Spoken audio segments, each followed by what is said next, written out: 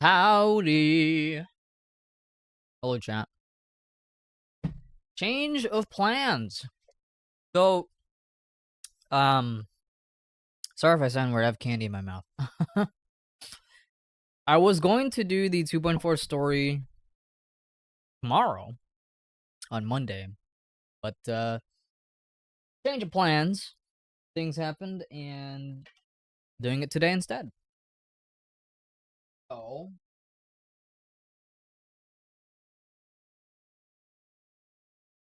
there you go. My headphones were tangled.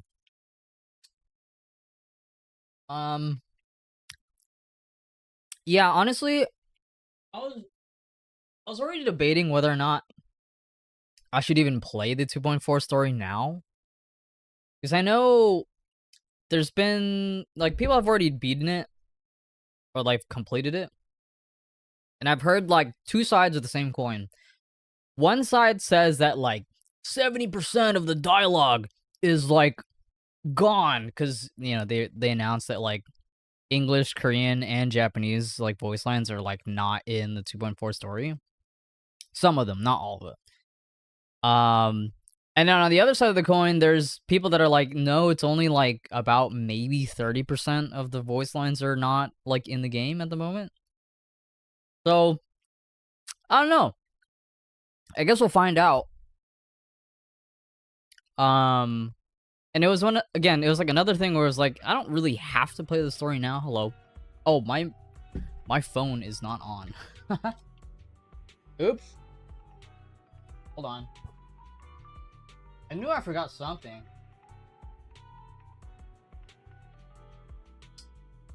Forgot to turn on my VTuber. Why is it stuck? Fuck.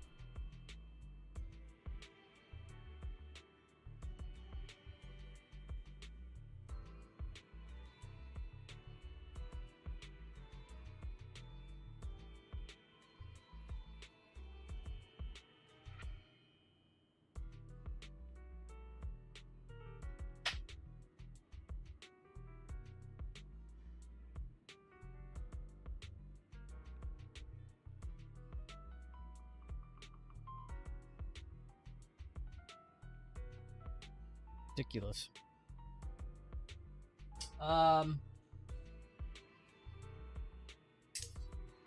My charger was, like, stuck. I was trying to pull it up and it wouldn't budge.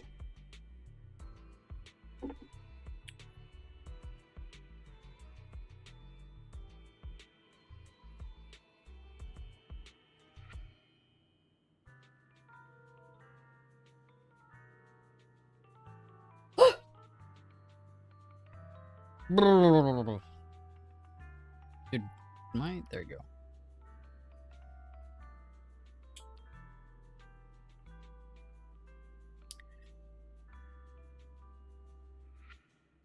Calibrate. Okay. Should be good. Yeah, so I don't know. I guess we'll find out whether or not the 2.4 story, like just how much of the dialogue is actually gone. I mean, it's not like we haven't played the story when that happened before, because I forgot what version it was, but there was that one update where, like, Lycon, Race, and, like, all these other, like, characters didn't have voice lines. So it's not like we haven't done something like that before, so fuck it. Also, JJZP, thank you for the follow. Welcome in. Howdy. Another thing, too, is that one of the bosses from the story is a part of the Deadly Assault right now. And I've been, like, avoiding... Like, I did Deadly Assault, but I avoided that boss specifically because it's a story boss. And I've also heard this guy's a bitch. I mean, it's literally Ye Xian, but you know. I've heard this boss is like you can't it's either like you can't hit him with anomalies and you can't stun him or some shit. I don't know. Some weird fucking thing with this dude.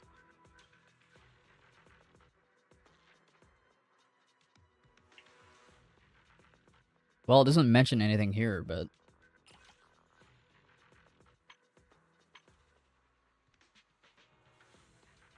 Either way, yeah, I've done like the other deadly assaults except for this one because I haven't done the story. And like, yeah, I could just say fuck it and just do it anyway, but I think I'll just do the story. I mean, I just want to get it out of the way because I know if I like once Metroid Prime 4 comes out, like, dude, all my focus is gonna be on that fucking game. So yeah. Anyway. I guess let's just fucking get started, huh? Internet.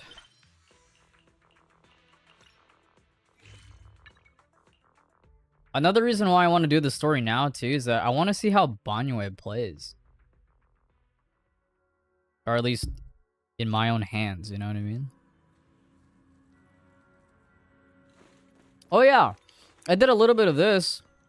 The threshold simulation. I didn't finish it, but this is like the new like endgame like mode. I'm almost done with it, but well, honestly, I don't even know what counts as it being done with it, to be honest, because I don't really know what this unlocks when you complete the whole thing. I don't know, but whatever. It says we have more than 42 days for it to, or like, before it like ends or refreshes. I don't know. So whatever. I have plenty of time for that. But yeah, I think I would like to get done with the story, just to get it over with.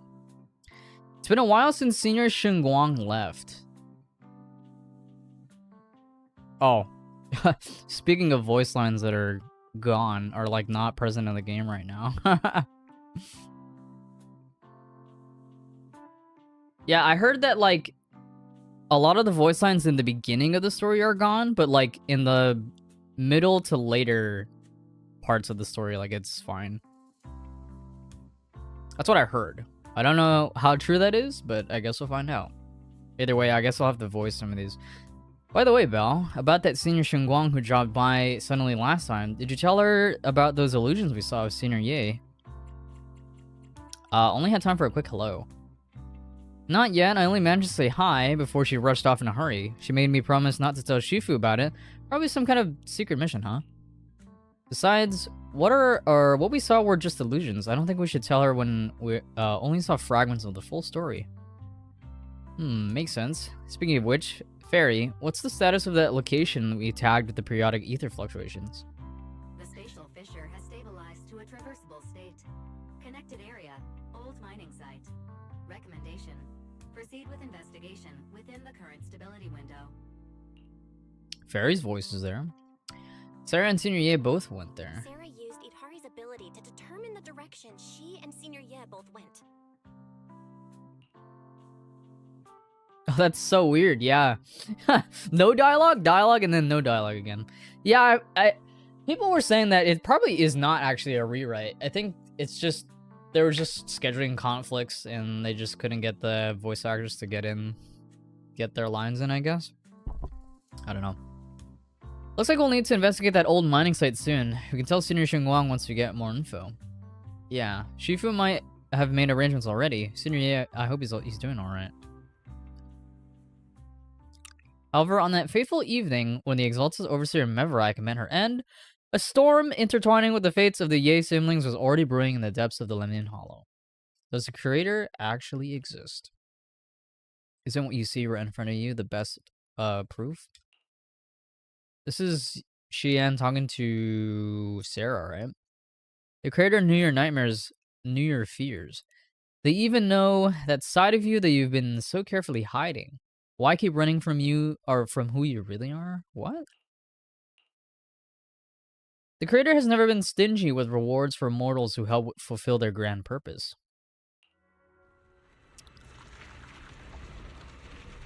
Your dearest wish will be fulfilled by them alone. My wish. Oh. Buried deep within your nightmares, the thing you fear most.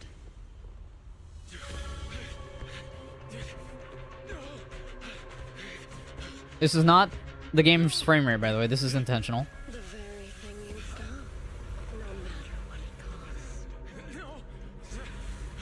The one with the most terrifying consequences.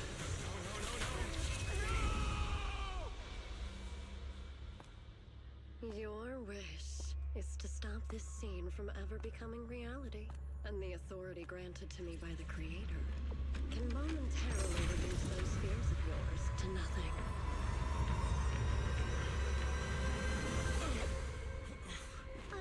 You got yassified. The onslaught of those nightmares. If you want to sever the connection between your sister and that sword, then the Creator is the only hope for you. Xiaoguang. Also, I learned that Xiao Guang just means like little or like, yeah, on the precipice of the abyss. It's just like a thing that's like kind of like saying little sister or like little brother basically. So instead of saying Ye Xinguang, which is her, you know, her like full name, it's the people call her Xiao Guang as in like little Xiao, like, you know, little Xinguang, but Xiao Guang. Everything that happened within the hollow remains shrouded in mist, and for now, Sobian Temple is still bathed in a tranquil, peaceful, everyday calm. Perfect timing, Bill. Everyone from the temple went out with blind today to help the neighbors, so it's just us that left at Sobian Temple. Damn, I'm really bad at reading right now. I was about to ask you to help tidy up the guest room. Next time when Senior Xinguang comes by, we can ask her if she'd like to stay over. Just then, some pretty lively laughter and chatter comes from the outer courtyard. Is everyone back already? That was quick. We should go check it out. Yes, we should. Oh, she's literally right there. What the fuck?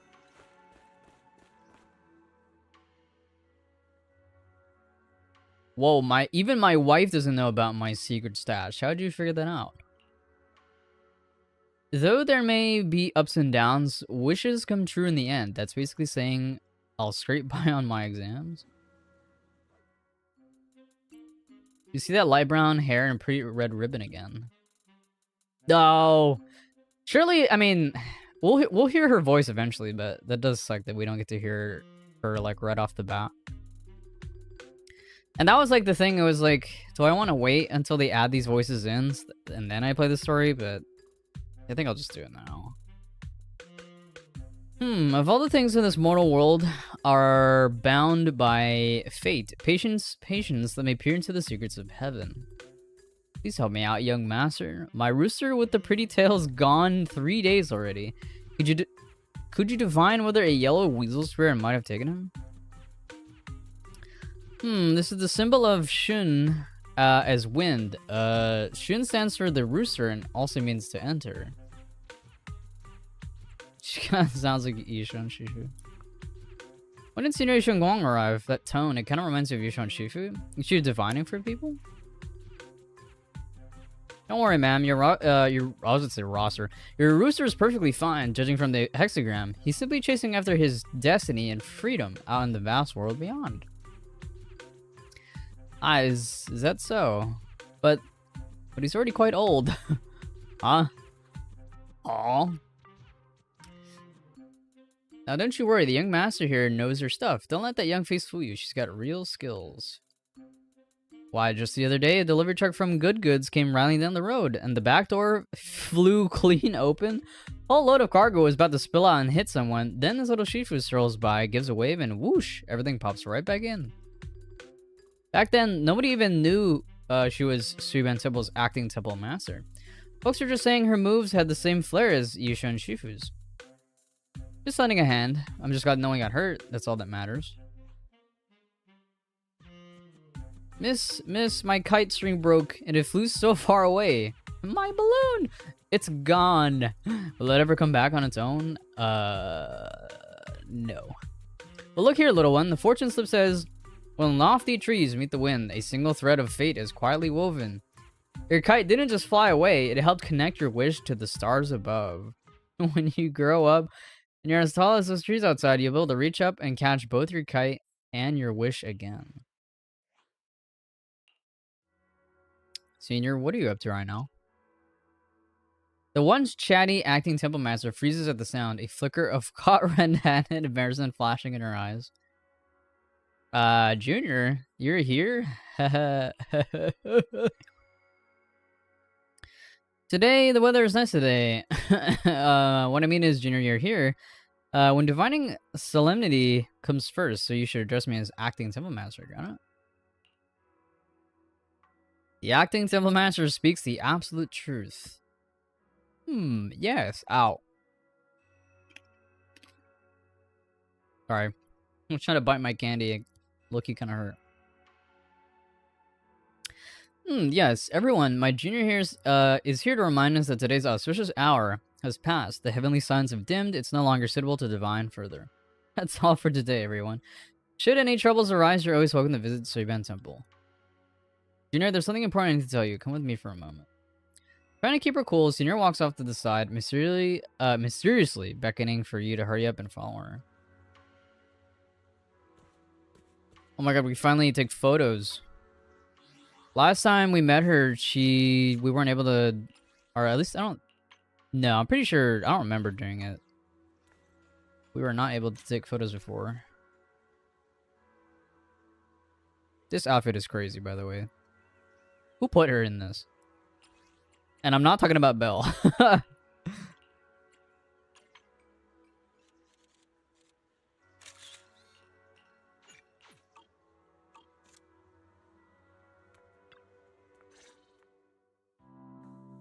Damn, she still doesn't have a voice? Phew, that was close. Almost blew our cover there. Thanks for playing along. Looks like Bolian? I thought it was Bolian. With an E. Bolion's intel still needs some work. Oh, is she actually like...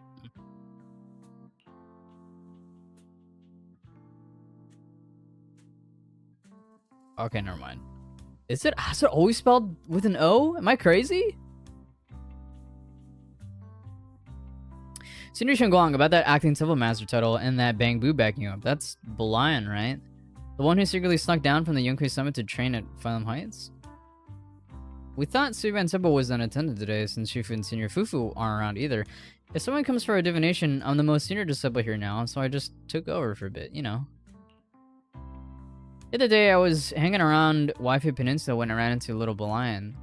We both nearly jumped out of our skins, thinking the other had been sent to drag us back to Yunkai Summit. Last time we met was so brief that we didn't really get to chat properly. Why did you sneak down the mountain, Senior? Well, for certain reasons, I'm not exactly allowed to leave Yunkai Summit as I please. Shifu had me in seclusion training for ages. It was so boring I could scream. Just after I came out of seclusion, I heard Shifu had to head into the city for something important. My brother and Senior Fufu probably went with him too, right? Talk about perfect timing. She doesn't know about her brother's situation. Senior Shenguang's brother, that must be Senior Yi. Sounds like she still doesn't know what happened. Telling her now would only ruin her mood. I'll find a better time later. These days, Little Belian and I have been traveling around Wi-Fi, doing our part to fight evil and help those in need. Oh, and we've heard tons of stories about Shifu in your past adventures. Stuff like foiling the Exalted's conspiracy, resolving crises in the Hollows. Just hearing it all got my blood pumping. But then, my grand adventure had a teeny tiny problem. I ran out of adventure funds. I left in such a rush I didn't bring enough with me. Just when Belian and I were at our wits' end, a figure suddenly zipped into sight like whoosh. That was you, Junior Belle. You're my lifesaver, and the only person I can depend on in Wi-Fi now. Aw, man. We finally get to hear her voice, and it was for a very brief line. Please, you're the only one I'm close to here. You'll take us in, right? Pretty please? Yeah, what? This is also your home. Take you in. You're making it sound too formal, Senior. Suiban Temple's a Yunkai Summit outpost. Naturally, it's your home, too. If you move in, things will only get livelier, of course. We'd love to have you here. Our brother Wise and I both live here, and there are other disciples around, too. If you ever need anything, we can always help out. Perfect. But now that you mention it, I do have one teeny tiny little favor to ask. Tiny favor. Go ahead and ask away, Senior. Call me Senior a few more times. I'm enjoying it. Huh?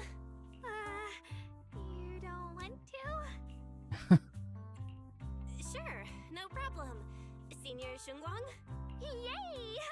Well, I never get tired of hearing senior, but given the situation, just call me Xiaoguang for now.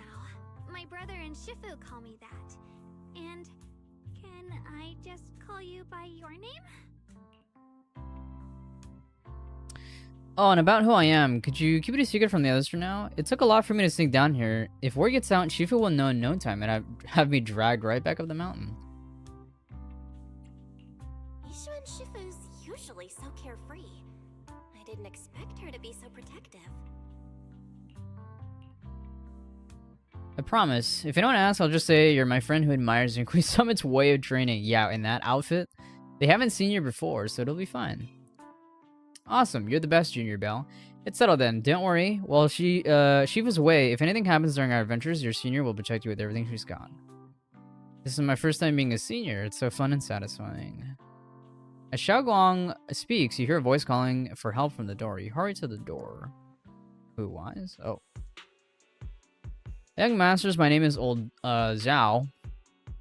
I'm a miner who lives not too far from here. Something's happened over at the old mining site. I ran into some Suiban Temple disciples on my way here, and they told me to find one of Yushu and Shifu's new disciples. The old mining site, what happened? Some of my fellow workers and one of Banyu and Shifu's apprentices are trapped there by the miasma? Banyu and Shifu's apprentices? What are miners doing there? Isn't Porthalumix under a work stoppage order? As far as I know, the acting manager is definitely supposed to be enforcing that. Well, it's not technically a production zone. The place had been mined out and abandoned. They started shutting it down years ago. Hello, Alex Lee. That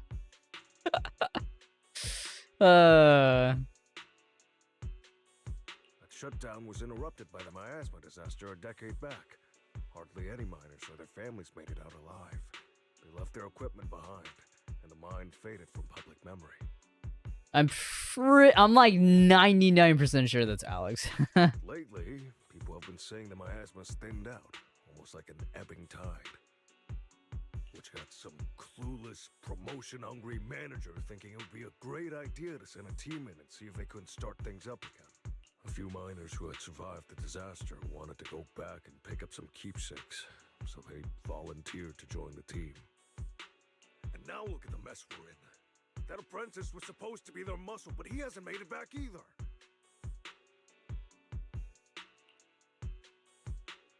Porcelain already managed to rescue a few, but no one knows how long it'll take to get the rest out.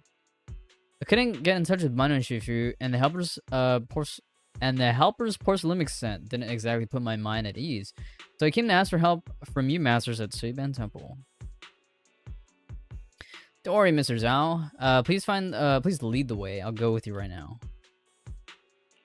The old mining site? That's exactly where Sarah and Senior Ye went. Perfect. I can investigate, get some solid leads, then tell Xiaoguang about it. And me too, see Xiaoguang. Mister, we've got a few things to discuss and prepare for us. Could you share the location with us? We'll head over right after. Thank you so much. I need to hurry to help now. I'll be counting on you both. Dang. After leaving the details, the miner rushes off in a hurry. Well, you looked like you wanted to say something earlier. Saving a few people trapped in the hollow is a piece of cake for me. Trust me, I can handle it alone. You can stay here and keep Suiban Temple safe. I'll be quick and out, promise.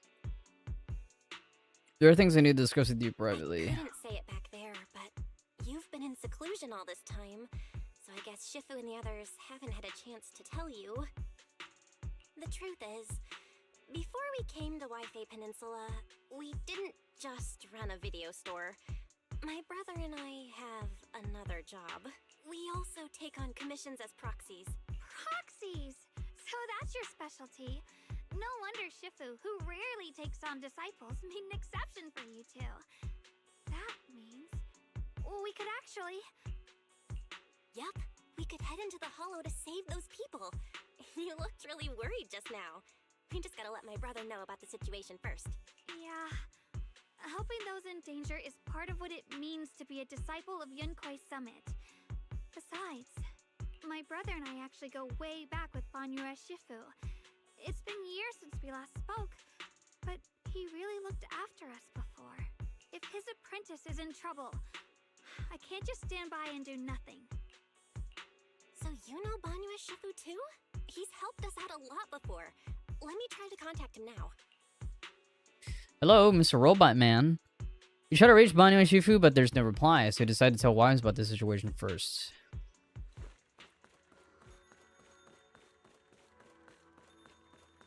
You know what?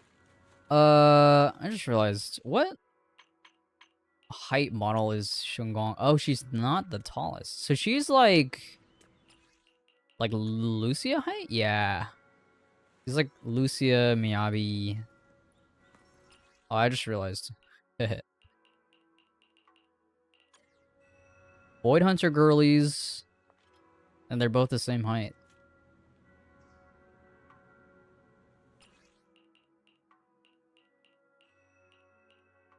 You know, I don't know if they'll ever do it, mainly because, let's just be real, this game, the majority of the characters in this game are female. But I would like to see them add a Void Hunter into the game that's like a dude. That would be nice. Because so far we have Miyabi, and then we had Yi Xuan, who is Void Hunter level, and then we have, you know, Ye Xunguang, who is a Void Hunter. Although in the current story, she is not.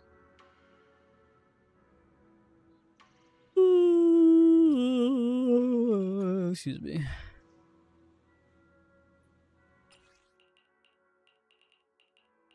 Yishuan's taller, right? Yeah.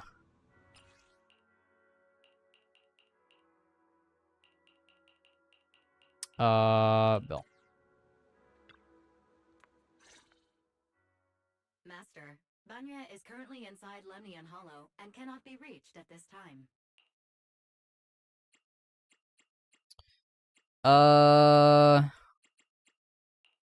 Fairy says Banyu Shifu is in the hollow. Maybe he already knows about the trapped miners and his apprentice. Sorry, may I ask who Fairy is? I am Fairy, a Type 3 Oh my general god. purpose AI The equipped text with is so global sequential small. integration.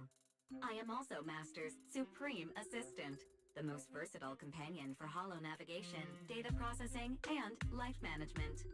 Last but not least, when Master makes questionable decisions, I offer a modest spark of wisdom to keep things on track. Hello, Miss Ye Shunguang.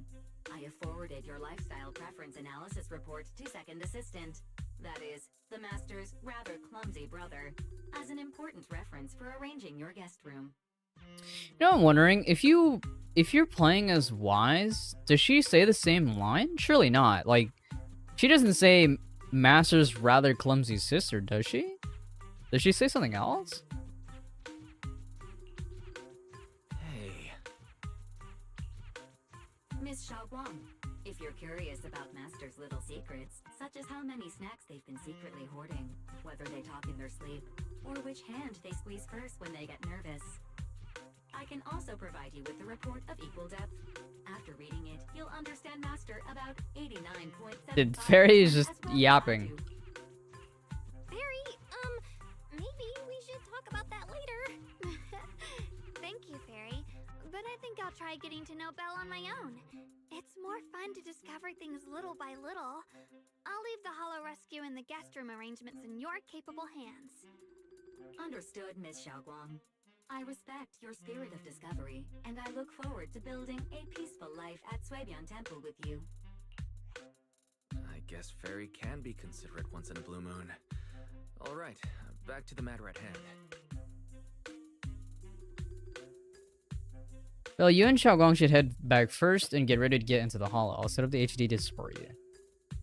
Leave it to us. Alright, the first team up between Phaethon and Xiaoguang begins now. We're not gonna be able to play her, right? No way. No. At most, they let you play the next character in like a patch, so... I mean, I already know this for a fact, because I've literally seen it, but... Yeah, we can play Banyu, but... I don't think there's ever been a situation where... we're able to play like the next character from like the next patch. Like, no, I don't think that usually never happens. Bathan, wow, so you're the legendary proxy I heard talking about a few days ago. Sorry, saving people comes first. We gotta focus on what's important. Experience a preliminary grasp of the situation there. Some people from Porcelumix have been rescued, but their manager, one of the miners and Bun Shifu's disciples, are still missing. Bill, Xiaoguang, EOS is ready. Do you want to start the Hollow Rescue now? Yes. And this is where TV mode would kick in. Except TV mode has been dead for quite some time now.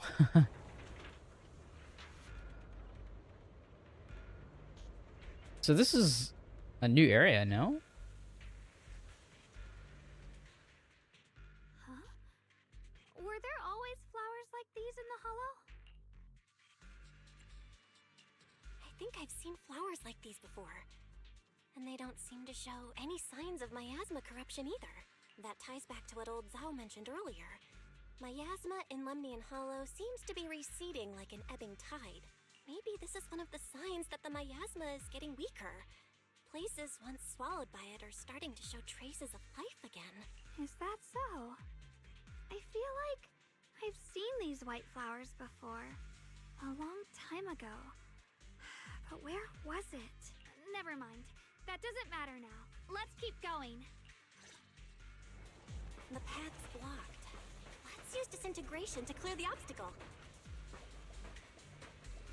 So she does have her weapon, right? It's just the Qingming sword. But I doubt she'll transform into it, right? Man, we don't get to... dude, how crazy would it have been if they actually let you play her, like, early? A whole patch early? That'd be crazy. That ain't happening, though. Someone's calling for help. Over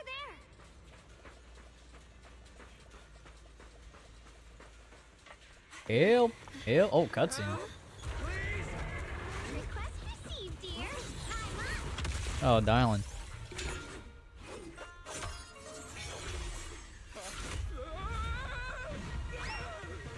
It's a sound effect.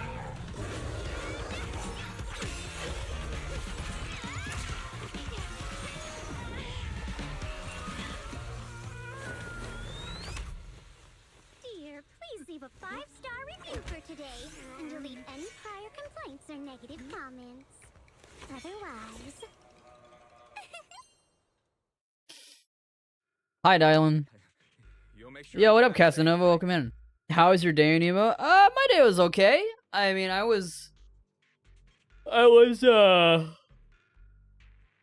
fucking rushing my ass to finish drawing for Soli. Which I did finish, or at least I got to the point where I'm like, I think I'm finished with this, at least for now. And yeah. How was your day? You have to understand how important I am to this operation. If I can't submit the mine reactivation safety report... Please kindly shut that little mouth of yours. Oh. I almost envy how blissfully clueless you are. After causing this mess, you don't even realize it. How does that saying go? Don't put your foot in your mouth. Causing a mess? What do you mean? Reasoning with a reckless fool isn't in my job description. I'm only here to deal with a customer complaint you filed a few days ago. Who knew you'd run off somewhere this dangerous? It's pretty good. It's getting pretty cold. Yeah, it do be December. Or well, about to be December. Finding the quickest and Excuse most me. efficient fix for every complaint. That's the mission of our TOPS cross-department customer service center. Just think of me as your preschooler's self-service guide. Want me to switch to the kiddie navigation mode while I'm at it? You? Hey, Dylan, we meet again. What's TOPS Cross-Department Customer Service Center? Weren't you with Krampus? Shh, times are tough. Gotta keep a few side gigs to stay afloat. Judging by that look, you didn't come here for sightseeing either, huh? We heard people are trapped here. My friend and I came to help. If you're also here to rescue people, why not join us? It'll be safer that way. Me?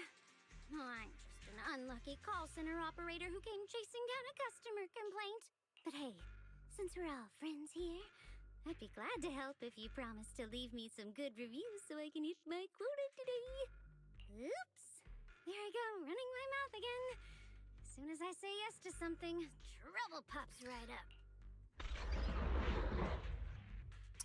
And this is where we get to play Dylan, right? But... Oh! What? During battle, press the ally skill button, and Yeshun Gong will enter the field, unleashing an EX special attack on enemies. After use the allies... What the fuck? It's the right trigger? Cool! That is interesting that they allow you to... Oh, you know what this is? They're testing out some new stuff, for sure. Because this is, like, before when characters would, like, fight alongside you in the story mode, they would just do stuff while you're attacking.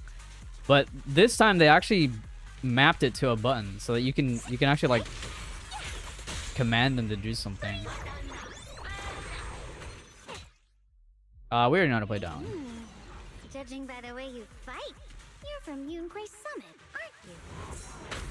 What? Yunquay Summit? No way!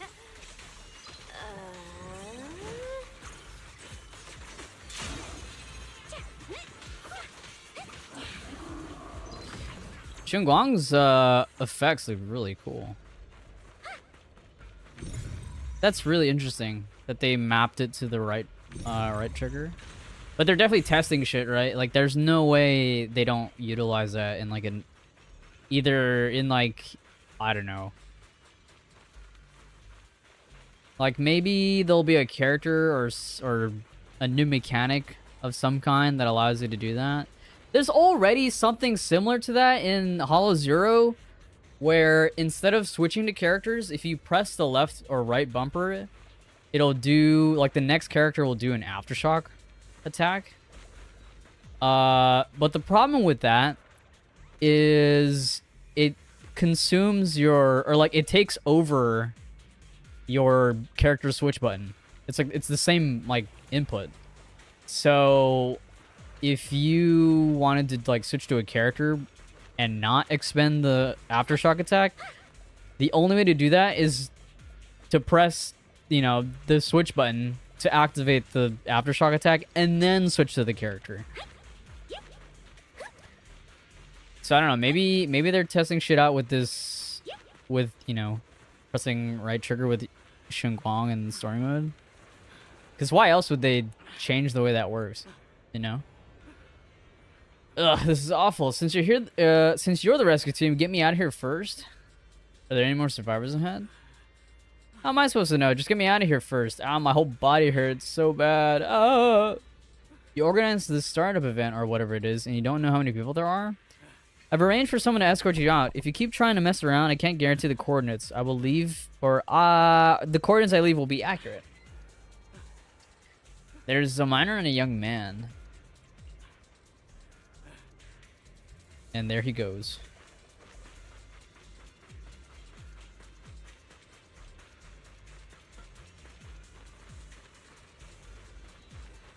Oh, literally right here. What the fuck? You're here to save us, right?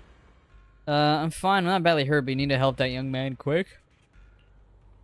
Look out and you'll see. I kind of hired a young disciple from Binary Shifu's martial arts school came with us, doing his best to keep us safe. He tried to help me, but ended up getting stuck at the bottom of this cliff. My ass was so thick down there, I don't dare go any lower. All I can do is wait here.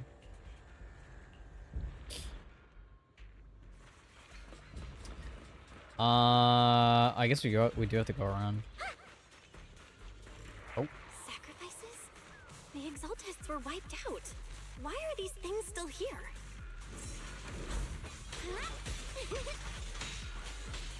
Watch out for hidden threats! You know what I kind of wish they let you do though? I kind of wish you could do chain attacks with Ye Shunguang at least. The Exaltists? I thought the defense force wiped them all out. Didn't expect to see stragglers here. Leaving loose ends like that isn't a good habit. Seems like this place has got more uninvited guests than I thought. You there! Speak up! What are you doing here?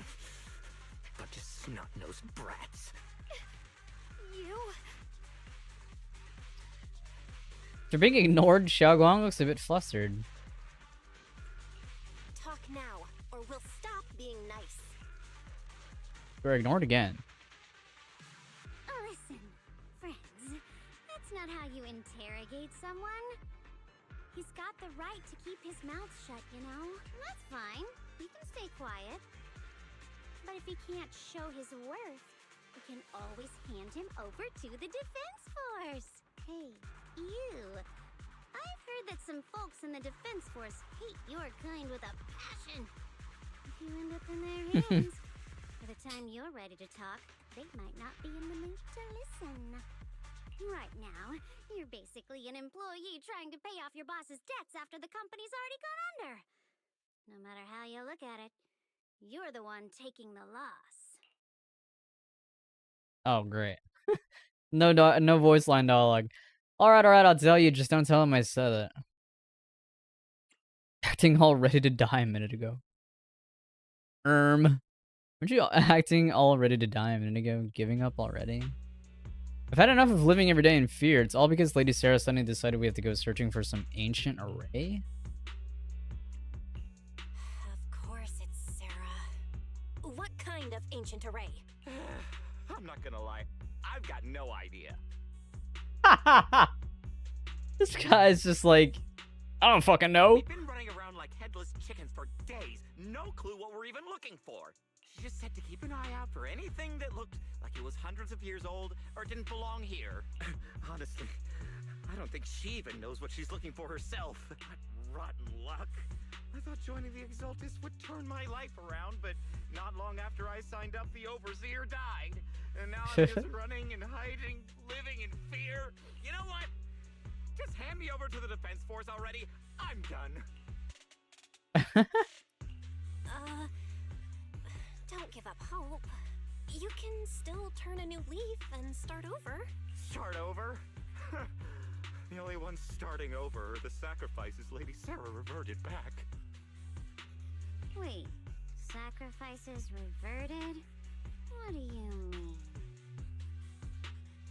Oh, that's complicated.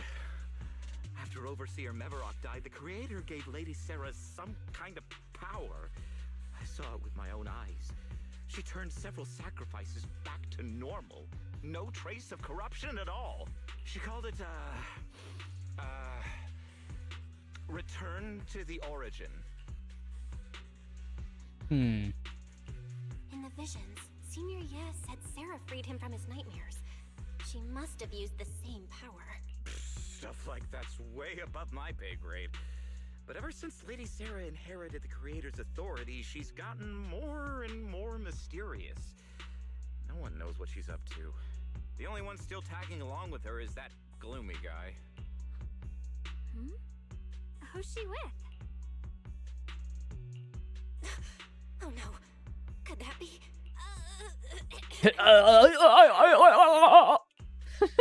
Master, your heart rate just spiked to 140 BPM. That's caught red-handed stress levels.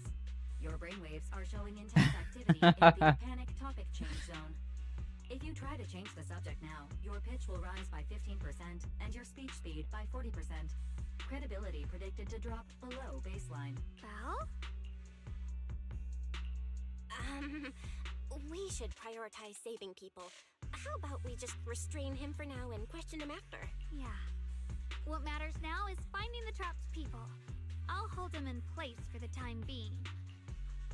Well then, let's keep moving. Oh, did we lose access to the RT thing? Silent smile lingers, faint knowing, but she doesn't oppose your decision.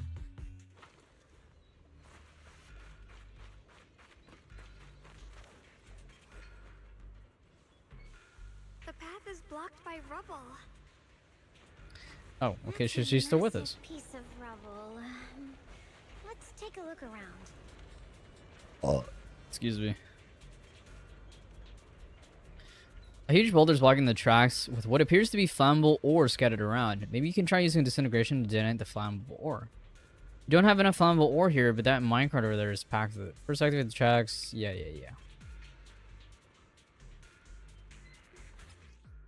This is just carried over from fucking Star Rail. Pull the lever first to activate the right track. Then we need to push the minecart to the rubble, right? Oh, I was just wondering, like, if we actually sent it this way, would it have done anything? The answer is probably not. Hello? Oh, there you go. Yeah, this is just carried over from Star Rail. This is the shit we did in, like, fucking Bellabog, which is, like, the first planet you go to. When the minecart reaches destination...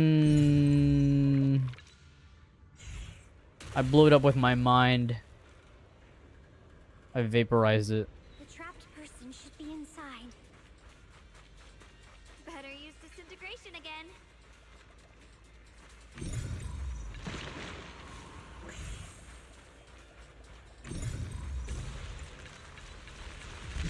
Be gone.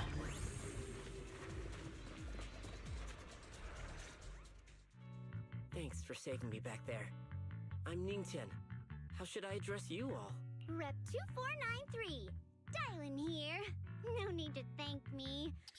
Though, if you really want to, feel free to hop on the TOPS website, navigate to the bottom right corner, and click Contact Us to send a nice little thank you email. I was gonna say, that's what her number means, because I think on... I don't remember where on her character design, but she has the number 2493 on, like, somewhere on her character design, and I was wondering, like, what does that mean? Turns out it's just, like, her, like, I guess, rep number. Don't make the title too dramatic, though, or the system might flag it as spam. Something like, Commendation. Perfect service from Cross-Department Rep 2493. Would be perfect. What do you think?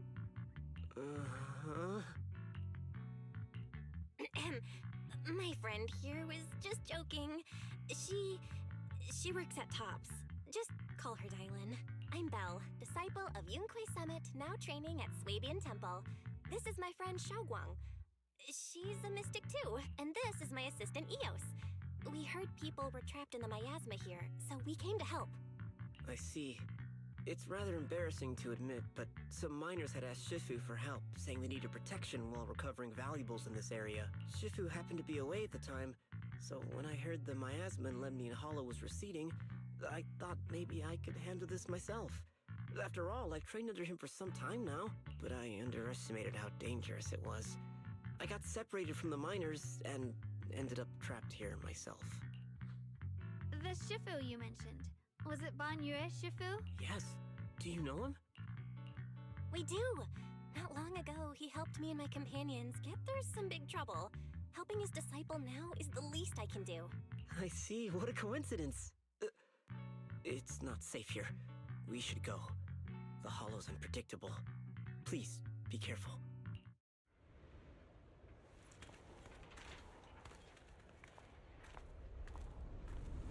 What the heck? Ow. What is she doing? I'm not very skilled, but I'll do my best not to slow you down. Don't put too much pressure on yourself. Another pair of hands is always going to be helpful. That'd be pretty funny if you just look up and she's actually up there. But unfortunately, that is not the case. More annoying creatures. Time playing hooky is valuable too. Hey.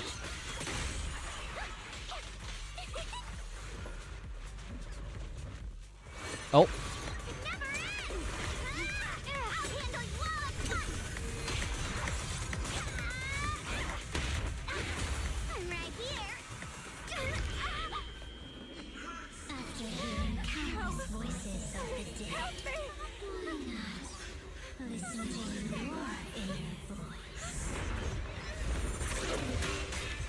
Oh shit. I don't know what the fuck just happened to Dylan, but Mr. Robot Man. Yeah, we get to play as him. Let's go. I mean, I already knew that, but oh fuck yeah.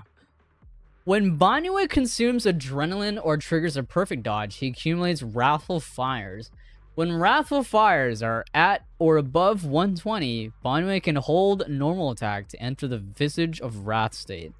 While in the Visage of Wrath state, hold special attack to automatically execute combo attacks, dealing massive damage. Banue Shifu always shows up right on time. Ow!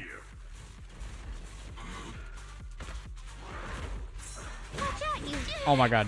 How did I not? Okay.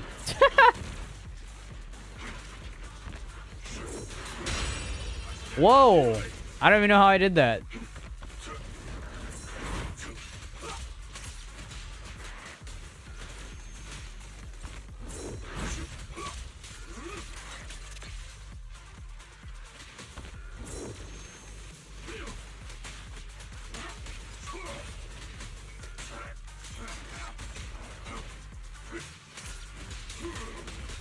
I still don't quite understand his kit, but I'm pressing buttons to see what it does.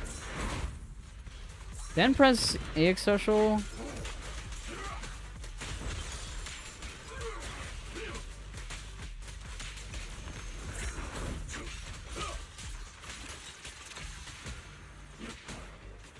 Interesting. Annihilate. There are more evil creatures lurking over there.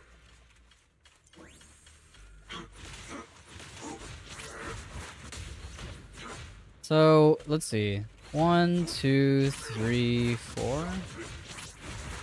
So he has 4 normal attacks. Just trying to understand. I mean, I didn't get to build a full meter in the top left.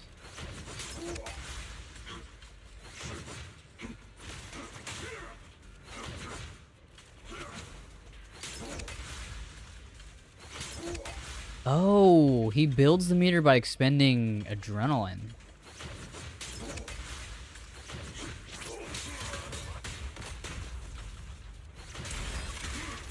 Oh.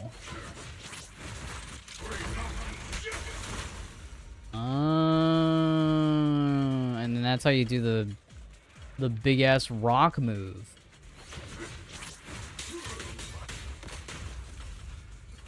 Yeah, so he has like actual like combo rods or like strings.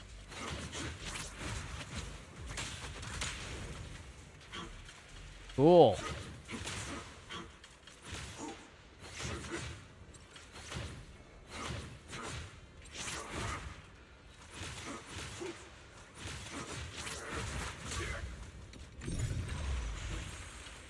Let me fight some more enemies. Oh. Are these new enemies? As I thought, there's more of them. It is no issue. He is not much of a threat. Keep yourself safe.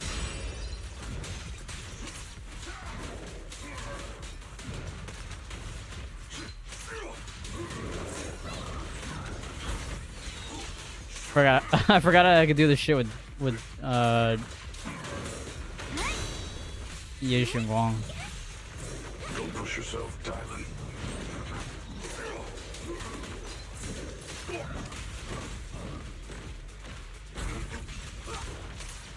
I guess my only question is like, how do you build? Oh, can I not look at the characters from here? No, I guess I can't. Yeah. Normally you're able to, but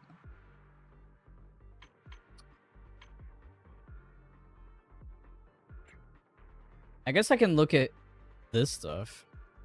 Wait, switch view? I don't know.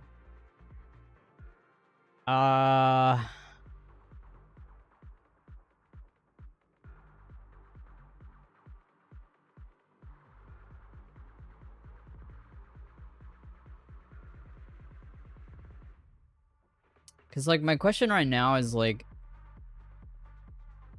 what's the fastest way to build, like, meter in order to get into his wrath state?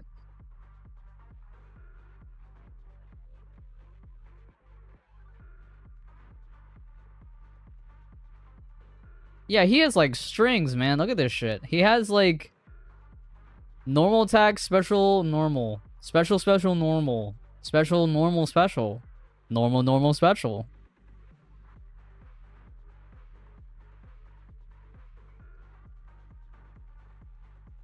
Cancel.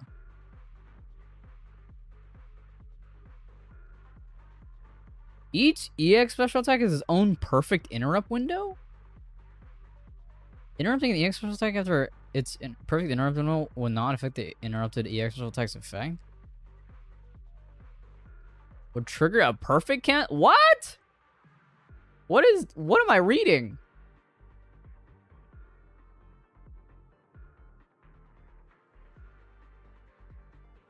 Through quick input commands, the currently activating EX special can be interrupted.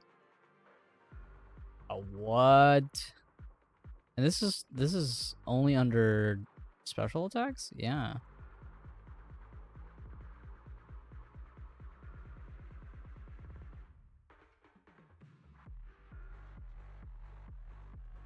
Excuse me.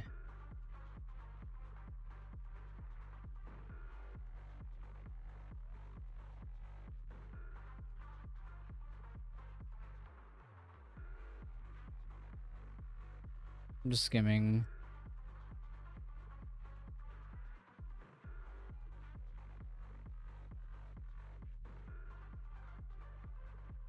So his core skill is extra sheer force based on his max HP with every 1 point of max HP increasing his sheer force by 0.1.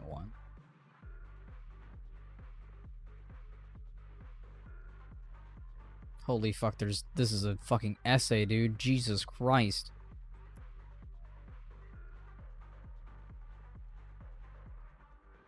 When another character in your squad is support or stun.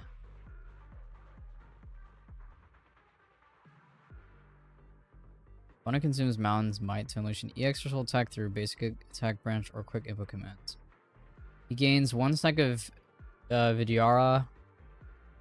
Each stack of Vidyara increases his fire damage by 5%. Second up to 3 times and lasting 8 seconds. Repeated triggers do not reset, or repeated triggers reset the duration. So basically, you can do the combos automatically if you really wanted to.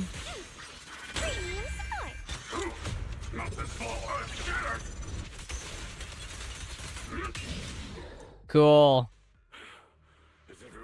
But if you want to maximize his damage, you want to do the perfect cancels or whatever the fuck. Still don't quite understand what exactly to do with the character. I mean, I understand what to do, but how to do it, like, optimally is like that's like the real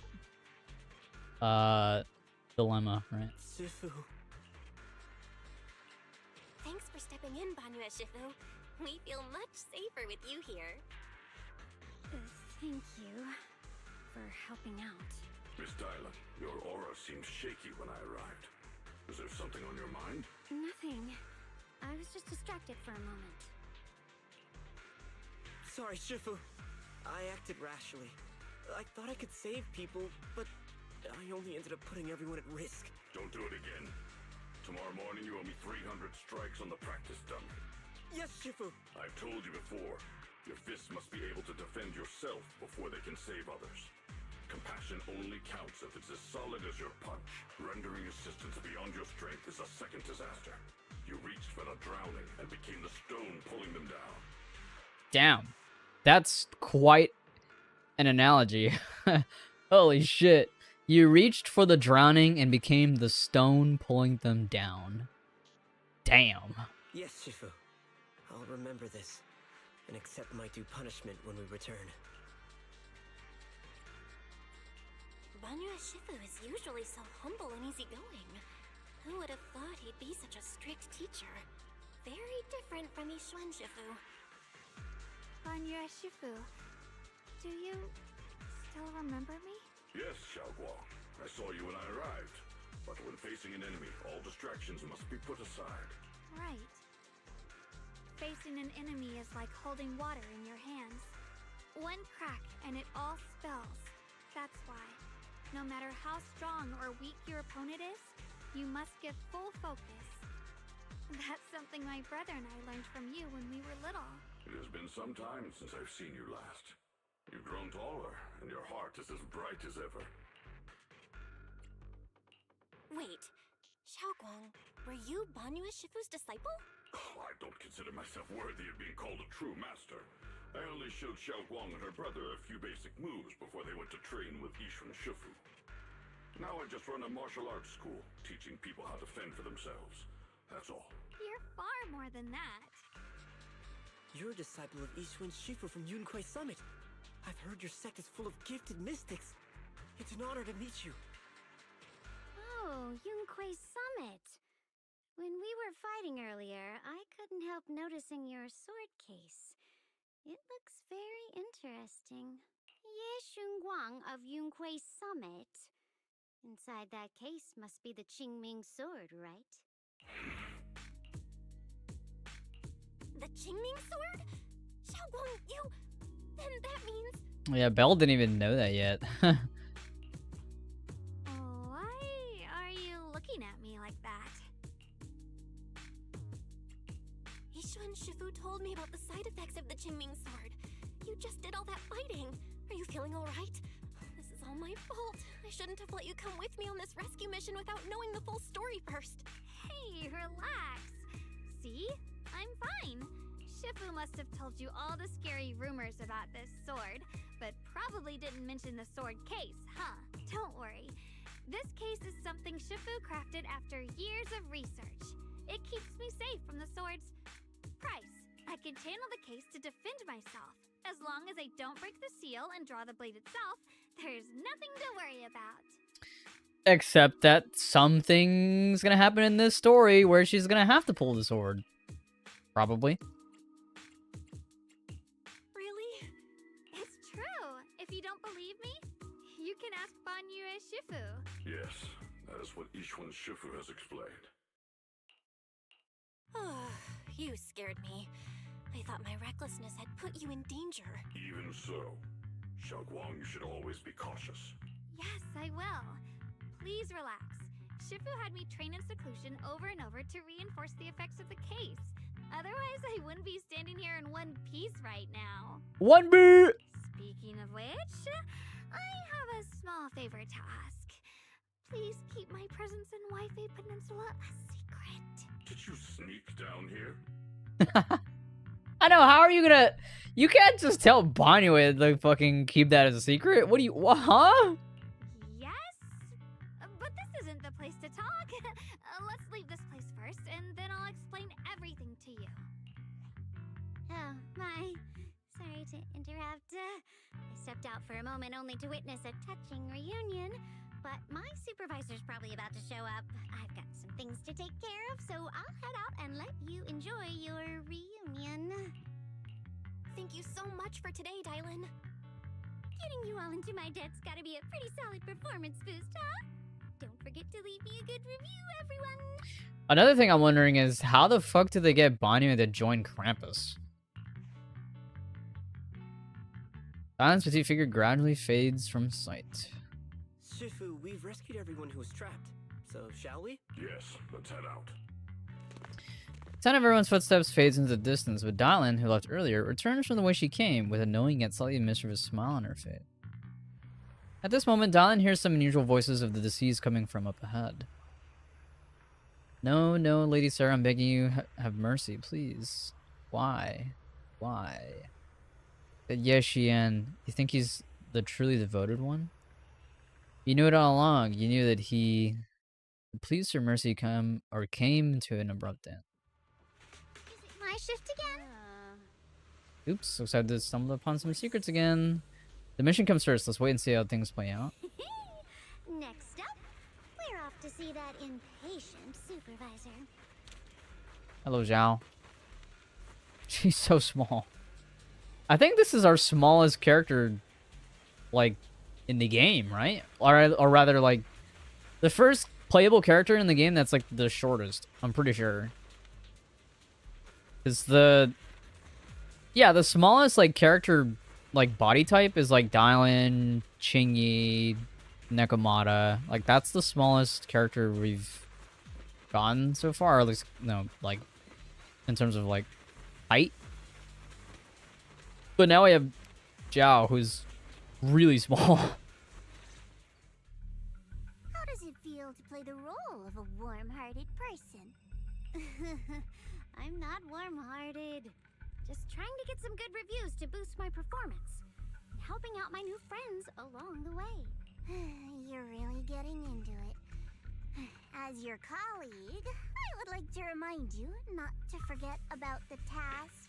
The task? Do you mean from Tops or the boss? You're a cunning one. As Krampus's judge, whose orders do you truly follow?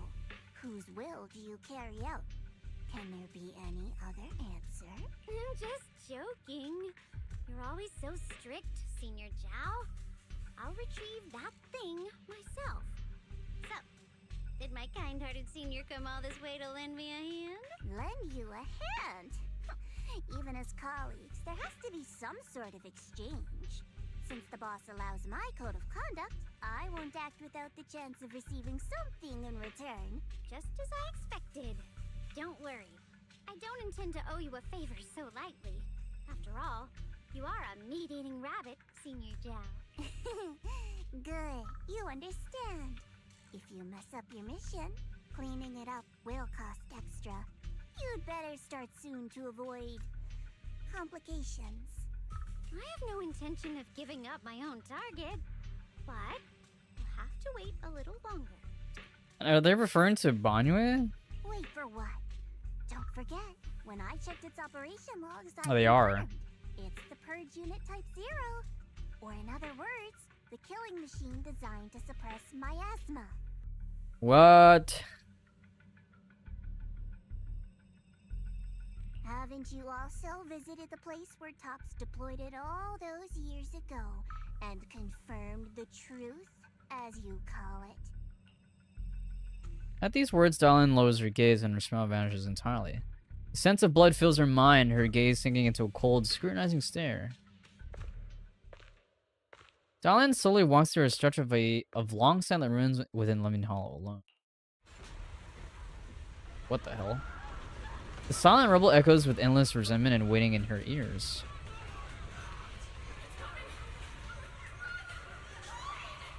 What?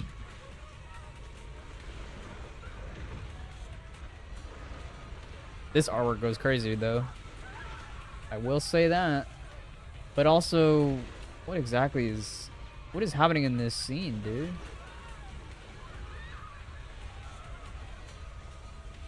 Sorry, hold on.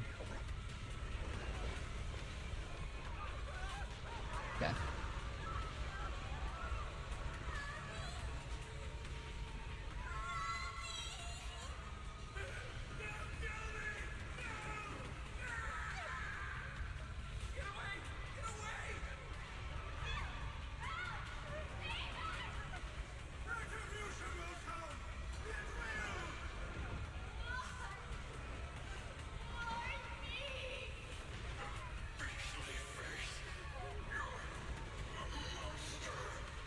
Are they referring to Banyue or something else?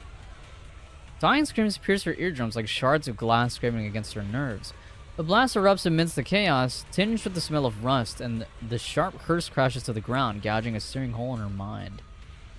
Thick, viscous wails, oh no, that is vicious, right? Yeah. Thick, vicious wails flow forward, and the halved words, severed by slaughter, like barbed anchors, drive deep into the listener's eardrums. When she closes her eyes, the voices of the dead clamp around the throat, turning into bruises that coil and spread, until the sole listener seems to taste the blood in her own throat. Jeez. Drawing herself away from recent memories, she lifts her eyes again, and the coldness that once swirled in Dylan's gaze is gone. Don't worry. I'm not questioning the accuracy of your information, Senior Zhao. It's just that there's yet another thing to chase down. What is it? Earlier in the hollow, did you hear any strange sounds? Hearing the dying voices of people inside the hollow. Your ability certainly expands Krampus's intel network. What? Is that why she's like, that's why she's like phone themed? Because, you know, phone calls, you only ever hear voices? Huh. The boss will use anyone as long as it benefits Krampus, and I've got no objections to that. But tell me, are you showing off your ability in front of me right now? Ow. Kinda hurts that my favorite senior is being so defensive with me. I'm not talking about the voices of the dead. It's my own voice. Huh? Your own voice? Mm-hmm. That's why I find it so interesting. Hearing strange sounds in the hollow isn't anything unusual for me. But hearing my own voice? That's a first. Could it be that I actually died a long time ago and forgot about it? And what stands before you now is nothing but a shadowless ghost. You should cut back on these lame jokes while you're on duty. I'll look into what you mentioned. Just remember, stay focused on the main mission. Oh, no dialogue on this one. No problem. By the way, that Porcelain's Indian I saved, what do you plan to do with him? Saving him did make your entrance more believable, but anyone who takes credit for acting on their own is always unpredictable, and I don't like that kind of unpredictability.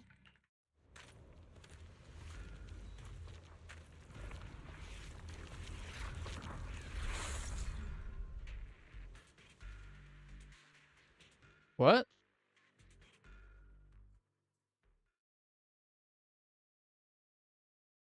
What did they just show there? That they took away the miasma? After leaving the hall with Banu and Shifu and the others, Xiaoguang tells them everything that had happened. Finally managed to finish the training in seclusion, only to find out that Shifu, my brother, Senior Fufu, and Senior Pan were all away from the temple. I was so bored. I've been back here for so many years. I wanted to come and see it for myself. I thought, if it were you, you'd understand. Fine. For now, Yishuan Shifu won't hear anything from me. Really? I'm surprised he was... Yeah, he's actually, you know, not gonna say anything. You have to promise me that you won't put yourself in danger or use the Qingming sword. During the investigation, wherever you go, I'll go with you. Banyue Shifu, you are the best! I promise! By the way, what should we do with the Exaltist we captured? Should we hand him over to the defense force, or... We can question him a bit more first. But before that, Xiaoguang, there's something I need to tell you.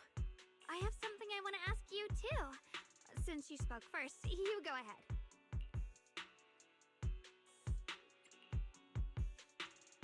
Actually, Senior Ye, he didn't leave with Yishuan Shifu and the others.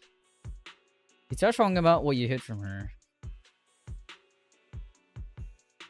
Phew, I was gonna ask whether you'd been keeping something important from me. You look so nervous just now. I didn't expect it to be about my brother. Sure, I can be a little reckless and all, but my brother's always been discreet and level-headed. If you made a choice like that, there must have been more to it than it seems.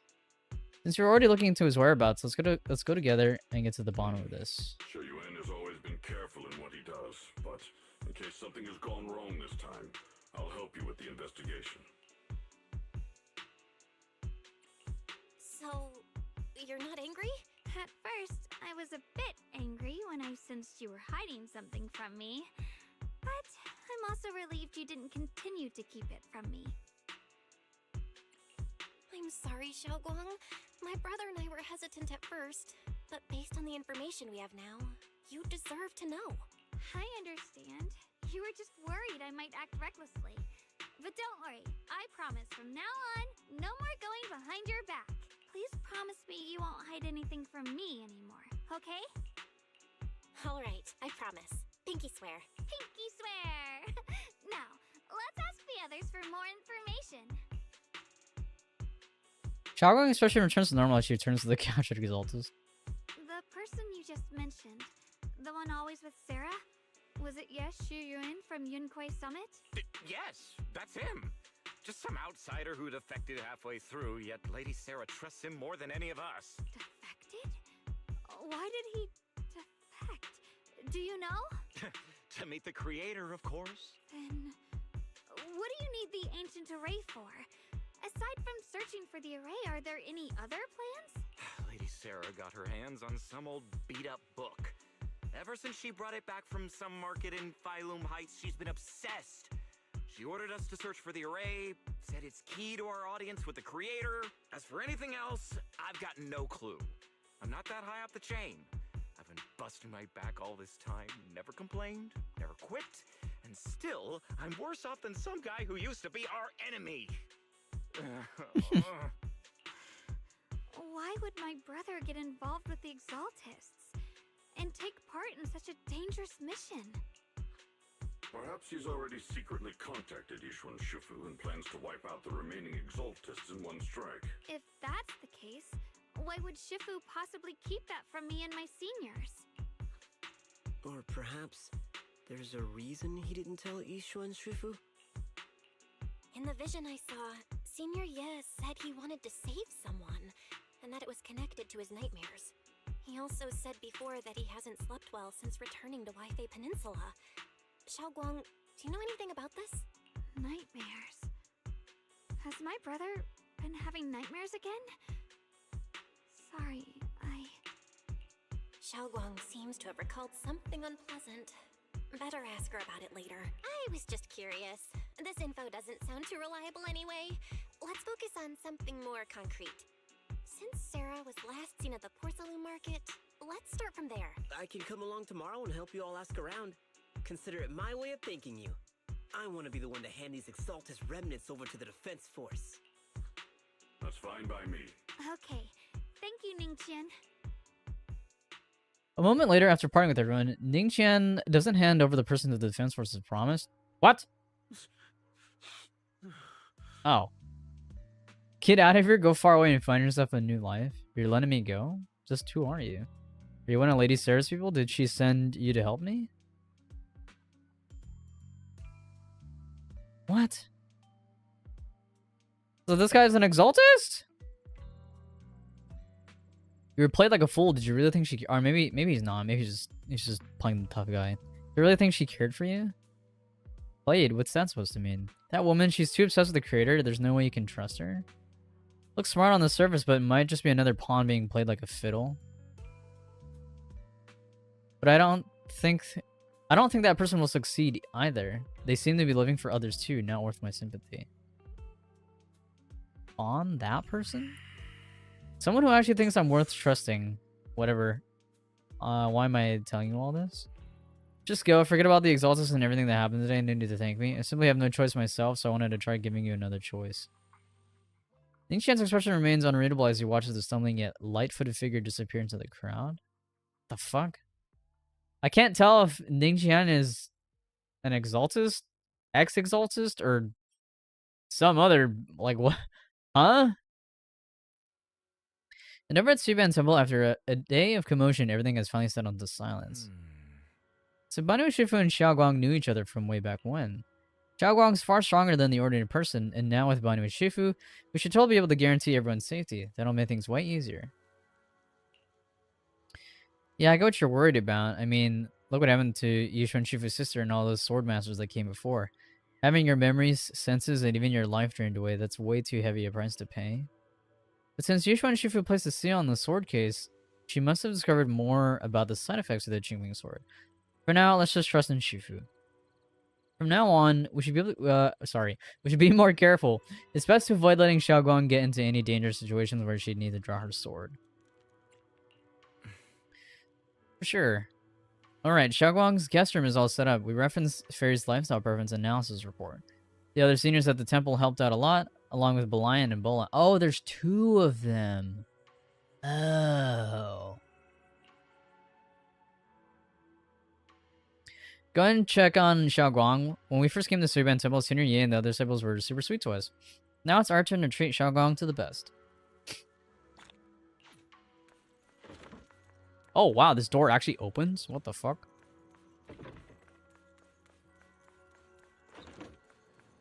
Oh, this room is small. Is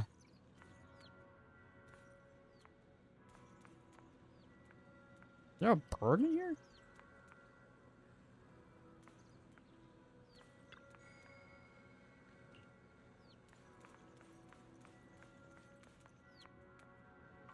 Why am I hearing a bird? Am I crazy?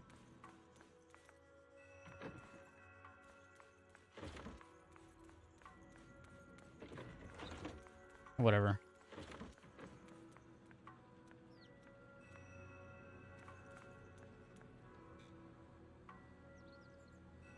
Dude, it sounds like it's coming from the left, but then it's like... I think it's just ambient noise. Whatever, fuck it. Everyone pitched in to perfect the place. Hope you like it, Xiaoguang. Anything else you need? Wow, you managed to make this place so neat and beautiful in just one day. I really can't thank you all enough. Everything's perfect. I love it. Just call me Senior Qingyuan like Junior Bell does. She told me you're really interested in our training at Yunhui Summit. Since we've got this connection, your man's apple would actually show you proper hospitality. Excuse me. Thanks, Senior Qingyan. Being with everyone feels... Sorry. Being with everyone makes me feel so much more at ease. It's so different from traveling alone. I heard this place used to be even livelier. It'd be so much better if everyone were here. Yeah, Xiaoguang, make yourself at home. If there's anything you need, or if you want to go shopping or grab a bite, just ask me or Bill. Okay, then this is my little home in Phylum Heights now. You both must be exhausted today, right? Why not get some early rest? After saying goodnight, senior sister Qingyuan goes to rest.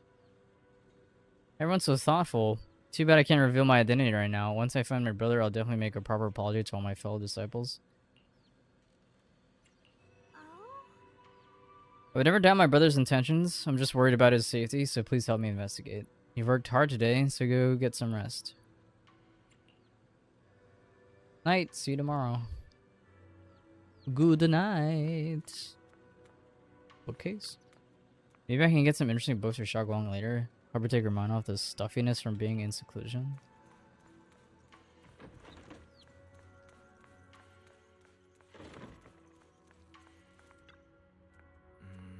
Said Xiaoguang like the room? She said everything's good. Looks like Fairy also prepared some casual clothes for Xiaoguang on your behalf. When the right opportunity comes, you should ask Xiaoguang to try them on and see if she likes them. Thanks, Fairy. Right, but first we need to find out where Senior Ye is. Sarah went to Porcelain Market. And since it's got something to do with some ancient tomes, maybe you and Xiaoguang can go to the antique shop tomorrow and ask around. I'm so curious about that ancient tome. Anyway, let's leave it for tomorrow until you get some rest. Meanwhile, on the other side... Oh. Hello, Sarah.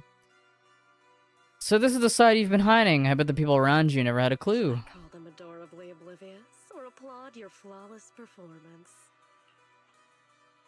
It got yassified. Facing Sarah's gaze, Yeshuan walks out from the shadows, his expression calm. I never intended to hide this power from them. I just never found the right moment to tell them. What? So he had a hidden power that he kept a secret? Ever since I returned to Weifei, the longer I was trapped in that nightmare, the clearer this form became. Tell me, why is it that after you erased my nightmare, I can't hide this form anymore? Though I suppose it does make it easier to move unnoticed. You should know better than anyone. It's not that I did anything to you. This power has always been the truth you've been suppressing. My authority comes from the Creator, so it naturally returns all things to their true state. Just like what I demonstrated to you before, I made those sacrifices return to their purest state. Now they're just aimless drifters. Mindless, memoryless, poor, lost things wandering without purpose. Surely by now you understand my goal isn't meaningless destruction. The Creator can reshape the natural order and lay bare the truth itself. They see your suffering, your talent, and feel pity for your plight. Perhaps the power you and your sister share is more similar than you think. Similar. I would have preferred if that sword had chosen me from the start. What a good brother. But since the sword chose her, perhaps it also reflects the truth she's been suppressing. All the while, the sword is consuming her. One day, it'll eventually turn her into the coldest blade. The Creator is different. Their power doesn't take, it gives. They can restore her true freedom, completely severing the connection between the sword and your sister, freeing her from its chains. And you will also be freed from the nightmare. If it means saving Xiaoguang, I'll help you awaken this creator of yours. Bruh. What about you? Why are you helping me? Or should I ask, what is your wish in all this? I've already answered many times. For true peace. An unbreakable, ever-standing order. I still remember every one of the Creator's words of wisdom from when I was young, when I read them for the first time. Man prides himself on his cage, treating it as if it was order. But their laws are like sandcastles, easily washed away by the tide. Their principles like spiderwebs, scattered by the slightest breeze. Their existence like a firefly's, extinguished at the slightest touch. But when the Creator's call resounds, there shall be no more extinction, for the seeds of conflict will be erased. No more decay, for the arrow of time shall be stilled. No more suffering, for the restless heart shall be steadied. When they descend, the tongues of those who quarrel shall be frozen. The arms of sword-wielders hung in midair, and the hearts of the greedy turned to crystal. Absolute, eternal, unmovable, all coalesced in that clearness. Look at this world. Birth and death, love and hatred, power rising and falling, civilizations waxing and waning. Even without the hollows, chaos and disorder would still fester. Like maggots feeding on detritus. I've realized that the Creator is the answer that can end all of this. So you basically want to turn everyone into a mindless freaking, like, just basically just make everyone like a fucking NPC. The answer, huh? I hope you're right. Now, I've told you the location of the array. When are you going to take the next step? Soon, just a little longer. That sacrifice, that flawless listener, is guarding this area. The purifying ritual to summon the Creator must go off without a hitch. Power. We need even more power to break through this miserable barrier. I can feel the Creator's decree resonating with my own longing. They are there, somewhere. A grand, cold, flawless will. So close to us. The night grows heavy, and deep within Lemon Hollow, something unknown is stirring in the darkness. The fuck? This is a Bangbu that we have never seen before. What the hell? And what the fuck is this ball in the background? Some fucking Destiny shit. What the fuck?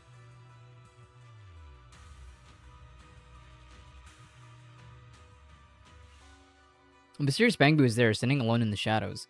Its little hands are clasped together as if it's praying. Hold on a little longer. Just a little longer.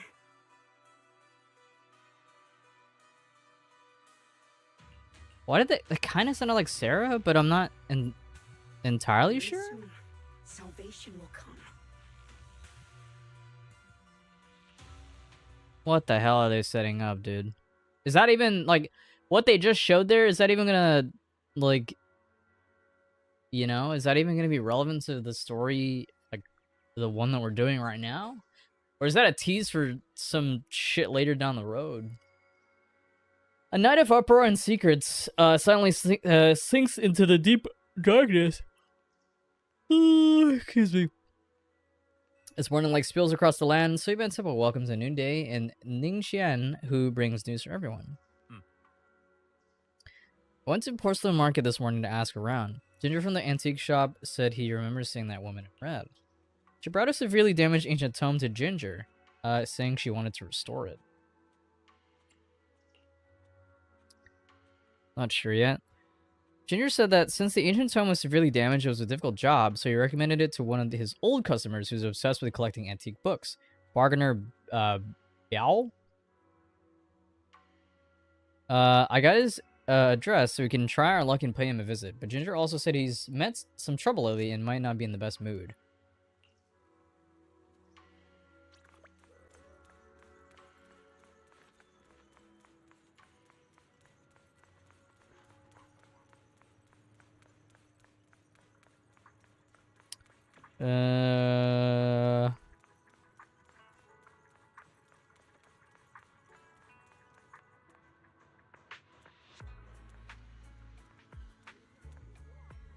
Bandits. The atmosphere here somehow doesn't seem very friendly. Final warning. Everything's in writing. Ownership confirmed. The property must be cleared within 3 days. Tubbs' new business plans don't wait. My family's ancestral home, passed down for 3 generations, and now it's yours? Those documents, you fabricated them! Times have changed. It's all about evidence, not stories. Empty your place within 3 days, or we'll clear it for you. When we clear your place, it won't be gentle. Picture your moldy old books getting crushed by a bulldozer in the landfill. See what becomes of the things you hold dear. You bunch of bandits! Uncle Biao? Are you alright? Alright? I'm doing great. 3 days. They expect me to clear out decades of collection in 3 days. Sorry to bother you at a time like this, but we have a few questions. Do you recall an ancient tome restoration job from the antique shop? Gone. It's all gone. They were after the collection, and everything's been taken. Do you remember what kind of content was recorded in that ancient tome? What did the person who took it look like? Did they mention where they were going? Enough! Can't you see I've got bigger problems? I don't care where the tome went. My ancestral home, where I kept my entire collection, is about to be demolished. I ain't got no time for your questions. Go away, all of you! Sorry to bother you. I'm very sorry. Well, so much for that.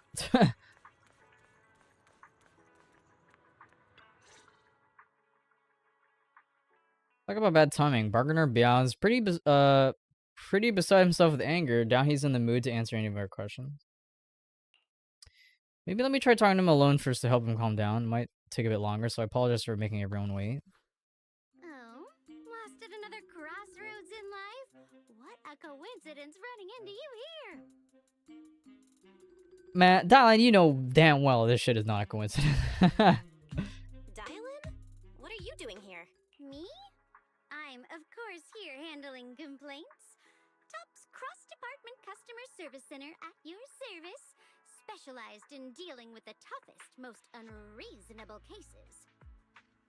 And besides, if you don't want to miss out on something interesting, you've got to keep an eye out. It's tough working at Krampus. You've got to grab every scrap of credit you can to stay off the bottom of the rankings. You freelancers wouldn't get it. Workplace competition is brutal. Oh, sounds pretty intense. Huh? What's with the long faces? What happened? You briefly told Dylan about what just happened. What a coincidence, huh? Your luck came through again today. I'm here to deal with the same issue. Give me a moment. Let me think. Yes, you should take some time to think this through. Time for an ice cream break. Wait here and don't wander off.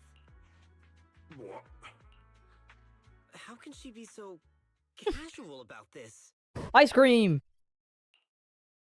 Everyone is still exchanging glances by the time Dylan quickly returns waving something in her hands. Alright, it's done. This partner Biao is quite the interesting fellow. He couldn't possibly bear parting with that one-of-a-kind book, so instead he gave Sarah a replica. Turns out his cleverness has made things quite convenient for us. Cryptic ancient tome. Heavily worn and mysterious ancient tome with pages stuck together from moisture damage. Its edges tattered, or are tattered, inner pages torn, making many crucial sections hard to decipher. From what's just barely legible, the tome appears to document unverified legends about arrays related to absorbing miasma and suppressing evil. Oh. Dylan? How did you manage to get that out of him? Yeah, Dylan. It's like you cast a spell on him or something. How did I do that? Exactly what I did. It will remain a secret. Look, I've solved this big trouble for you. You got you what you wanted, and even managed to save his house in the process. Knowing the last time I helped you rescue people in the Hollow, and the time before that with delivering Master Lumen, it's starting to feel like you owe me a lot of favors, don't you think? You're right. I don't know how we can repay you. We didn't realize how much we'd been relying on you. How can we repay you? Alright, just scan here to submit a tip. I'm just kidding. You don't actually think I cash in on a crisis, do you? I'm not that type of person. What I actually want is, whatever you're up to next, no matter how interesting or how much of a pain, count me in. Huh? That's it? Totally not suspicious at all. Yep, it's that simple. You should be grateful it's me playing the Good Samaritan today and not Senior Zhao.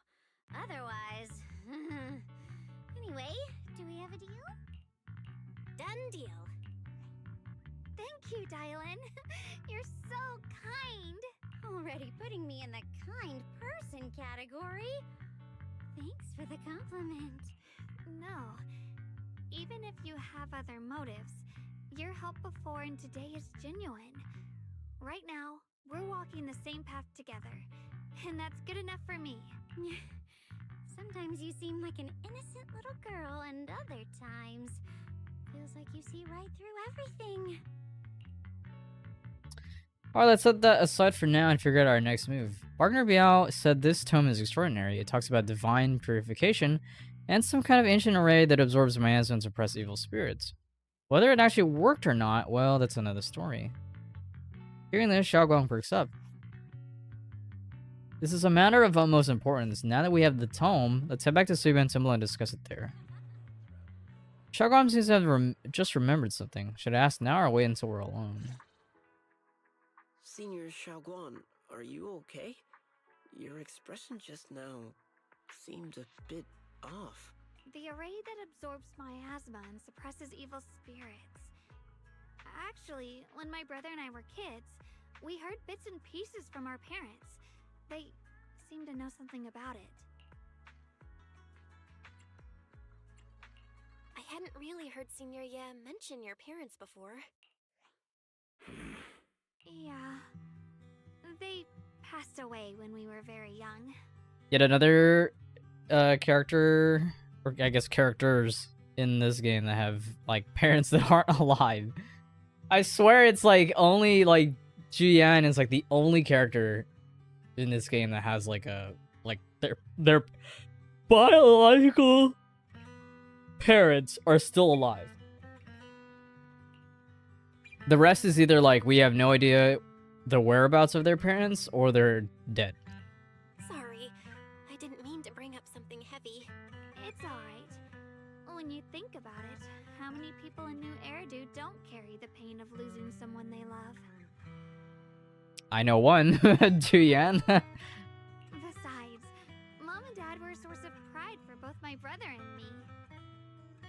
They both knew a bit of mystic arts, they were free spirits, deeply in love, wandering from place to place in their younger years, seeing the world, enjoying the mountains and rivers. Later, they came to Wi-Fi witnessed the dangers of the miasma and couldn't bear to see the workers in the mines suffer. So they decided to stay and help. With everyone's help, they settled in the residential area near the mines. I was born sometime after that. I was too little to remember much, just a few scattered memories of life back then. But whenever I see the look on my brother's face when he talks about those days, I can tell they must have been happy. Really, really happy.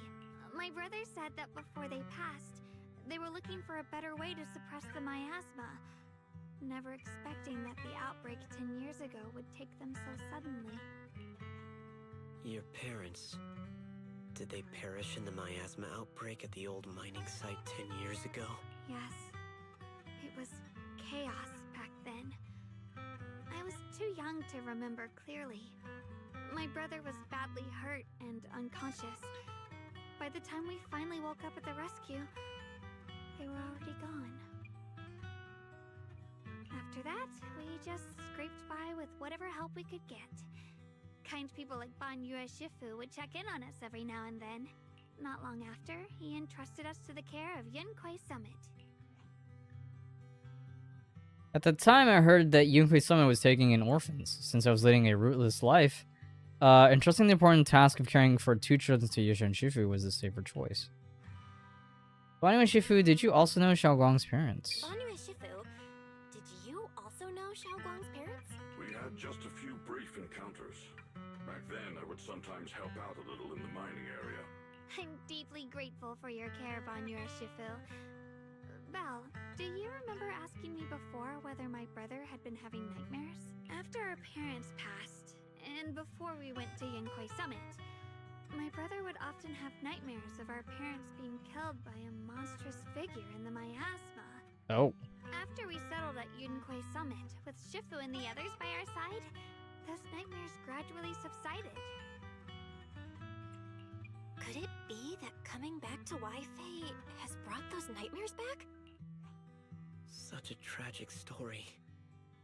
And the chaos that happened all those years ago, the truth is impossible to unravel. It makes sense that your brother is losing sleep. It isn't just the miasma that can lead to people's deaths. Huh? At those words, both Yoshingwang and Banyue fall silent.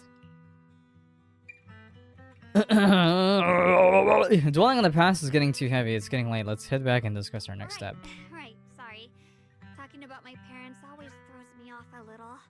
What matters now is finding my brother. Let's move. Xiaoguang and the others gradually fade from view, but Banyue lingers. It isn't just a miasma that can lead to people's deaths. Seemingly casual words, yet the cries of the past ring in his ears once more. Please. Please. Our 2 children are still so young. What? What is happening here? Did he... I guess we're about to find out a little bit more about Banyue's origins, I guess. I wish I could see them grow up. And not leave them all alone. Please. I'm begging you. A hand reaches out from behind, pulling Banyue back from his silence into the present. Shifu, aren't we going to follow them? You look like there's something on your mind. It's nothing. Let's go.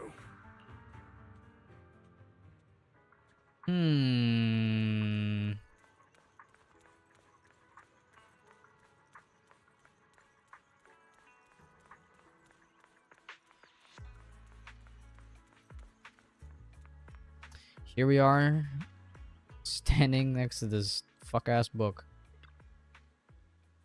Their existence transcends mortal measures, standing with the divine, or perhaps... In ancient times, there were sages who could communicate with the divine. Observing the celestial changes, they knew miasma would converge during the peak of celestial. They built this array, gathering and purifying the miasma to restore the world to... With the array complete, tough the evil is subdued, yet is summoned, desire to awaken power. Array core. Willing sacrifices the key. Sincerely. Though we leave this method, if descends, the consequences are unpredictable. After reading the cryptic tome, everyone puts together all the information so far. Aside from the sections that are too damaged to read, we can confirm now that Sarah and Senior Ye were investigating the array described in the tome. This array is closely tied to the creator that Sarah seeks. Perhaps it's a crucial step for their so-called audience with the creator.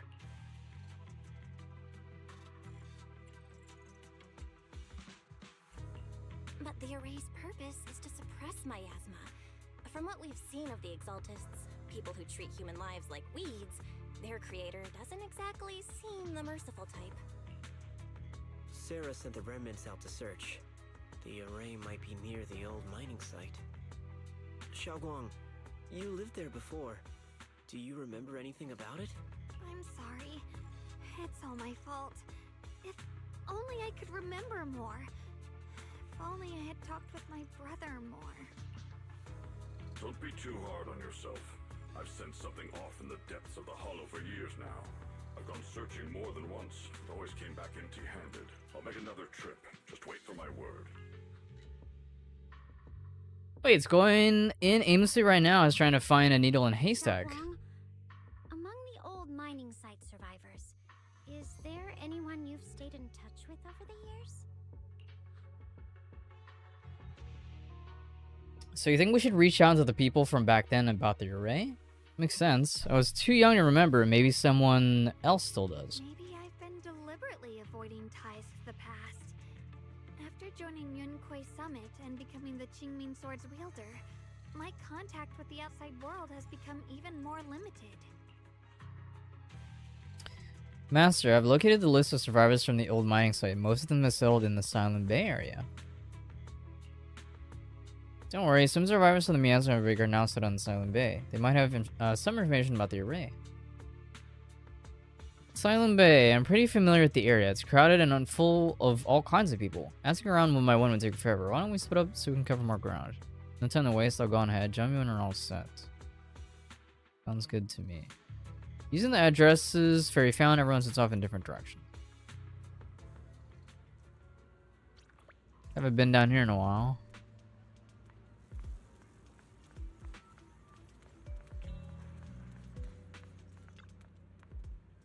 Wow, that Iron Uncle's hands are huge, even bigger than Daddy's. So cool. Don't call him Uncle. I told you before, stay away from him. Seems like you all don't really welcome that guy. There's nothing much to say about it. My baby, even if they were still alive, they would have been 17 this year. Saving someone, that's a kindness. Not saving someone, that's nothing strange. We were the idiots. Shouldn't have put all our hopes on a metal shell.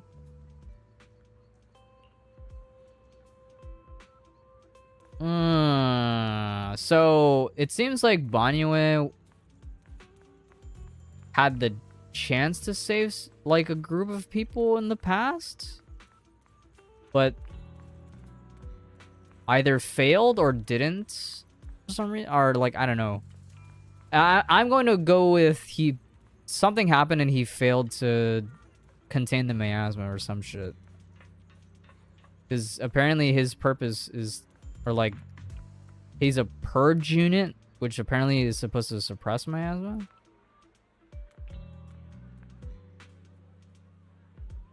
Who knows? Maybe Banyue himself is the array. That's what I've been like thinking. Like, what if Banyue himself? What if he's the array?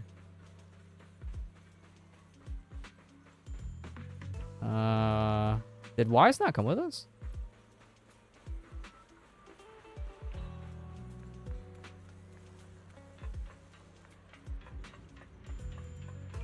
I guess not, because I don't see him.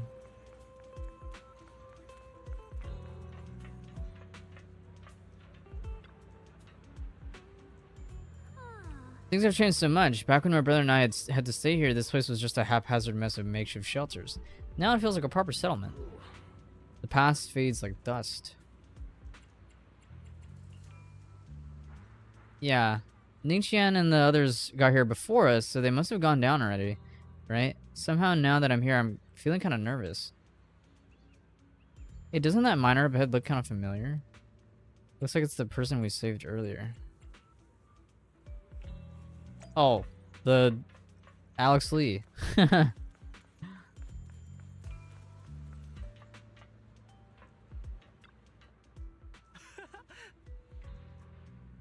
That's you guys, the ones who saved me. Feeling better? Yeah, I could have swore he had a beard.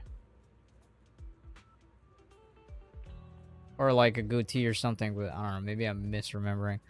Much Twitter, thanks to you and your friends, I was just thinking about how to thank you all, and here you are. Don't worry about it, we were simply doing what was right. We're just glad to see you safe and sound. But we're here today to ask about something, if you don't mind. Ask away. If I know anything about it, I'll tell you everything, no beating around the bush. Ask about the array. Arrays, divine deities? Why is it always... My old man mentioned it once. Over the past few decades, outsiders would show up every now and then, and some who just moved into the staff family quarters kept sneaking deeper into the mining area. They were always asking the old-timers of the mine about stuff from way back when. Seems like they're digging it for more info about some mystical arrays or whatever. Did they find anything? I just remember there was this guy who spoke real nice and a woman who was always smiling. They even helped treat my old man's illness. They were good people. Once they even said something about making progress on whatever they were doing. And then, well, then everything went south, didn't it? All those things they tried probably didn't work out. If it had worked, maybe that disaster wouldn't have happened. If there really was such a deity, people wouldn't have died and families wouldn't have been torn apart. Besides the array, do you perhaps have any, perhaps remember any other details around the time of the incident 10 years ago? Any detail would help. Other details, there's something I remembered recently. Last time I went to the Hollow, I just wanted to check out my old place. I got stuck before I could make it there, but I did spot these really nice looking white flowers blooming all over. Yeah. Folks have been seeing those white flowers, or have been saying those white flowers are a good sign that the miasma are proceeding. Come to think of it, I vaguely remember seeing something similar in the mine shafts where my folks worked. Back when we lived in the mining district 10 years ago. The area around those white flowers was clean too, no trace of miasma in sight. Back then I thought it was fun to hide next to those white flowers whenever I got into trouble with my folks. It felt oddly comforting. Excuse me. That's pretty much all there is to it. After that, the miasma outbreak happened, and we couldn't even go home anymore. Not many survived. Some moved far away, others relocated here. And, well, as time passed, we just lost touch. Come to think of it, it's quite a coincidence. Recently, besides you, well, you're my savior, so might as well be honest. Someone else asked me about that array stuff too. It was this young man who even gave me a fat stack of hush money, telling me not to breathe a word of this to anyone else. Said something about this info was tied to some dangerous stuff, and they couldn't let more people get caught up in it. What did he look like? Did he have brown hair, wearing glasses, and was dressed in Yonkei Summit training attire? No, he was nothing like that. He was a tall, slim man in black clothes with black hair. There's a certain aura about him. He spoke politely and was quite generous too. If he hadn't saved me, I would have kept my lips sealed about him. No, it was definitely him, just in a different form. Don't feel down. We still made good progress on this trip. Let's check some other places and see what we can find. Just then... Excuse me, I was gonna yawn. Ningqian's somewhat anxious voice comes from not far away. Is Ningqian being held up by someone? Let's go check it out now.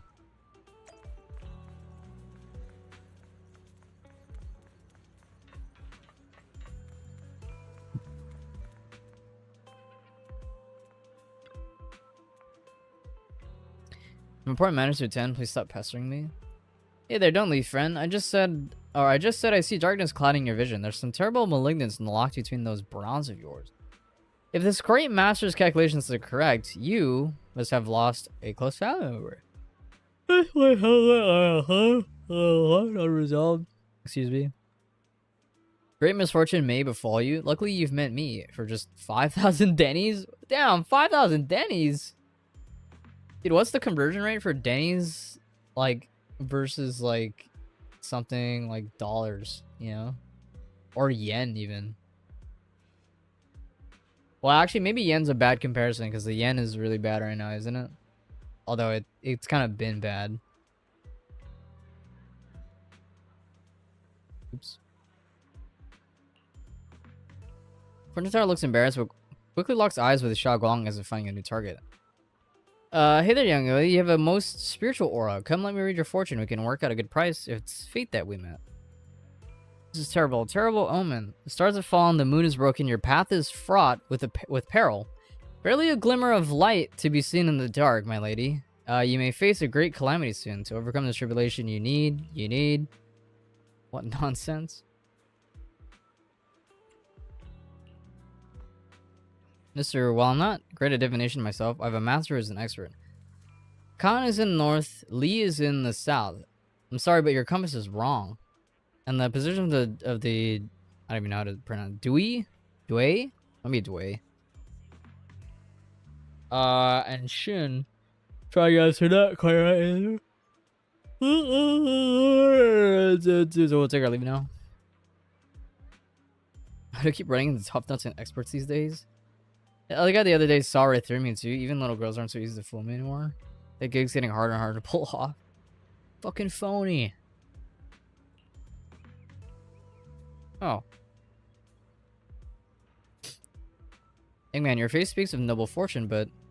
I sense a hint of worry between your brows. Let this great master read the fortune I laid out for...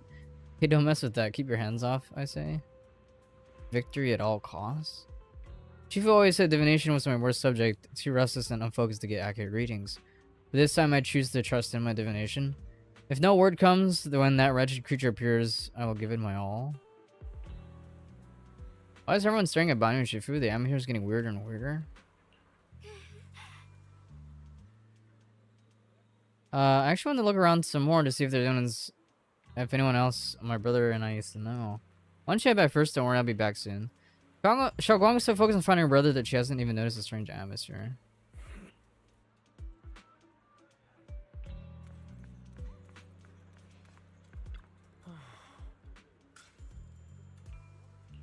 I found these other attempts.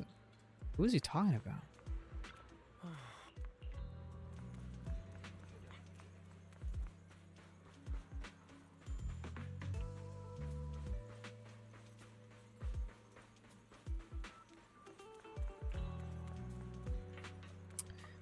Is Ye Guang chilling around here? Also, where the fuck's Dylan? She was here earlier.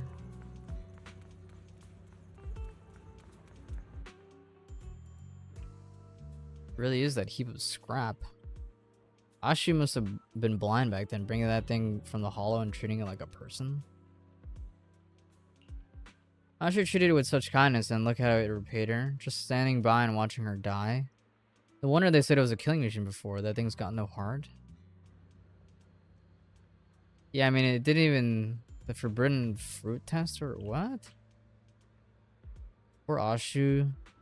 Saved such a thing and brought it back, and then she's gone. And her only brother, no one's heard from him in years.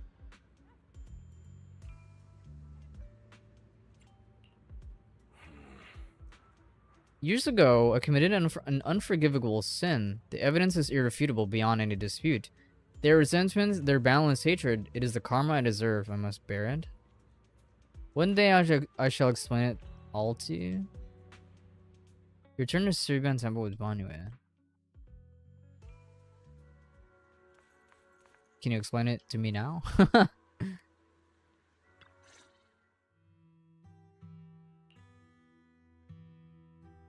Anyway, Shifu, about what just happened. My apologies. My unannounced visit disturbed others. The blame is mine. Please don't let it trouble you. If those words can ease even a bit of their pain, then it's a burden I should bear.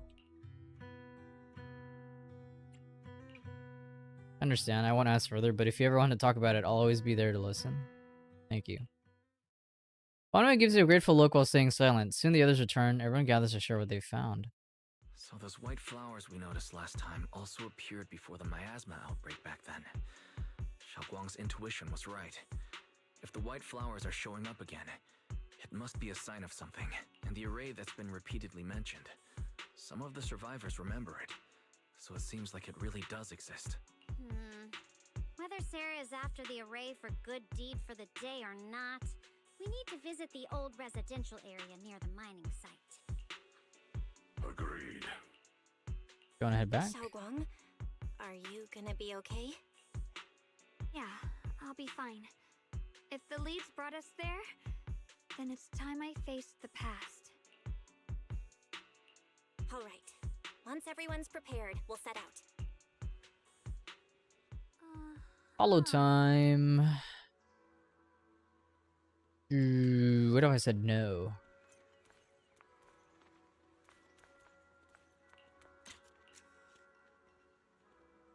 So that I can take a selfie with the girlies. I hope they add more, or like, I mean, I've already talked about this before, but like, I want them to add filters that isn't like just a straight up filter, you know what I mean? Like basically just let me put it in portrait mode, or let me have like a widescreen mode, you know what I mean? Or like have like black bars without all this like flare, you know? That would be nice. Also, where's my hat? I just realized my hat is gone.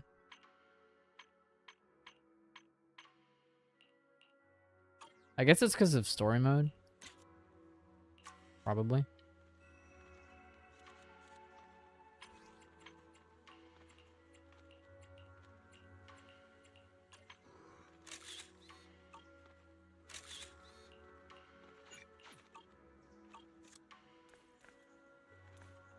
Anyway. Let's go. Oh shit. Can I look at them here? No, I can't. Oh wait, maybe I can actually, because I can do this. Whatever you seek, I will devote myself wholeheartedly. Oh shit. Although I guess we already see we have dial-in, so like it doesn't matter. What kind of fun job have you got me? I may be slow, but I still have 2 fists to swing. Cool. Yeah, Krampus Compliance Authority.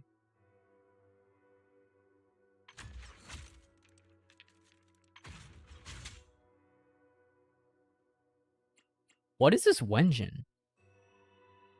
Oh, is this the Battle Pass Wenjin for Rupture Agents? I think it is. Yeah, so he's running pretty much the same exact setup as Monato, right? 4-piece, what is this?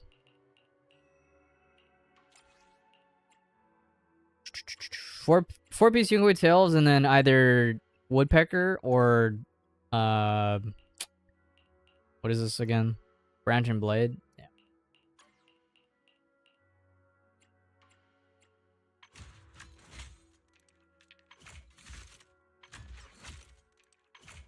I swear someone has a similar animation like this. But there's so many characters in the game that I definitely don't remember.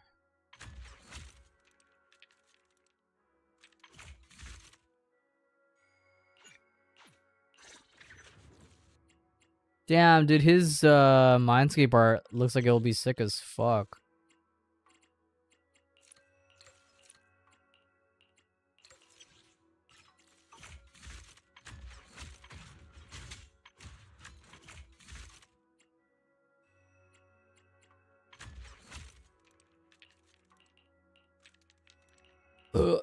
Excuse me. So he has natural crit rate increasements, his core skills. And then we already read some of this stuff earlier.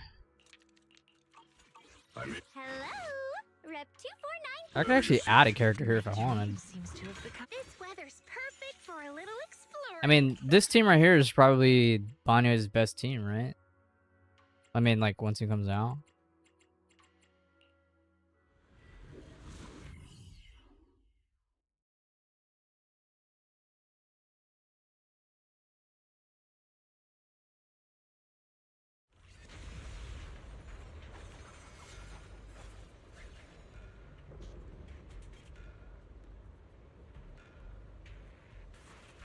Hello, Ye Xingguang. Master, the route has been mapped. Destination, the old mining site's residential area. The hell? How'd I do that?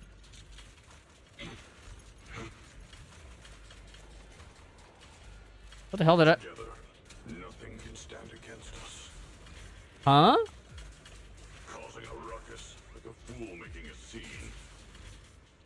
He has a taunt?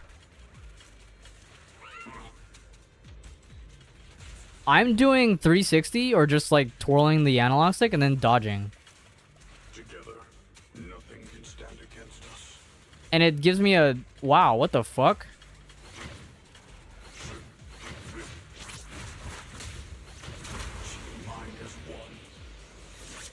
Oh, if you hold down... Oh, I was wondering why that didn't work earlier. Yeah, if you hold down normal attack, he consumes HP and then he goes into his rage mode or wrath mode. Causing a ruckus, like a fool making a scene. Cool. Together, nothing can stand against us. Causing a ruckus. Are y'all not gonna do anything? Fool making a scene. Customer service follow-up! Where the mind dwells, the sword follows. The next line of the sword control mantra is... reflecting the void, right? No. It should be enlightenment within? Oh! Where the mind dwells, the sword follows. Enlightenment within, awakening Qingming! Sorry. Oh, finally got it right. Looks like our Xiao Guang is a bit off her game today. Did you do something bad last night and ended up whispering the spell to your pillow in your sleep? The next part should be... stellar circulation? No, wait. It's... Huh? That's strange. Xiaoguang, you don't look so well. Maybe we should take a break. No need. I just got a little distracted. Maybe it's because I'm walking this familiar yet strange road again. My mind just can't quite keep up. No, I think the answer is that the Qingming sword, even with the case, is probably still affecting her, right? In her memories. Are you sure you're alright? We can take a short break. There's no need to hurry. The secrets hidden in that place aren't going anywhere. If you're not feeling well today, we can go another day. I'm okay, really. Stellar circulation. Qingming leads the way. See? I just got distracted earlier. Let's keep moving.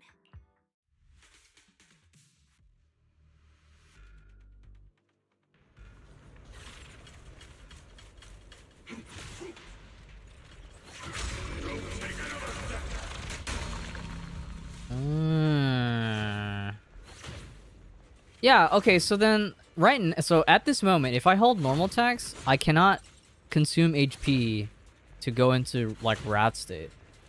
But I don't know why? Like, why was I able to do it earlier?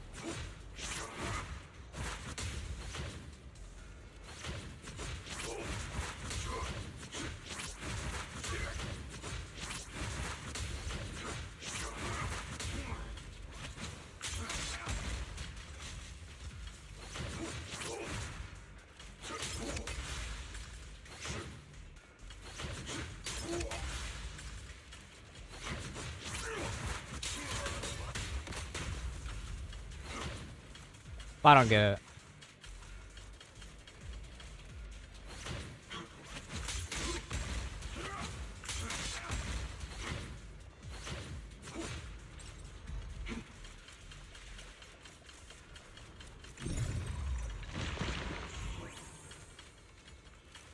We're getting close. There appears to be a barricade ahead.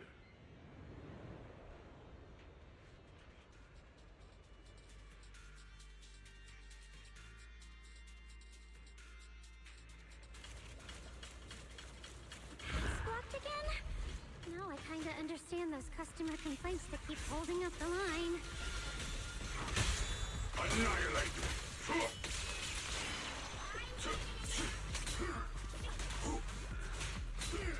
Oh. If you press dodge after attacking... Oh, that's kind of crazy. What the fuck? Yeah, I don't understand why I can't consume HP at the moment. Yeah, so if you attack and then you press dodge, he has a parry stance. That's actually sick as fuck. What the fuck? And he could do it out of pretty much any animation? That's crazy. I mean, I guess you could do it out of... You could dodge out of most animations, right? Yeah. You're now connected with the Gold Star Prep. I'm on it. Again, I still don't understand why I can't consume HP at the moment, but like, why I can't, like, hold charge attack or normal attack to consume HP, but... Did I just deactivate it without deactivate? Wow, that's funny.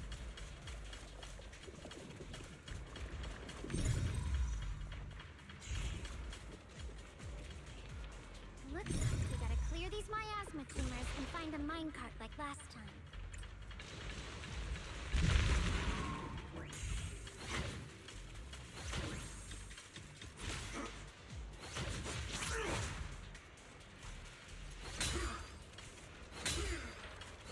Damn, you can activate that really fast too. Together, nothing can stand against us. Like, you can literally just... As soon as you like tap normal attack and you press dodge, like, you can just immediately go in the parry. Interestingly though, if you... Oh, if you're holding... I see. So if you're holding a directional input, when you dodge, you just get dodge. Or like when you cancel out of an attack and you're holding a directional input with like, you know, the dodge button, you just get a dodge. But if you press dodge with no input at all, it gives you the counter or the parry state. And it doesn't seem like holding it extends the duration.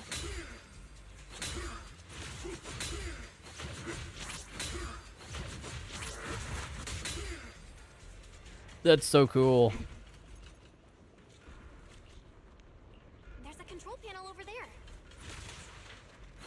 You know what? Hold on. Can I would like to look. How about a little... I may be slow, but I still have 2 fists to swing.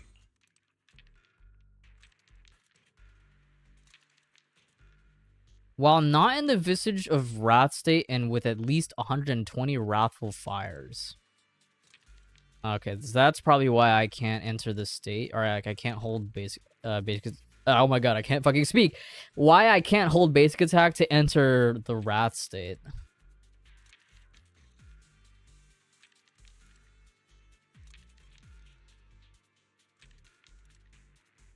Oh. He has 2 different ways to enter it. What the fuck? Well, they're both by holding normal attack, but one is with at least 120 wrathful fires. And the other one is when you're not in combat with more than 50% HP and less than 120 wrathful fires. Interesting.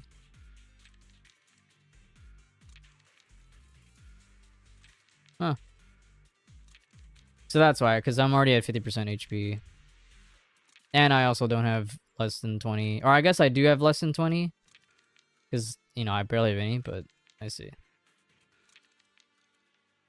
Upon entering the battlefield, gain 1 chance to use this skill. In investigation zone mode, this effect can trigger once per 180 seconds.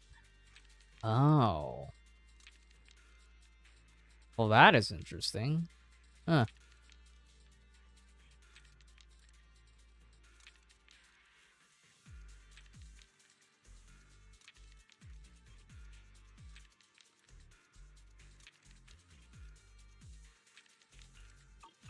Okay, understanding a little bit more about this character. Now we can head back and try operating the minecart. Hard to believe it still works after all these years. Seems seems that the workers put a lot of heart into making these machines. There's another one here.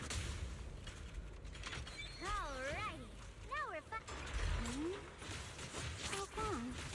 Why so quiet? This bridge. I'll take a closer look once the rubble is cleared.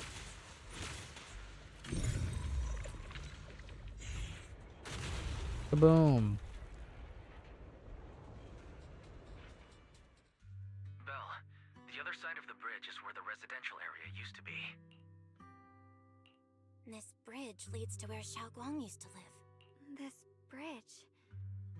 When we were kids, my brother loved bringing me to the middle of it to play. He said the view of the river was clearest from there. We'd always compete. Whether that was who could throw a stone farthest or make a bigger splash. He always let me win. Back then, the bridge felt so long. Like it went on forever.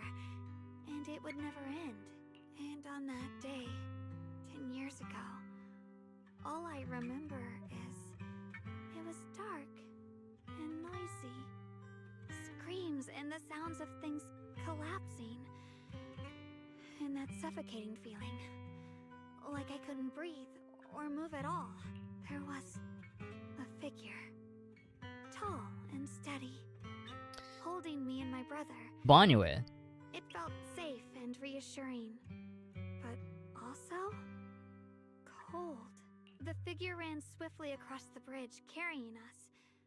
I remember the bridge rushing by beneath us, the wind in my ears, and the sound of his heavy footsteps. That figure was the one who saved you and Senior Ye, right? Do you still remember who it was? No, I don't. But that was when I realized, in moments of danger, being saved, even in a slightly cold embrace, can bring such deep comfort.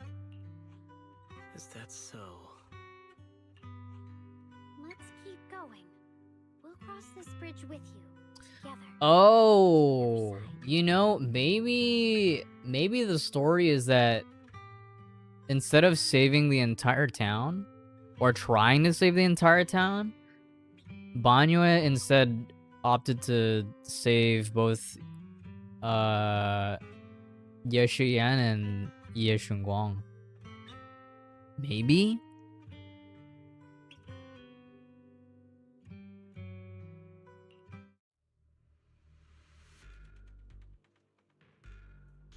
And how does Dylan tie into all this? Because it seems like she was a part of this town at some point, maybe? Or something like that? Floating boulders. I feel like I've seen them before. They must have some special use. Floating boulders.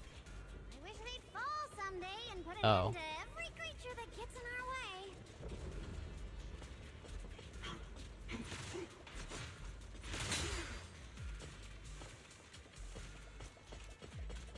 Yeah, they're talking about the rocks that are flying.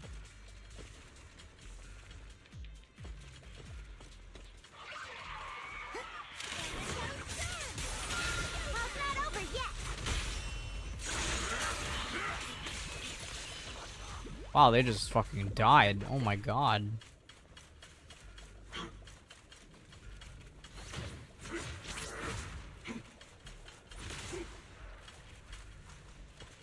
Causing a ruckus, like a fool making a scene. That's still crazy to me that he has a taunt. I don't even know if it does anything. Yeah, Dylan doesn't have that. Don't push yourself, Dylan.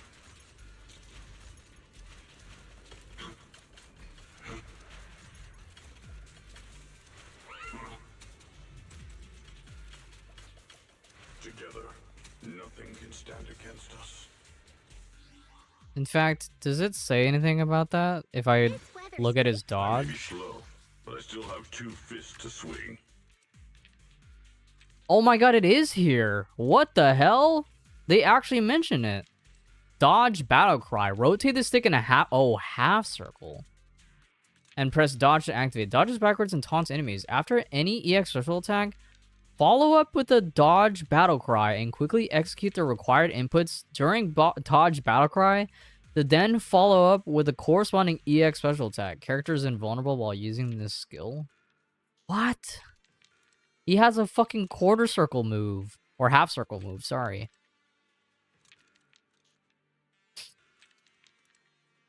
That's insane.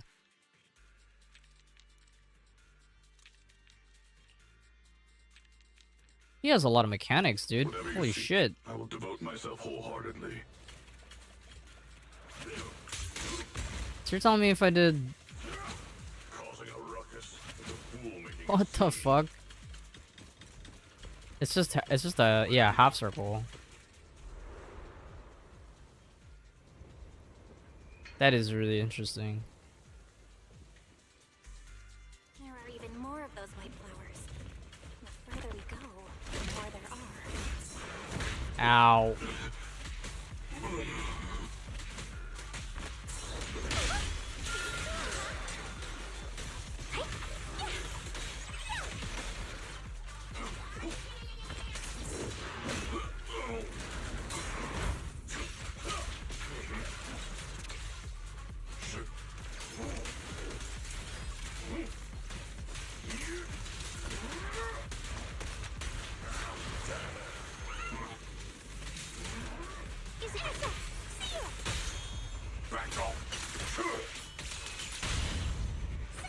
Just don't kill him.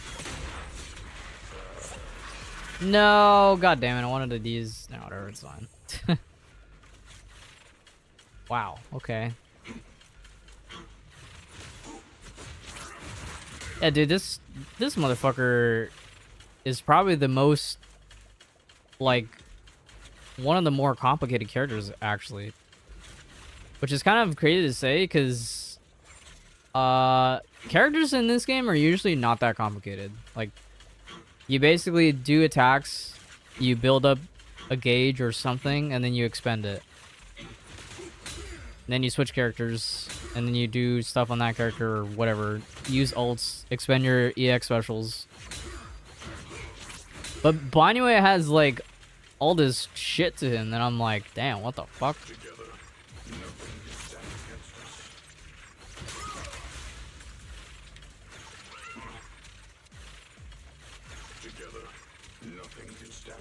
What does it do again?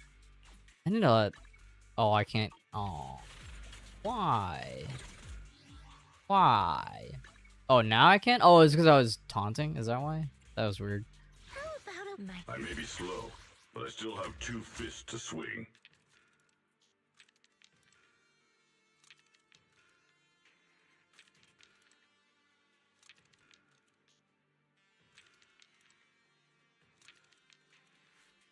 I think this is the weird... This wording is really weird. It says, after any EX special attack, follow up with dodge battle cry and quickly execute the required inputs for dodge or during dodge battle cry to then follow up with the corresponding EX special attack. What do you mean required inputs during dodge battle cry? Because I was trying to figure something out, like, wait, during dodge or during dodge battle cry, hold... Oh. What?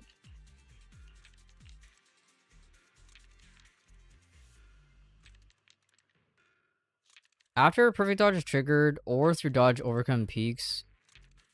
What is overcome peaks? Oh, this is just normal dodge.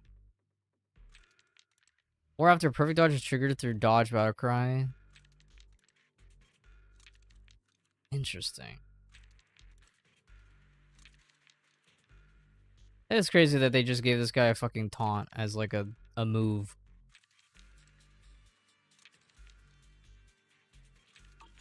What in the world? Seek, I will devote myself wholeheartedly, causing a ruckus, like a fool making a scene. Together, nothing can stand against us. Is it like, can you spam it over and over again? Together, nothing can stand against us. Causing a ruckus, like a fool making a scene. Yeah, you can do it into itself.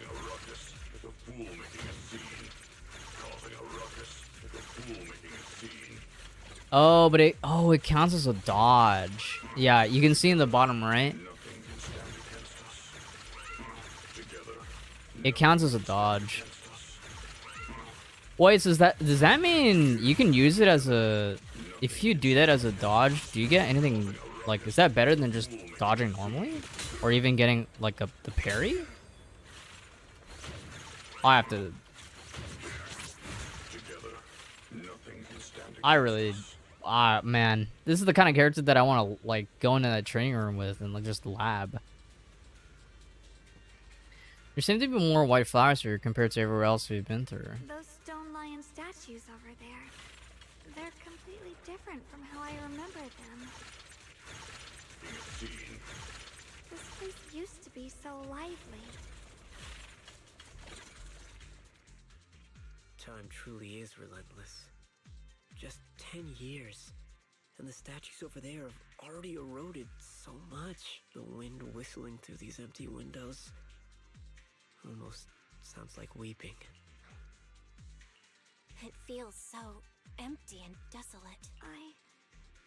I want to take a look around on my own for a bit. That's probably for the best. Everyone should take a look around. Bonnier, I heard you used to come here to help out. Why are you so quiet now that you've returned, Bonnier? Bonnie remains silent, seemingly deep in thought. Ever since we've entered this area, Shifu has been unusually quiet. Perhaps he sensed something. The surface of the stone lion statue is covered in cracks. As Bonnie gazes at his base, a stream of past memories flickers deep within his core. Vicious substance detected. Risk assessment 0%. Composition analysis: fructose, plant fiber. Metal fingers sink into the orange-red pulp. Frosting sticking to the mechanical joints. Tactical feedback, contact with soft object, classification, human gift. Here, take these. They're homemade dried persimmons. Really sweet.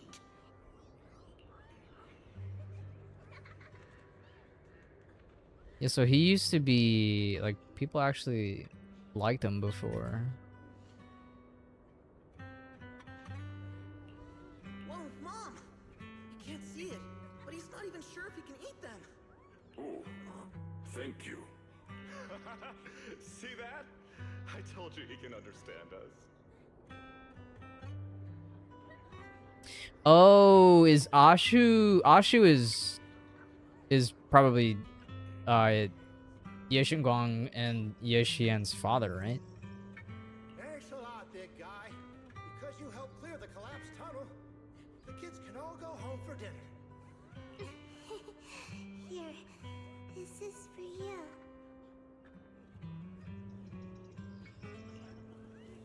A pale wildflower is suddenly wedged into his joints of the mechanical arm. A strange warmth spreads along the arm plate. It's the heat from a human palm. I don't know where you come from, and this old lady can't even see what you look like.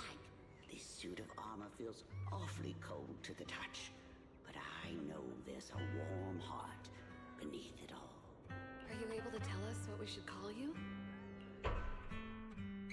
Abnormal core temperature fluctuations. Purge unit type 0 command. Suppress miasma at all costs. Overridden. Bono's core motion module permanently activated? Mission name Rebirth. What? Just what is this, man?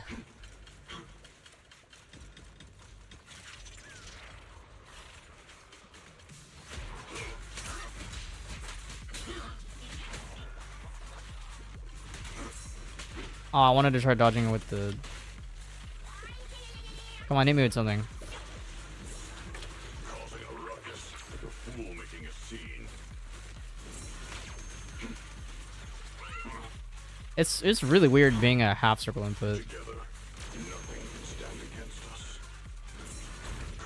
Oh my god, it does count as a perfect dodge. That's crazy.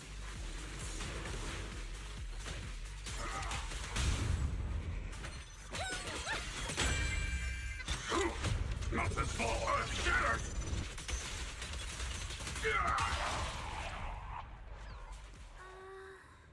And they're all dead.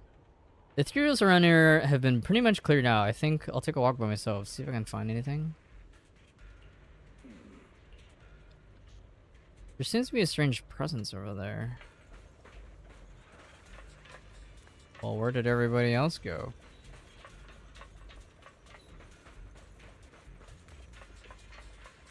And they had a whole ass like playground and shit too.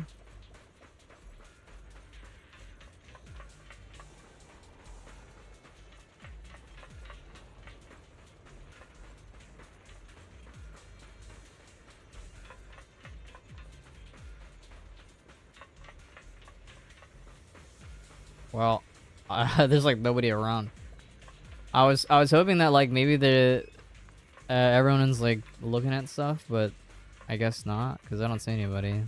Okay, fuck it. I'm just gonna go on to the main objective.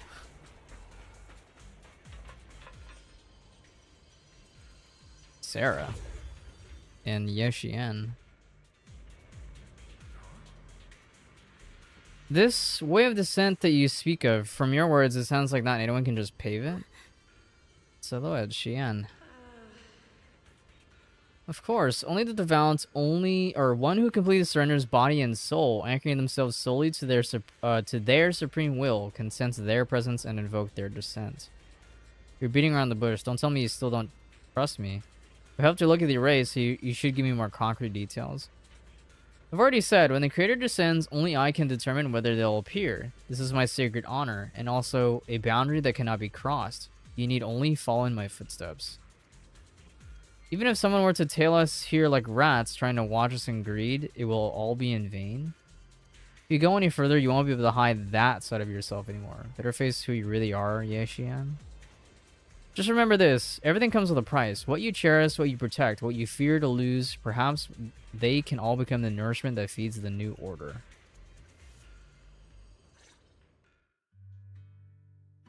That was a vision of my brother and Sarah. It's happened before. Something in me seems to trigger a reaction for the miasma, recreating these scenes from the past, but I'm not sure how it works or how accurate they are.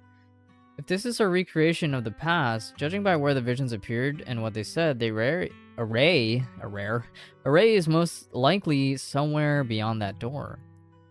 The way my brother spoke and that feeling of briefly touching the past, what we saw must have been a glimpse of something that really happened. The things he said, I know my brother better than anyone. He only speaks that way when he's calmly planning something in his head. There's no concrete evidence yet, but I think we can at least rule out the worst case scenario. My brother must have had other motives, just like we suspected. Will you trust me on this? I trust your judgment, Xiaoguang, and I trust Senior Ye too. If we keep following their trail, I'm sure we'll figure out why he hasn't sent word back yet. Yeah, they went through this door. This door. Xiaoguang pushed the door, but it wouldn't budge. Huh. It seems to be locked. How do you open it again? Back then, one of the neighborhood uncles set up a secret lock to keep the kids out. But later, some of the older kids overheard the password. Xiaoguang, did you remember something? I thought that after so many years, and with all the chaos back then, I wouldn't remember much. Yet the moment I got here, some memories just came back on their own. If we walk a bit further back and go upstairs, there should be a platform. Dad would sometimes sit there, and I'd run over, cling to his back, and ask him to tell me stories. He said, every star was once an extinguished miner's lamp, and that the lumite ore mined from the tunnels was made from stars dreaming and falling to the earth. I later realized he feared the miners who died in the miasma would be forgotten. Just like now, how I'm afraid of forgetting his voice. We know now that my brother and Sarah went beyond this door, but I don't want to break it or anything around it unless it's absolutely necessary. Check out the other places first. Let me think a bit. Maybe I'll remember. When we regroup, if I still can't remember how to open it, then we can consider other ways to get through, okay?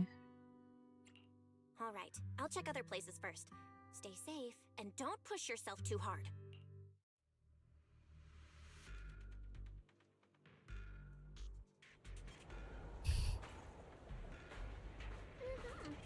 This place brings back some childhood memories.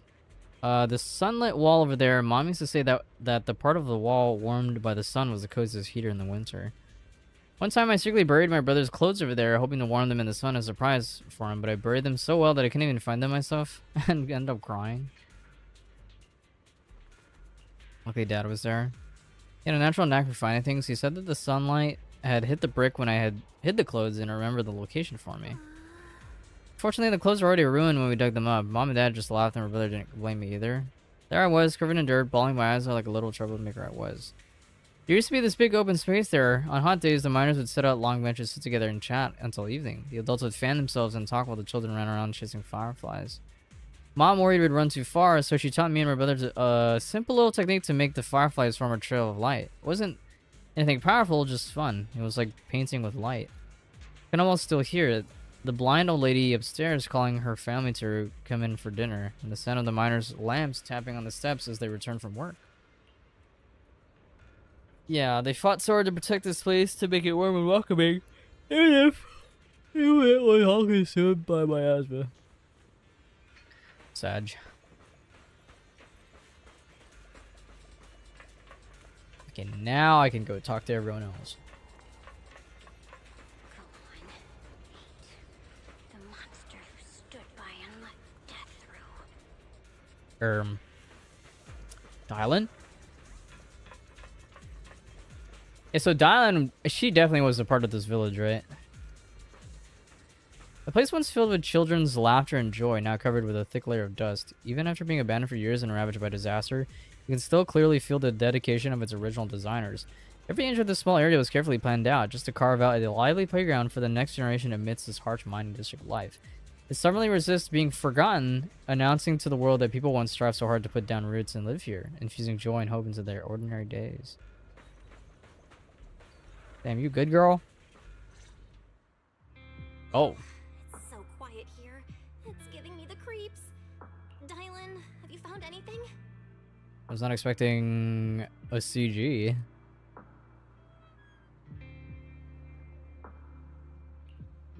Quiet. I suppose so. But in a place where people struggle just to get by, quiet can mean something else. Either too hungry to speak, or holding their breath to what's happening outside. If it weren't swallowed by the hollow, even an abandoned place like this would still have some signs of life. The scurrying of mice inside the walls, the drip of leaking pipes, and the wind whistling through the broken window cracks. Dylan's calm expression shifts, replaced by a complex gaze blending concentration with a strange sense of understanding. She hesitates for a moment, showing a hint of confusion. Under what circumstances would a person feel thankful toward their killer?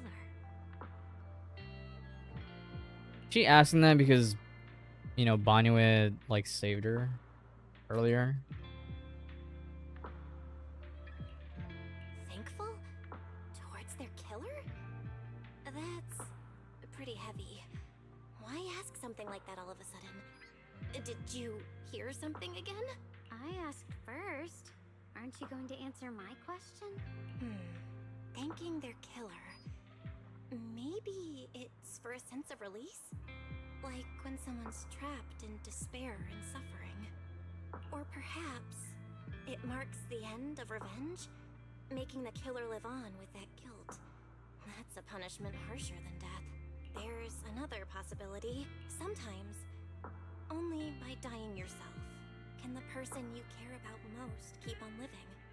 Only by dying yourself can the one you care about most keep on living? Swing comes to a stop, and Dylan seems lost in thought.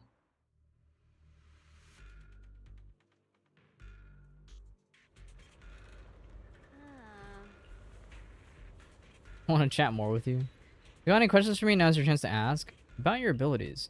You noticed, didn't you? In the hollow, I could indeed hear voices left behind by the dying. This is my power and a tool to achieve my goals as a Krampus judge, to uncover the truth. I think Senior Zhao hasn't properly introduced us yet. Since the famous Phaethon is now considered an ally of Krampus, I guess there's no harm in telling you.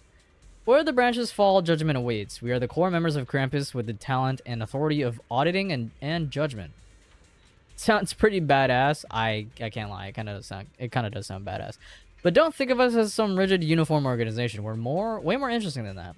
In Krampus, as long as one etches their duty to the mission into their bones, every judge can wield their own unique gauge. The same mission can play out completely differently in the hands of different judges. The way it's interpreted, the standards of execution, the focus of evaluation, everything varies based on the gauge we hold in our hearts. Pretty cool, right? Way more than just following orders like a robot. And much more dangerous. Truth is my only gauge.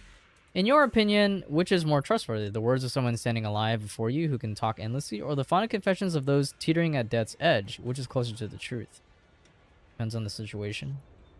But for me, everything in the past has proven that the promises of the living are cheap, while the curses of the dead are all too real. Perhaps it's only when we plummet completely into nihility, when there's nothing left to grasp, that we truly shed all our masks, calculations, and the lies born from survival instincts. In that moment, near death, what's revealed is often the most primal truth that a person can no longer twist or sugarcoat for themselves. Those sounds, though faint, broken and thick with the stench of bloody foam, they're like the clearest dewdrops on a spider's web, revealing carefully concealed patterns. Looking at it the other way, a cunning living person's every move, every word, is like a carefully woven web, making it impossible to see clearly. So, Proxy, sometimes it's worth paying attention to echoes from the past. When the time comes to repay those debts of deceit, will you stand by my side? After all, I really don't want to be your enemy. I know. What? I feel like there's more to this than you let on. Who are you gonna judge? Now's not the time to reveal everything, but what I can tell you, Proxy, is that I'm not your enemy.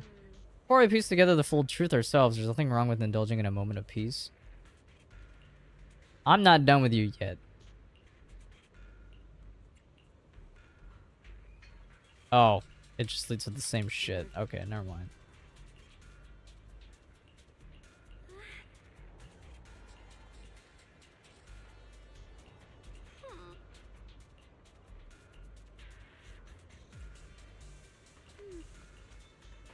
Interesting. Okay.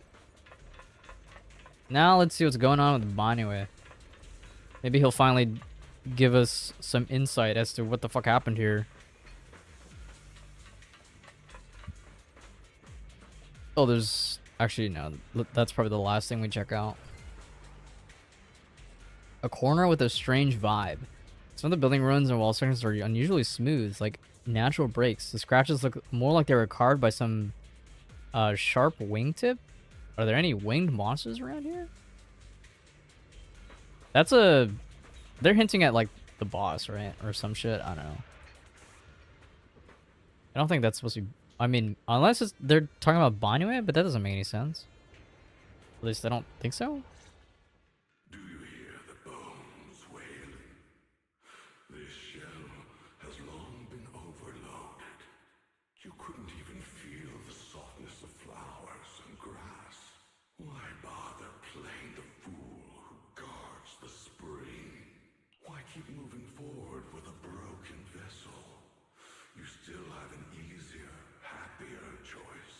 No more shackles of atonement. No more chains of duty. Exile into nothingness is the most complete repayment for those sins. It's you. Banue Shifu, what's wrong? I think I just heard a strange, eerie voice. Is it that weird voice Dylan mentioned before? If it's back again, is something off here? Yes, I can sense extremely strong miasma behind these walls. That voice creeps in quietly and clouds the mind. It would be best to keep your guard up. I've also noticed something peculiar. The miasma is thick here, but when we approach the field of white flowers, it seems as if the corruption dissipates. Now that you mention it, I have the same feeling. So the miasma thinning out like an ebbing tide isn't as natural as it looks. It's like the white flowers are guiding the miasma to collect in one direction. Strange white flowers, weird voices. Something's definitely off in this hollow. Xiaoguang and I even saw visions near the door of Sarah and Senior Ye heading deeper inside. If our guess is right, the array they were looking for should be in that same direction. In that case, it's too dangerous to just rush in blindly. Let's wait for everyone to finish investigating, then we then regroup before deciding our next move. Aw, man, you're not gonna... Actually, wait. Maybe if I talk to him after? No? Aw, no story stuff with Banwei just yet? I guess we'll find out sooner or later. Why is there still no response? If it comes to that point, then I'll have no choice but to... No illusion, Senior Ye seems to be secretly waiting for something? Let's return to the central area up ahead and regroup with everyone.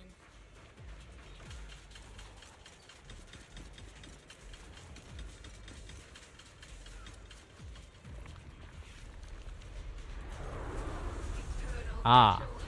Speaking of winged creature. What the hell? Is this a boss? It is a boss. Whoa. Could it be Sarah's doing? This one bears a strange aura. It feels off. Why does it feel like it's focused on Dylan and Banyu Shifu? This gross feeling like I'm being watched. It's all too familiar.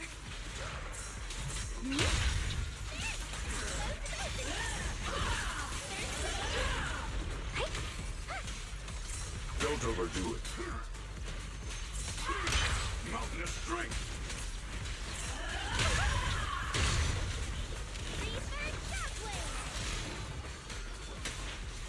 I'll back you up. End this hatred. Do not hesitate. Annihilate. Make the earth tremble.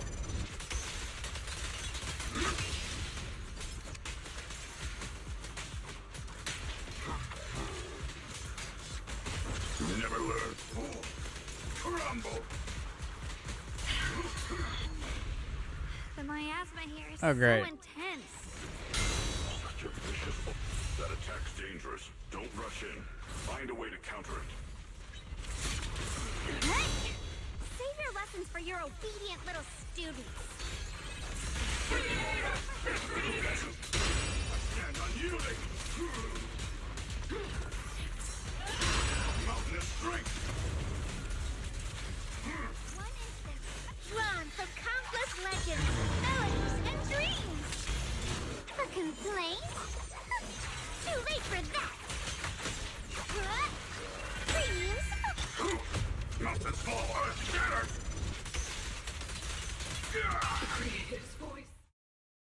After sacrifice for oh my god. What the hell did I just say? After sacrifices are defeated. Oh, comic book. The miasma's getting thicker. Be careful. Enough sneaking around. Show yourself.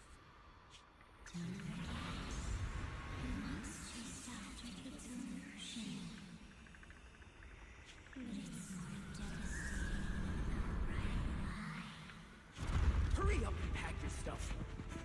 What's there to be so sentimental about it, Mr. Dump? It's all gonna be swallowed by the hollow anyway. What's the rush? Didn't city management say they've hired some powerful medium? They said we just need to draw a lot and it'll all be fine. Let's go.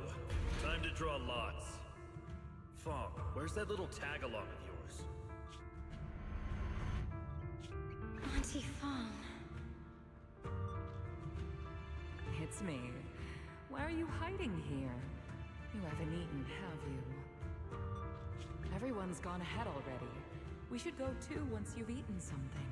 Those people were just talking about drawing lots. What's that? Don't be scared. I'm right here for you. That drawing lots thing is just for show. Nothing's going to happen to you, Dylan. Evacuate? Nonsense. If we just choose one person, use them as a shell, and borrow their life, I can guarantee everyone's safety. Each person values their own life. That's precisely why we are drawing lots to decide. Huh?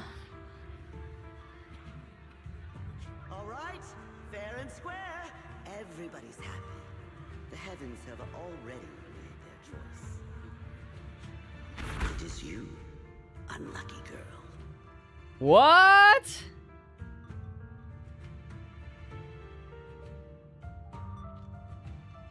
Don't be sad, Auntie Fong.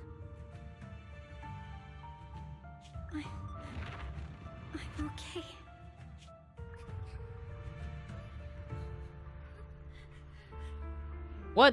What is this village that Dylan used to live in? What the fuck?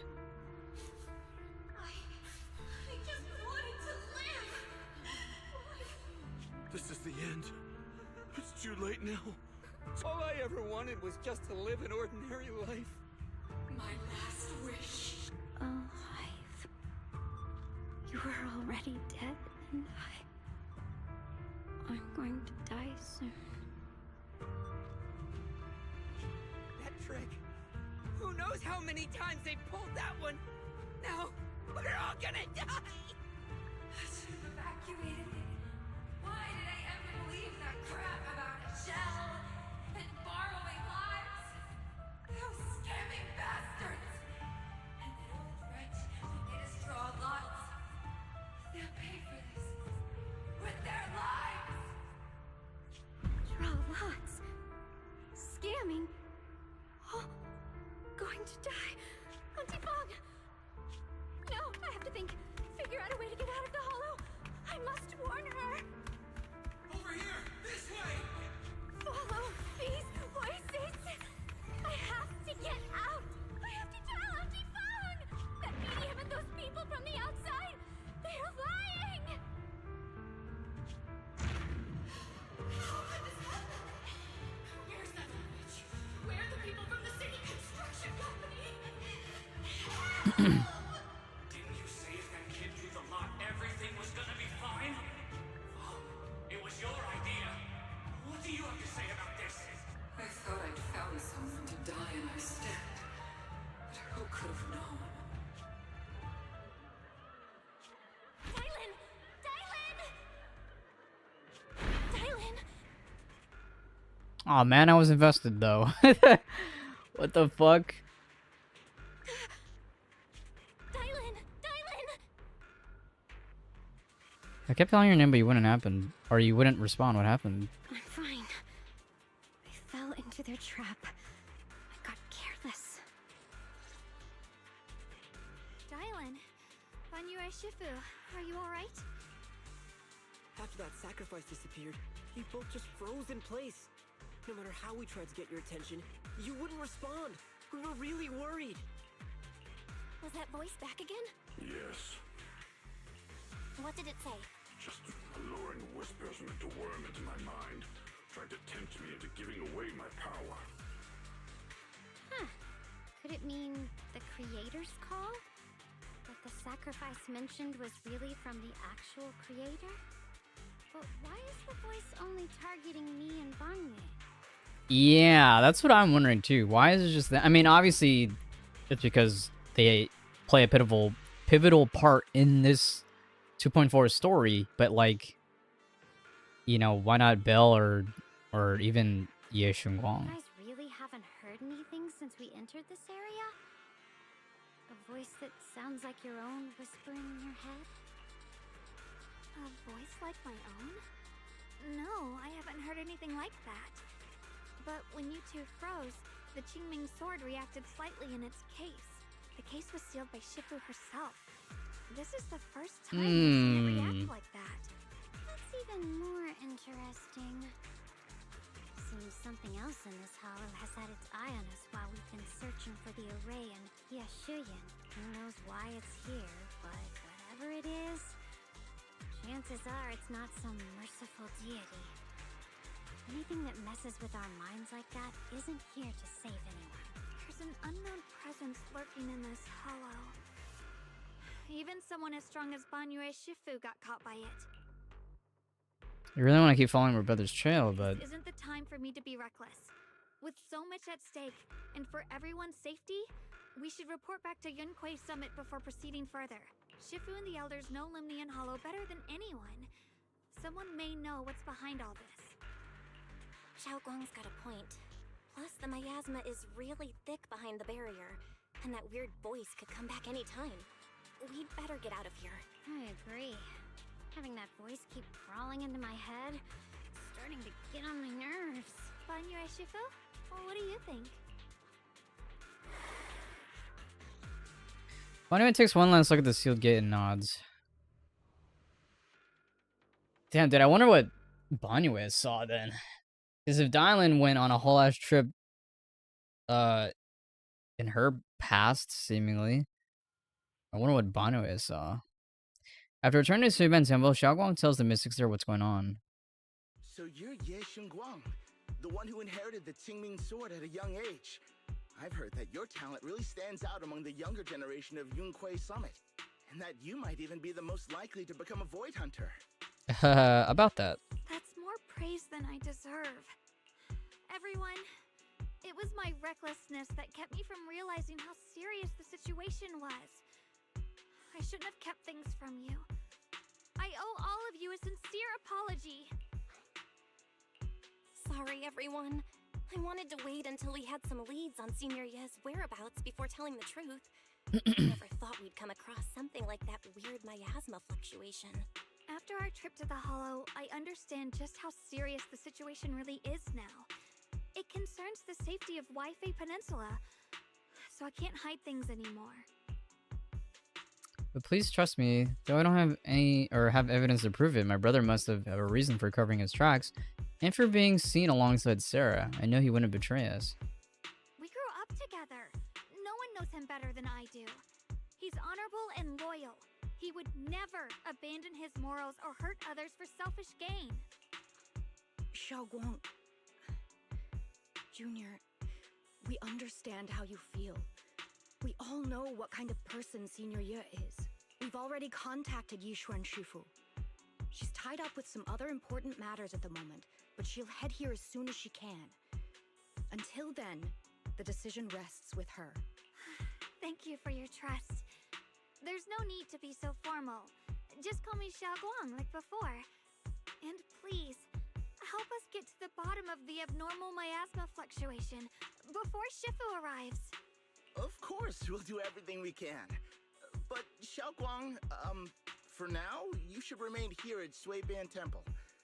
Junior Bell, please stay with her. Huh? Yishuan Shifu specifically requested that you not take part in the investigation under any circumstances. What? But... I'm sorry. We'll head out and start investigating with the other mystics at first light tomorrow. You just wait here for our return, alright? With that, Qingyuan leaves together with the other disciples. Xiaoguang is left standing there, hands clasped tightly together, her expression clouded with helplessness. It's always like this. And Shifu was worried. Worried about my safety, I understand. I've always understood. Shifu cares for me deeply.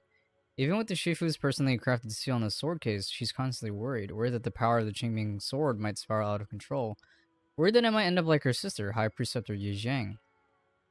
But having to stay behind everyone, being kept safe, watching everyone else face danger while I can only wait, it's just... With that gloomy look on your face, you hardly seem like the Ye Shengguang I know. Being able to face any situation with composure, isn't that the kind of person you are? Xiaoguang, you are too tense. After everything that happened today, what you need most right now is to get some proper rest and recharge. Sorry, I've troubled everyone again. Let's all get some rest today. I wonder, is optional chat more with Xiaoguang? Oh, shit. Don't mind if I do. Hey, my hat's back. Haven't gone to bed yet? So worried about you.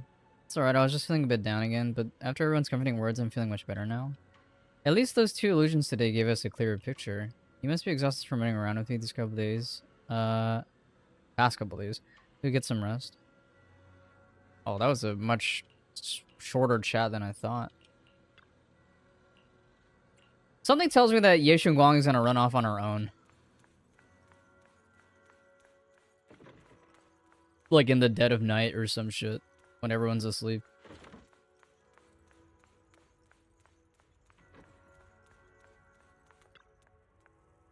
After a long day, The bed seems to whisper, "Come rest your mortal coil." That's what you're meant to do right now. Like falling into clouds, gently sinking, surrounded by tenderness, you drift off into dreams. But under the cover of night, there are still those who remain awake in Phylum Heights. Oh my god, he is an exaltist. Bruh. Wow, this is unexpected. You let that insignificant little pawn go free. Such mercy. Doesn't quite fit the image of someone hell-bent on revenge, ready to die alongside their nemesis. They're just an insignificant pawn. They have minimal intel, and their life or death won't affect the bigger picture. No need to cut off every loose end. On the path to meet the creator, any impious noise must be thoroughly purified. Just like those traitors who once basked in divine grace yet harbored doubts, daring to commit blasphemy, they are now very quiet, utterly quiet. As for you, showing mercy to even a little pawn, how can I trust you won't go soft on Banyue at the crucial moment? Or perhaps hesitate when it comes to your own ending? What are they planning, dude? So he wants revenge on Banyue. Whether you trust me or not means nothing to me. I've said it before, making Banyue pay in blood is my punishment for him, and the ending I've written for myself. You're sharing in the same punishment as him? How ironic. Don't tell me you're still clinging to that pathetic illusion of a master-disciple bond. Don't make me laugh. Cut to the pointless probing. We're just using each other to get what we want. My decisions are none of your business. Oh, okay, so he's not an exaltist. He's just working with Sarah to get what he wants? Don't get too hung up on your so-called god puppet. Better pay attention to those you keep in your company. For your sake, you'd better pray your creator is really as omniscient as you claim. You mean Ye Xian? These little schemes are insignificant? The creator has foreseen his fangs, and I shall be the final link to fulfill the creator's prophecy. Ye Xian's very existence, his every choice, even those futile acts of defiance, all will be woven into the grand tapestry, becoming a distinctive stroke of color in this final masterpiece. Everything will return at journey's end. The lingering warmth of conspiracy gradually dissipates in the morning light of Phylum Heights. A new day dawns upon Suban Temple, still unaware of last night's undercurrent, carrying mysteries and looming threats. Since I'm awake, I should go check on Xiaoguang first. Is that Blind and Blind bickering outside? Might as well check it out. Yeah, so Xiaoguang probably left.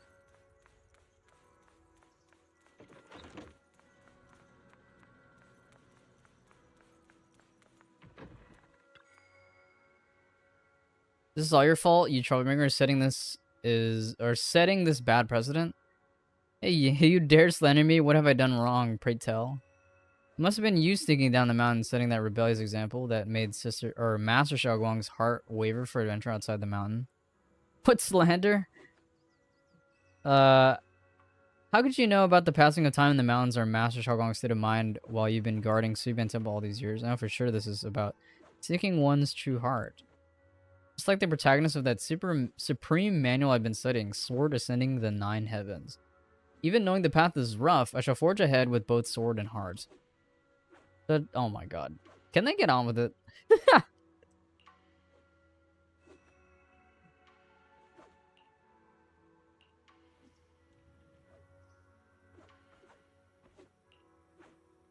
Oh my god, they're still going, bro.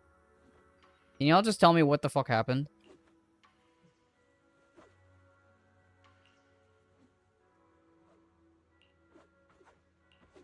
Okay, they're not gonna... Wow, that was just a waste of fucking time. What the fuck? Oh, she didn't run away. Surprisingly.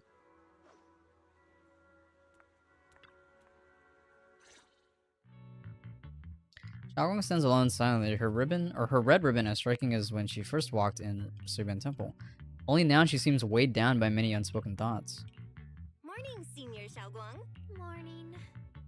Wait, why Senior all of a sudden? Oh, I was just thinking of when we first met. You really liked it when I called you Senior. Now that you don't have to keep your identity hidden, we might as well bring it back. It really suits you. All right. Junior Bell. Present, Senior Xiaoguang. A faint smile softens Xiaogong's face. Are we actually... Is Yushan actually gonna arrive? Like, is she actually gonna appear? I'd better keep Xiaoguang occupied and make sure she doesn't go off on her own until Yishuan Shifu gets here. Well, this is really nice today. Want to go for a walk with me? Come to think of it, I've never shown you around before. I'll be counting on you as my guide. I've heard some casual clothes for... Oh, that's right. I already got spoiled on this on Twitter. But yeah, apparently... after explaining to Xiaogong, though she's a bit shy, she still nods gently and goes back to her room to change into the dress. Yeah, she actually has a casual outfit, which is kind of insane. The only other character in this game that has like a casual outfit is like Ellen, but it's still not really casual because it's a school uniform. After changing clothes, Xiaogong's eyes hold a mix of sweet awkwardness and a subtle hint of anticipation. Really, that's a relief. I was worried it might seem too childish, not quite fitting for a senior. He looks super sweet and approachable now. I wonder if that outfit is actually going to be an outfit that you can either buy or obtain, or, you know. Which is kind of crazy to me because Miyabi doesn't have a fucking outfit yet. And she's like the first Void Hunter to be added. Yeah, it's quite literally just a casual outfit. Seeing her fight in this would be kind of funny though. Although I guess you do fight with Ellen's school outfit, so I guess it doesn't really... It's the same shit, pretty much. Here's this default expression.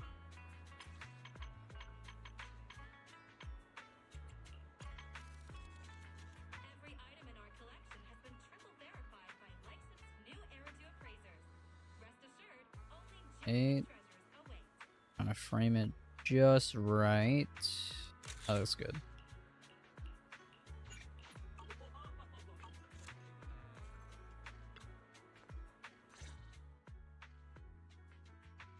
Yumcha Shin, from the looks of it, it's a pretty big tea house. Yeah, it's always packed. They've got all kinds of intel, and the food's amazing. Want to check it out? Xiaoguang? Yes, please.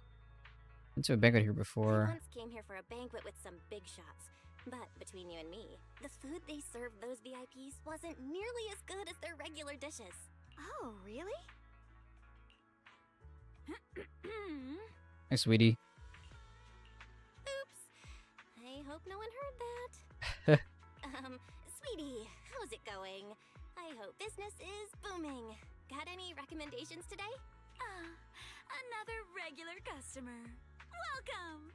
Is this young lady a friend of yours? She's got the aura of a true connoisseur. Would you like to try our seasonal special? I can faintly smell some osmanthus in the air. How lovely. Is this the first time we were hearing Sweetie talk, or am I crazy? I don't remember if we've heard Sweetie talk before, or like if she's had like a VA. That would be our Moonveil osmanthus cake, fresh out of the oven. They're made with the very first golden blossoms picked just this morning. Soft, sweet, melts in your mouth. I guarantee it's a taste you'll never forget. Osmanthus cakes always bring back memories of loved ones. This batch is limited, reserved for only our regular customers. And you won't find it on the banquet menu. What is, what the hell is his name? What does Zhang Li say in Genshin?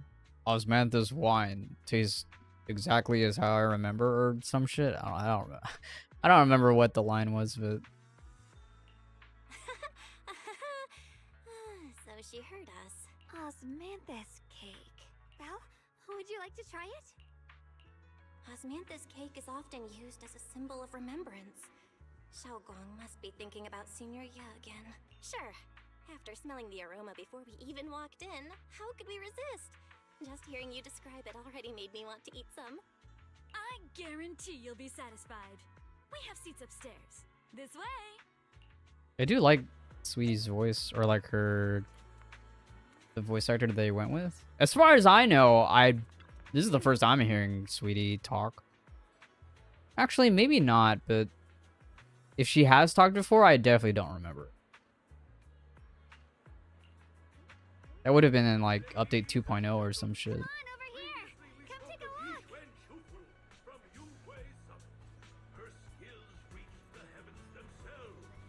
Standing shoulder to shoulder with the mighty Void Hunters, she's a true guardian of Wi-Fi, a living legend in our midst. But surely you don't think Yinghui Summit stands tall by Yixuan Shufu's strength alone? Oh, no, no, no! When it comes to the younger generation, no one can forget Yixuan Shufu's mischievous yet brilliant disciple, Yixuan Guang. Now this young lady, Miss Xiao Guang, anyone want to guess her age? You'll never believe it. Even as a little girl, she inherited the legendary Qingming sword. Such talent was unheard of. They say even Yixuan Shufu herself has to stay sharp when sparring with her. Oh, the girl moves like lightning, swift, unpredictable. One slip of focus, and the Shufu will have to bring out her real skills. That's why everyone at Yunhui Summit says this girl's got boundless potential. I want to see how long this goes for. Her achievements may well surpass her Shufu's. And that's not all, my dear friend. This remarkable young lady also has an older brother, Yeshu Yuan, the senior disciple of Yunhui Summit's younger generation. A true giant among men. Now you may ask, since the siblings were taken in by Yunhui Summit together, shouldn't that make Xiao Guang the next in line right after her brother? And that is where things get interesting. Between them stands another disciple. His name is Pan In Hu. Wow, he's talking about everybody. Story behind that. Back then, Yunhui Summit opened its doors to orphans and talents from all across Wi-Fi. And guess what? The Ye siblings and young Han In Hu arrived almost at the same time. Three bright prospects, all wanting to train under Yixuan Shufu. But the question was, who should be senior and who junior? Yixuan Shufu's not the type to overthink. She just threw up her hands and said, let's draw lots. Little Xiao Guang was so eager to be the senior disciple. Some say her brother even stepped aside to give her a better shot. But luck was not on her side. She drew a slip marked Junior.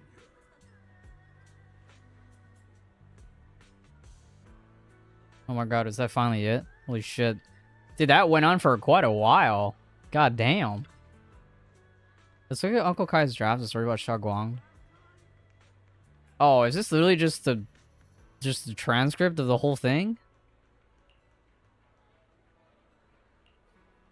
It is. I wanted to click this, but I was afraid they would stop the voice acting. Like, I was afraid the voice line would get interrupted.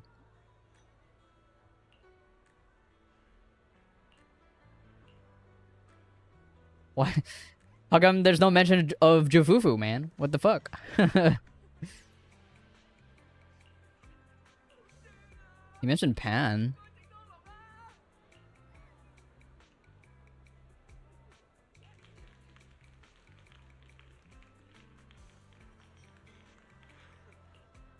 It shouldn't like he was really there to see everything firsthand. It's nice of them to include that. If you wanted to read the text version, I guess. Damn. Oh. I could go for some char siu buns. Shit. Sorry, this private room is already full. The boss lady's got a rule. Private rooms are for privileged guests only. Lily Yan eyes me warily, keeping his mouth shut. Those tops employees? I don't know.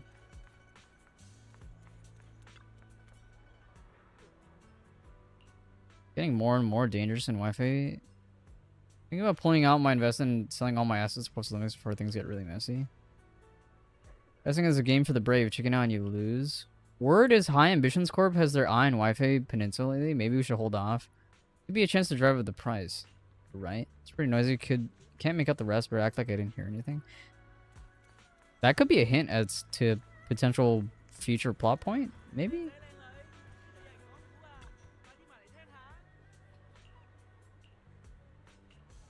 Fuck, this place is making me hungry. I haven't eaten dinner yet. I was hoping to beat this before dinner. And I feel like we're getting closer to the end, but it is already like 10:13. The storyteller's voice resonates through the air with powerful energy. Soon the tale reaches its climax. But listening carefully to the content, the protagonist of his story happens to be Xiao Guang. Is this gentleman talking about me? Storyteller recounts Xiao Guang's tales at Yungi Summit with great relish, words flowing like a river, as if they had been there to witness it all firsthand. That's an exaggeration. The storyteller is making it sound so dramatic when all those embellishments. This is so embarrassing. I'm dying here. All those mantis cakes. Storyteller step up on the stage, talking up a storm, completely oblivious that the protagonist of his tale just ran off in a panic.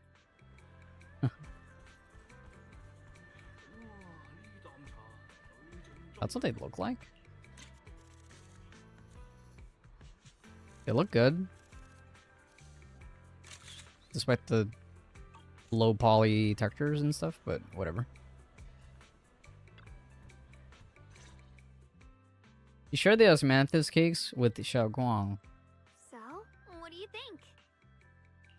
I was gonna ask you the same. It's fragrant, sweet, and soft. Here, have a few more pieces. Osmanthus cake goes best with tea.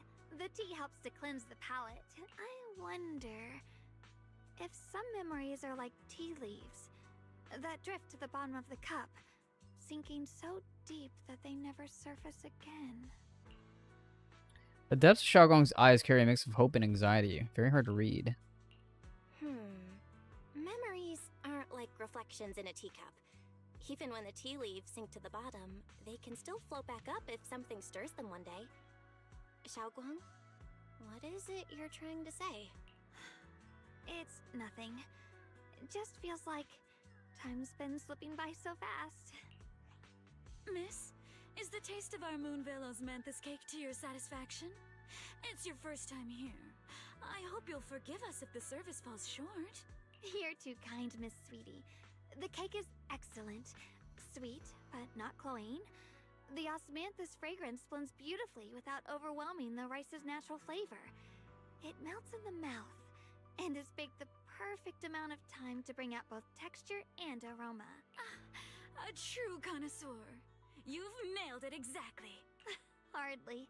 I just like making desserts myself every now and then. If I had to guess, in addition to fresh osmanthus preserved in honey, you added a touch of roasted sticky rice powder to the filling? It gives the texture a bit more spring. And at the end, did you add a sprinkle of candied kumquat peel? There's a light citrus note that lingers. Whoa, spot on! Huh. So, Xingguang is she bakes? The sticky rice powder keeps it tender, but gives it structure. And the candied kumquat peel is the final flourish. You're a true gourmet, miss. Impressive. Very impressive. Yum-Cha Scene always welcomes guests who appreciate the craft. Please, make yourself at home. I'll leave you two to it. Just call me if you need anything. Sweetie leaves with a smile on her face. You're like an expert. Xiao Guang, you even know all that? You're like an expert. I wouldn't call myself an expert. I used to watch That would make a lot of sense. I thought it was fun, so I picked up a little here and there.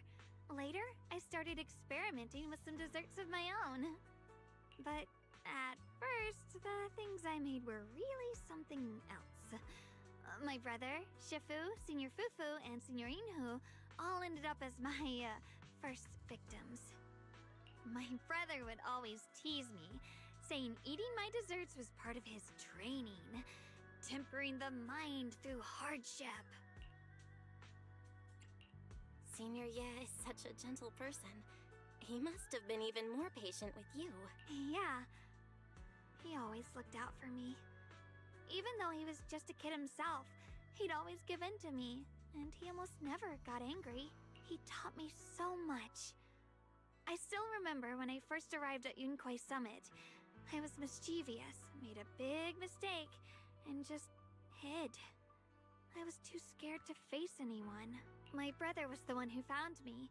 He didn't scold me.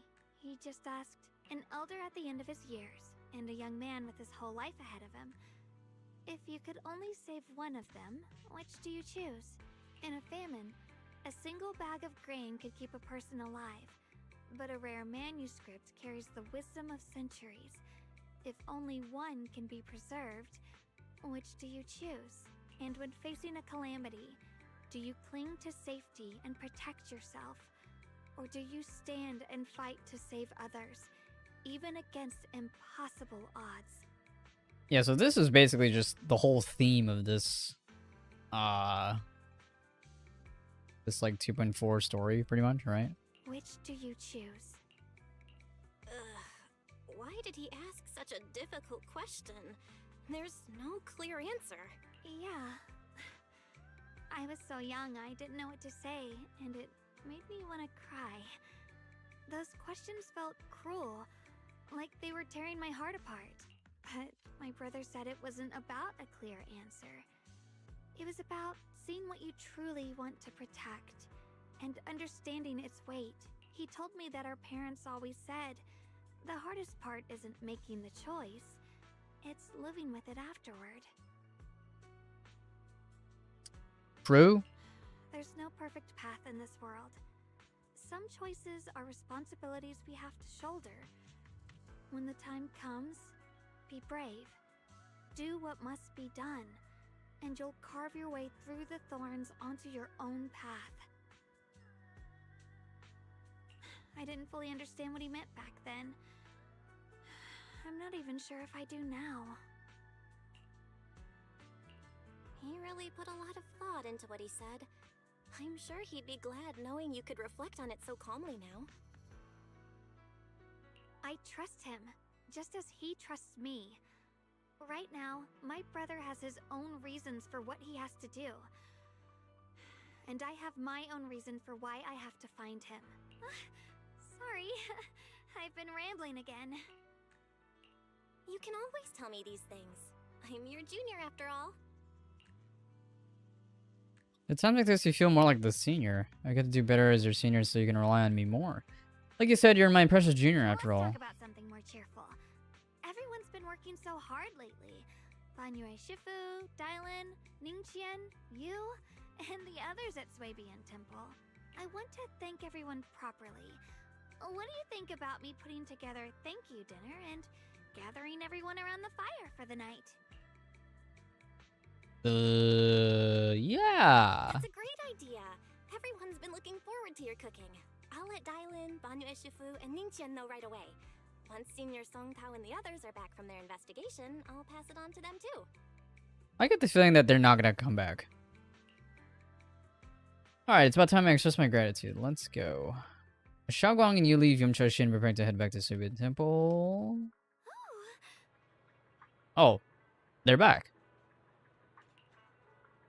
Let's see if we got new intel. Come on, let's go check it out. I was expecting them to, like, I don't know, either get captured or some shit. Junior Bell, Xiaoguang. You're back. Is everyone all right? Any progress in the investigation? Don't worry, everyone's fine. We ran into a little trouble on the way, but we managed to find some leads. Thank you, everyone. You've worked so hard. Don't mention it. It's our duty as Swabian Temple disciples. Xiaoguang, I'm glad you're feeling better. Thanks to you, Junior Bell. Thanks to all of you. Xiaoguang was just saying how hard you've all been working, and she wants to host a small thank you dinner at Swabian Temple tonight. She'll even do the cooking. She's planning to invite everyone for a cozy evening chat around the fire. Haha, a gathering by the fire, with Xiaoguang's cooking no less. Yeah, My cooking isn't the greatest, but I hope you'll join us. That's really thoughtful of you, Xiaoguang. But I'm afraid we can't tonight. Huh? Don't worry, we have good news. Thanks to the intel you gave us, we pinned down several key spots tied to the abnormal miasma fluctuations. We've even found leads on the ancient array. Some disciples have already been stationed at the old mining site. The full report's been sent to Yishuan Shifu. She should be coming to Waifei soon to help. To ensure everyone's safety, we'll rotate disciples to guard the key locations, keeping a close watch for anything suspicious. Xiaoguang, as the wielder of the Qingming sword, your role is too important. Until Yishuan Shifu arrives, please, stay here in the temple and keep yourself safe. Leave the investigation. KYS. You guys take it easy tonight. When it's all over, we'll celebrate together properly, okay? But come on now, don't feel bad. This was everyone's choice. We all have something we want to protect. Waifei Peninsula's peace, the safety of our disciples. Only when you're safe, Xiaoguang, can we carry out our mission without worry. Protecting you is protecting the future for all of us. So now, how about a smile? Okay, I understand. That's better. We'll get Bowlion and go switch shifts with the others now. See you later. Song Chao and Jingyuan and Bolian head off full of spirit. Good that we finally got some progress. Don't worry, Xiaoguang. We're finally starting to see some progress. That's a good sign. Yeah. Let's head back too. I still need to figure out what to cook tonight. Xiaoguang takes the first step towards Shuimen Temple, her back straight and steady. The setting sun casts a long shadow behind her, echoing the tangled feelings in her heart. Now is she gonna run? Meanwhile, in an unassuming corner of Phylum Heights, Dalan and Chao are exchanging intel. Here, the intel on Sarah. Grew up in an orphanage near a hollow. When the place got shut down by the city, she vanished for a few years. Then reappeared for a couple months before disappearing again. Huh. The next time she showed her face publicly, she was already moving under the banner of the Exaltists. Huh. Vanished for a few years? Here's where it gets interesting. Word is, during those few months when she reappeared, she stormed into Hand headquarters multiple times, insisting she was part of some special investigation squad under HSO. Huh. She said every member but her was wiped out in an accident? And said no such squad ever existed. No record of her anywhere either. Huh.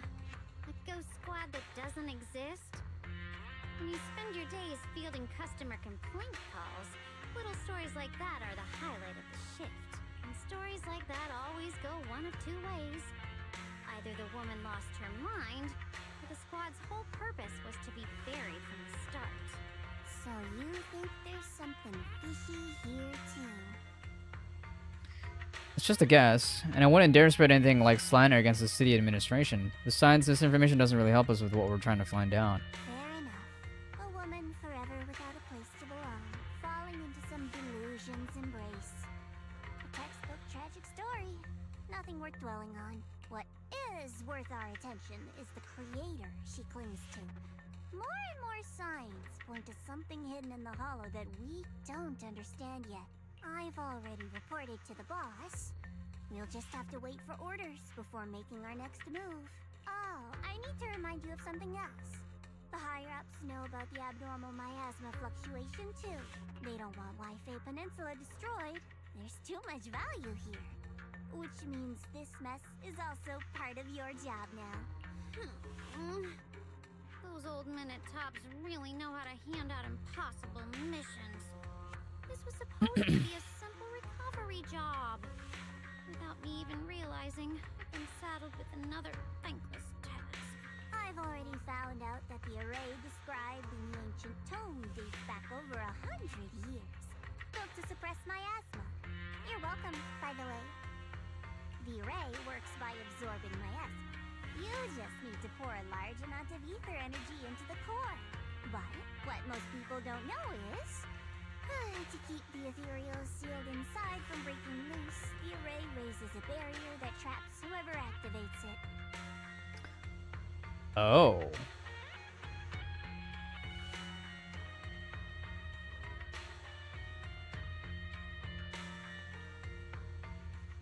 Which means anyone who becomes the key is essentially sacrificing themselves.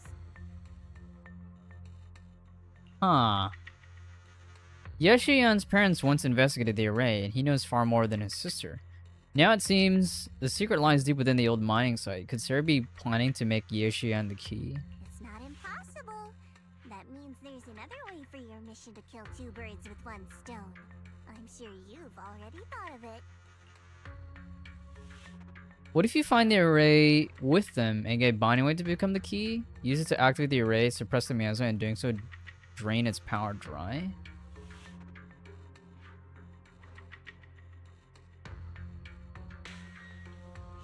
Then,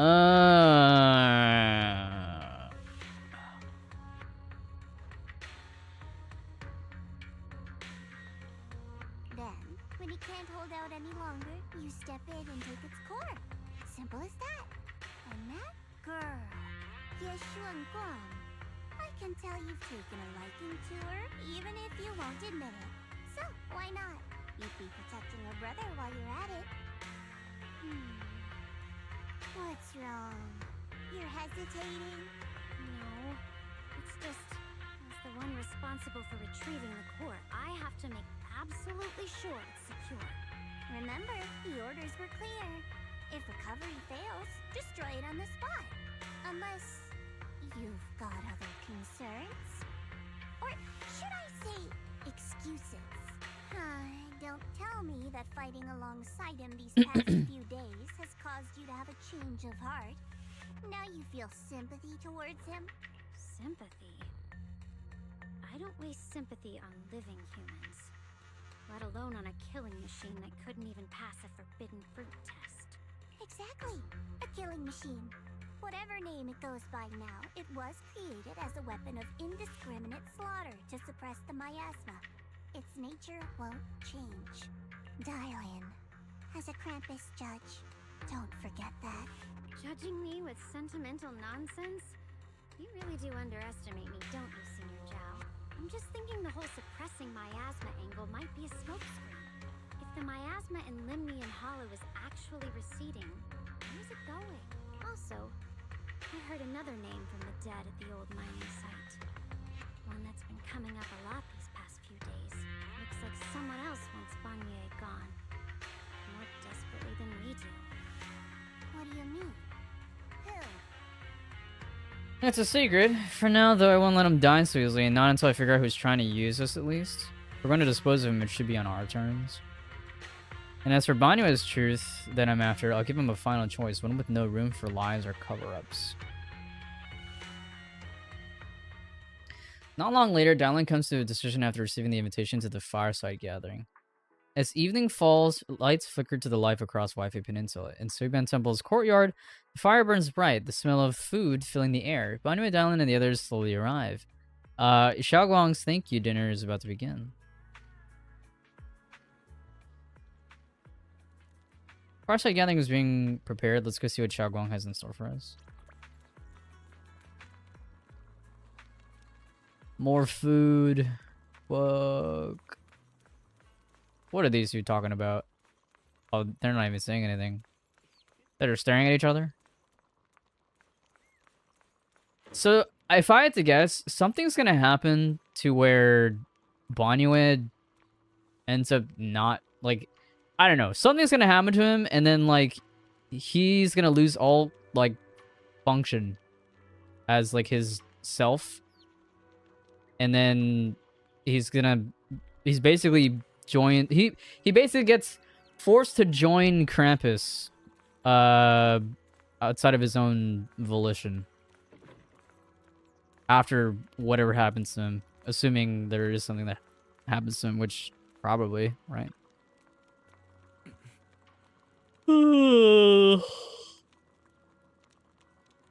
Xiaoguang really went out, or really went all out.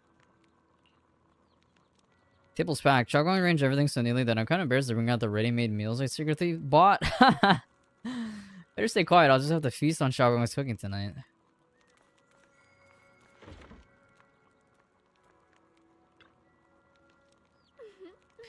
Perfect timing. Come help me check what else we need. Need help? No, you've all done so much for me. I promise I'd treat you guys properly this time. Just relax and don't worry about it. All you gotta do is make sure you to finish everything. Pretend to sneak a bite. Xiaoguang widens her eyes and puffs up her cheeks in mock anger, unable to hide the laughter dancing in her eyes. No way, no way. If you sneak a bite now, it won't be a surprise later. Can you wait just a bit longer? Pretend to be disappointed. You feel a warm sensation in your palm as something round is pressed into it. A peeled roasted chestnut glazed with caramel. Just this one piece. Have a taste, but keep it a secret, okay? This is your exclusive taste tester privilege. When the banquet starts, remember to act like it's your first time tasting it. Otherwise, my reputation as the iron-faced impartial head chef will be ruined. Xiaoguang looks like she's about to go back to her work, her mood seemingly lifted by this small gesture. She even starts humming a little tune. The sweet chestnut secretly shared becomes a silent little secret of the moment. Imagine she, like, spiked all the food and it makes everyone fall asleep. And then she runs to find her brother. On the large round table, warm orange charcoal flames dance in the small stove, roasting and making fruits and nuts sizzle and crackle. Cozy aroma fills the air as their edges turn into an enticing golden crisp. The aroma of fragrant tea wafts from the rustic clay pot, while plump char-siu buns glisten with amber oil. The plate of meticulously arranged osmanthus cake stands like a quiet gesture of thoughtfulness, especially captivating to the eye. Please, come this way.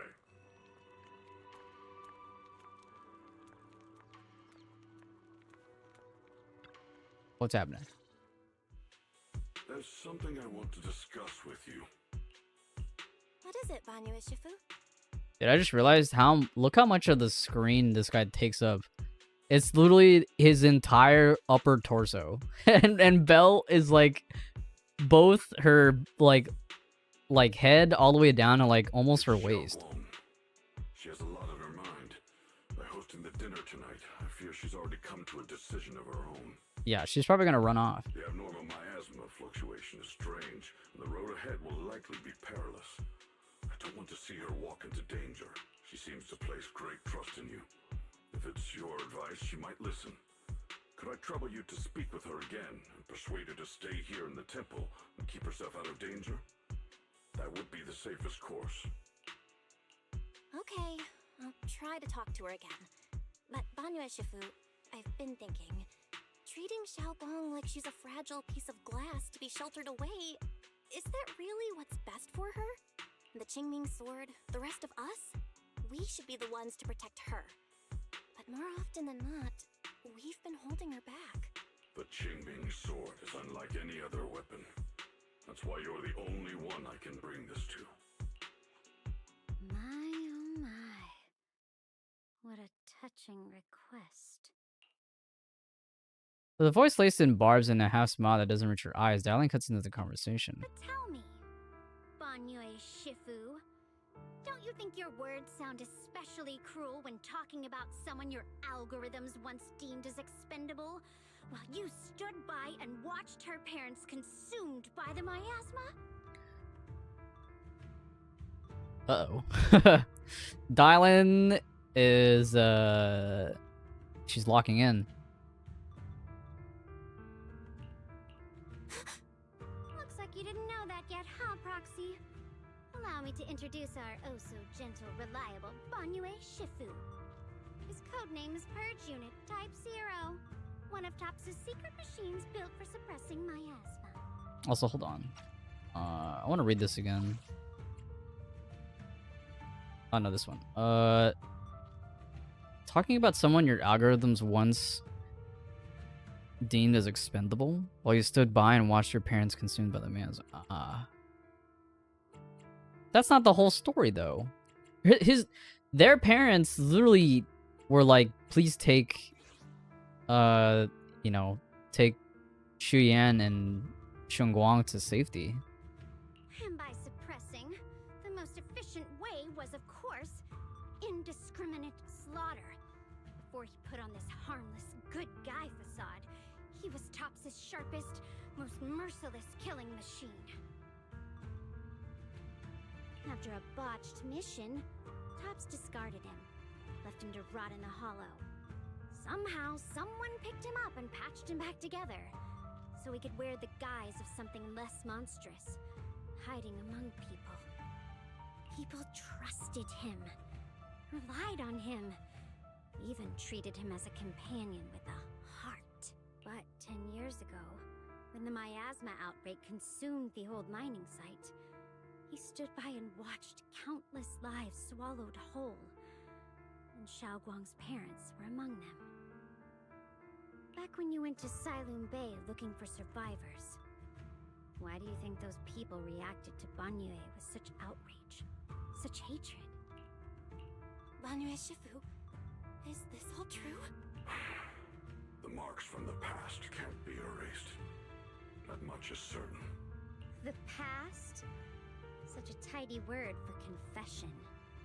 Then tell me, back then, when you failed to save those people, was it because of your so-called algorithmic logic? Suppress the miasma at all costs. The absolute order that made you treat human life like it was nothing. Does it still run somewhere deep in your core? That kind, gentle mask you wear, is it real? Or is it just a performance for us and for your own conscience, so you can forget the blood on your hands even for just a moment? Silence. The reply I hate the most. I don't even know anymore. Am I speaking to a remorseful person trying to atone, or to a machine that couldn't even pass the forbidden fruit test? Am I just wasting my breath? A suffocating silence hangs in the air until Xiaoguang's bright voice cuts through the icy tension. There you are. Banyue Shifu, could you give me a hand? This old stove is the bane of my... I'll be right there. Banyue leaves his back still like a mountain, his steps steady and unshaken. Relax. I have no intention of telling Xiaoguang about the past. It would only breed hatred and chaos. Krampus wants something from Banyue. The simplest way to get it would have been to tell Xiaoguang outright. Let her despise him, resent him, or put him to use. Make him the key. Key? According to the ancient tome, to activate the array and suppress the miasma, all you need is a powerful, ever-flowing ether energy source placed in the center of the array. He fits the bill, doesn't he? Once a killing machine, an energy monster in his own right. Sacrificing a machine that failed the forbidden fruit test to secure Wi-Fi Peninsula's peace? Perhaps that makes the guilt easier to bear for everyone. But now... I don't know, why are you telling me this? The fuck? But why now? Dylan, why are you telling me all this? Those things you said before about the truth. Don't tell me you're deliberately trying to guilt-trip Banyue Shifu into... Whether he truly has a heart or not, his actions will give me the answer. I told you there's a truth about him I need to verify. As a Krampus judge, my duty is to drag everything hidden, false, or twisted into the light. To reach the end of truth. No matter the cost, no matter the means. Proxy, a word of advice. No matter how harsh the truth, it's still better than drowning in a sweet, comforting lie. That is your truth, the full truth? Yeah, you tell her, Belle. You're not wrong about that. But Dylan, why not trust what you've seen and heard yourself these past few days? How can you be so sure that the things you've just revealed aren't distorted versions of the truth, carefully crafted to serve someone else's agenda? What if the path you're walking is just a detour, one laid out by others to lead you to their version of the truth? You're not as naive as you look, Phaethon. I'll keep your warning in mind. As for Banyue, don't worry. I won't do anything before the final evaluation is complete. That scrap heap can remain as Banyue Shifu for now. I saw someone like posted this screen, like this piece of dialogue, and they were like, isn't this racist? Because Dylan called him a scrap heap. What Banyue and Dylan just said. I need time to sort through all this. I should probably talk to Xiaoguang about her own situation first.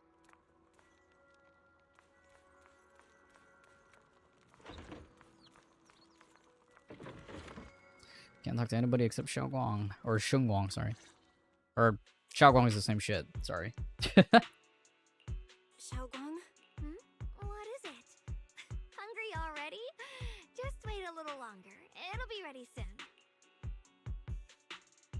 You're hosting this gathering because you've already made up your mind, haven't you? Figures. You saw right through me. I really was planning to be honest with you, just like I said I would. Last night, after you'd all gone to bed, I found this under the door. Oh? Xiaoguang pulls out a note. Its edges crumpled from having been crushed in someone's hand, then carefully smoothed out again. Xiaoguang, I found a way to break the connection between you and the Qingming sword. The power of the Creator is beyond imagination. Deep within the place we once knew lies the key to awakening them. When they descend in the days to come, my wish will finally come true. No matter the price I have to pay, Xiaoguang. You will be free. This letter, is it really from Senior Ye? Or is someone impersonating him? At first glance, the handwriting looks like my brother's, but it's missing little habits he always had in his strokes. And then there's the content itself.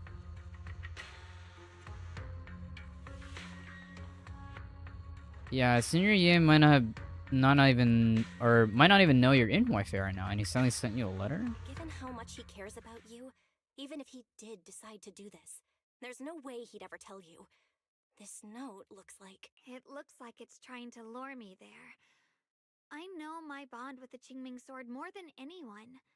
Breaking it isn't something that can be done so easily. Back when I was chosen by the sword, my brother didn't know about its side effects. He was genuinely happy for me. He ruffled my hair, eyes shining, and said, "You're amazing, Xiaoguang. From now on, your big brother will have to rely on you." I knew what he was really happy about. That I could finally be accepted, have a real place in Yunquei Summit. A new home. But then, when he learned the truth about the Qingming sword, and what happened to the wielders before me... That's too cruel for him. When we received the news that our parents really had passed, he held back his tears. He didn't want me to be even more afraid. But the day he found out the fate of the sword's wielders, my brother, who had never shown weakness before, broke down in front of me, crying and saying he was sorry, over and over.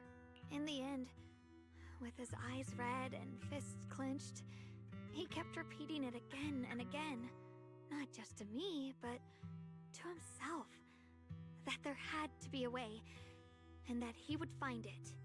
That way became his obsession for years. He even hid from me and Shifu that he was experimenting with forbidden techniques, trying to shift the Qingming sword side effects onto himself instead. Onto himself? Thank goodness. Thank goodness Shifu caught it in time. That was the first time I'd ever seen her so angry. Not at the forbidden techniques, but at my brother for putting himself in danger. She didn't punish him. She just let out a long sigh, placed a hand gently on his shoulder, and sat with him under the cold moon for the entire night. Maybe only Yixuan Shifu, who has endured loss and shouldered her own share of burdens, could truly understand Senior Ye's state of mind back then. That heavy weight he was carrying. Yeah. After that day, my brother promised her he would never let his obsession ruin him. Not even for my sake. Shifu poured her heart and soul into crafting the Qingming sword's case after her older sister passed away. With it, as long as I keep training in seclusion and reinforcing the seal, I can live like an ordinary person. But even with the sword case's protection, Shifu and my brother have always been so careful with me. Of course, I understand why. Every part of the seal carries Shifu's lingering pain from her past. And the fear my brother hides deep inside his heart has never really gone away. That's why, this time, I have to go. My sanity tells me that even when despair first struck, my brother never thought about sacrificing others for my safety. He tried to shoulder the side effects of the Qingming sword himself.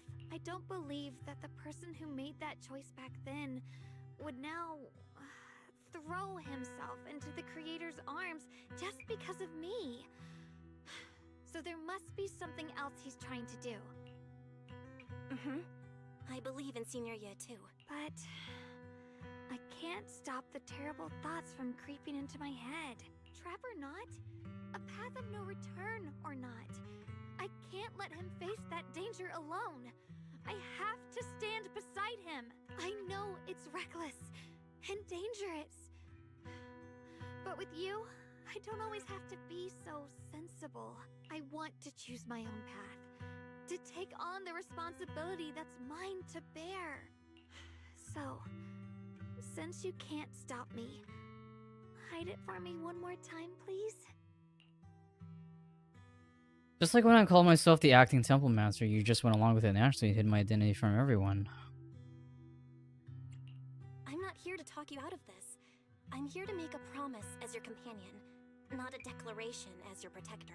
Whether it's into the abyss or toward the light.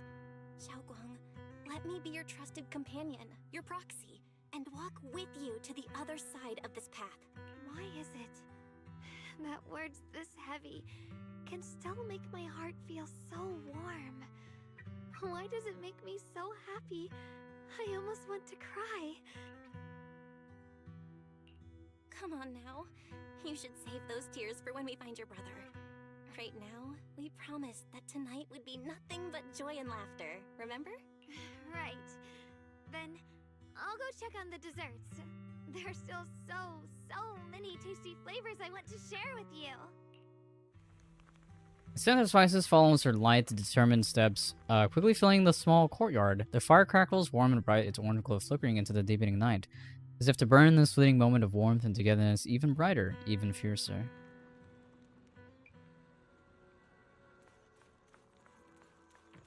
And we're still here, huh? What exactly is this final evolution or evaluation that Dallin mentioned? What's wrong? Still caught up in the shock of me unveiling the past? Don't worry, I never intended to exploit your kindness and make it part of my judgment. I'm telling you this today because you need to know what kind of burden your trusted companion is really carrying. About your mission. All I can tell you is that my mission and my judgment won't harm your interest, or Xiaoguang's. After all, truth only destroys what isn't worth trusting.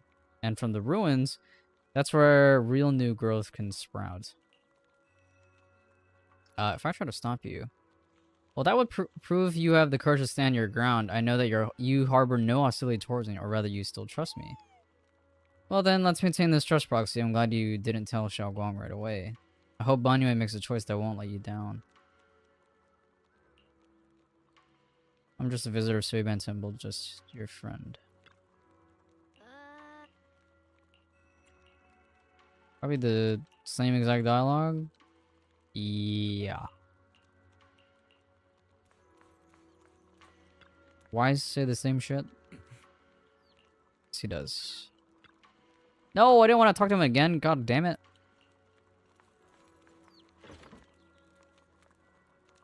Accusations and cruel past of Silent Bay, they come flooding back like a tidal wave. The past that Banyue Shifu spoke of at Silent Bay, it weighs as heavy as a mountain. Your Excellency, you seem hesitant? Why does he say Your Excellency? Are there words weighing on your mind left unspoken? Please speak freely. Whatever you have to say, I will bear it all. What we've seen these past few days is no movable rock, no heartless weapon, but Banyue Shifu quietly protecting everyone, stepping forward in times of crisis. It was Banyue Shifu whom Xiaoguang truly trusted. This trust, this responsibility could never be driven purely by cold algorithms. Your words carry great weight, yo, my thanks. Hearing you say that, I have no regrets. The feast is set to start. May this night bring peace to us all. Dang. Belle has a way with words. I believe in the you standing here right now. Everything seems to be set up and ready. Let's get started. Let's eat. Yum, yum, yum. Alright, everything's ready! A special thanks to Beelion, Eos, and Banyue Shifu for helping me out. No way I could have handled solve all this on my own. Look at Dylan fake ass smiling towards Bonnie.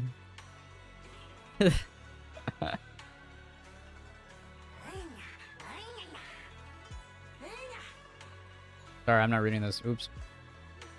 Ooh, try this, Dylan. I added extra honey, just the way you like it. Oh? You even figured out I've got a sweet tooth, huh? How thoughtful of you. Baby lion, look at your paws. They're all greasy. You can't eat.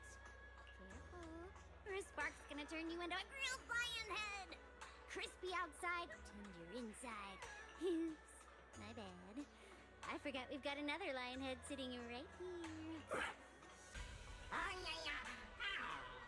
Master Dylan meanie. Banyue Shifu, would you like to try a chashu bun? I remember you're not fond of oily food, so I followed Senior Inuhu's recipe and added a bit of dried tangerine peel to the marinade to cut the richness. Do you like it?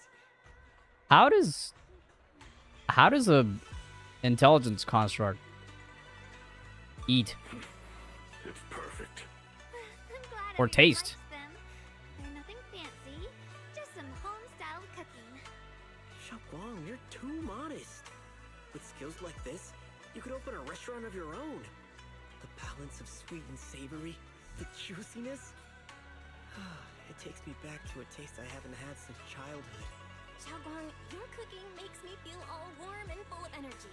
Yeah, it's been a long time since we've had a feast like this. Though I have to say, compared to the way you nearly scorched the bottom of the pot earlier, stomping your feet in panic. You sure got the facts? Xiaoguang. Dylan, we agreed not to bring that up. That old stove's impossible to handle. The flames keep flaring up and dying down. Luckily, Banyue Shifu's here. Since we're all here, why don't we sit by the fire and chat for a bit? Oh, chatting? I love chatting. What should we chat about? Let me think. Oh, I know. Everyone share something funny or embarrassing that's happened to you recently. Dylan, you first. The hearth crackles and flickers with flames. Laughter, playful teasing, the clink of dishes and cups are woven together into a rare chorus, carefree buzz. The tight strings in everyone's hearts loosen without notice, heavy secrets momentarily chased away by the warmth. Time seemed to stretch in the glow of the fire, flowing quietly in its simple purity, until, as the laughter slowly fades, they look up and realize stars have filled the sky. Wow, look. After all that goofing around, the stars almost look brighter, don't they? Wait, I have the image screenshotted. I'm gonna compare. Did they actually make the stars brighter? Hell no, they didn't. It's the exact same. It's the exact same. They changed the characters, like, some of the characters' faces and the way they're, like, positioned or, like, looking. But the stars themselves up there are the exact same.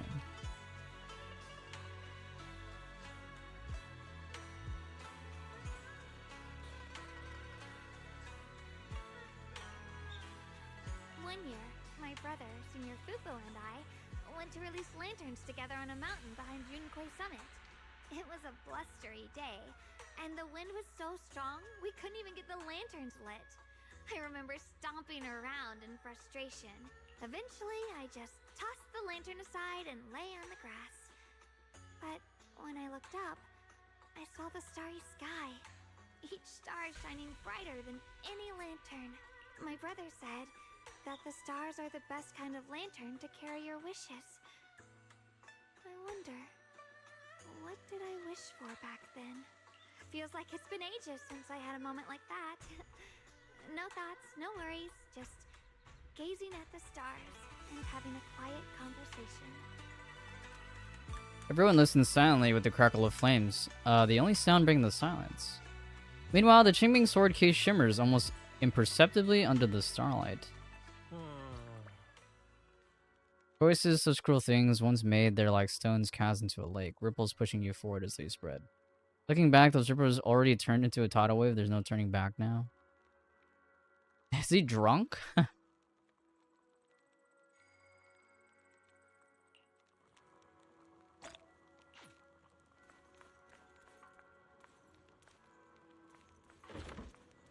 Optional chat with Xiaoguang, chat with Dallin. Okay. Oh, when when Biny fucking jump scares the screen. It's so much fun being with everyone. Tonight I'm definitely gonna have sweet dreams. Sweet dreams.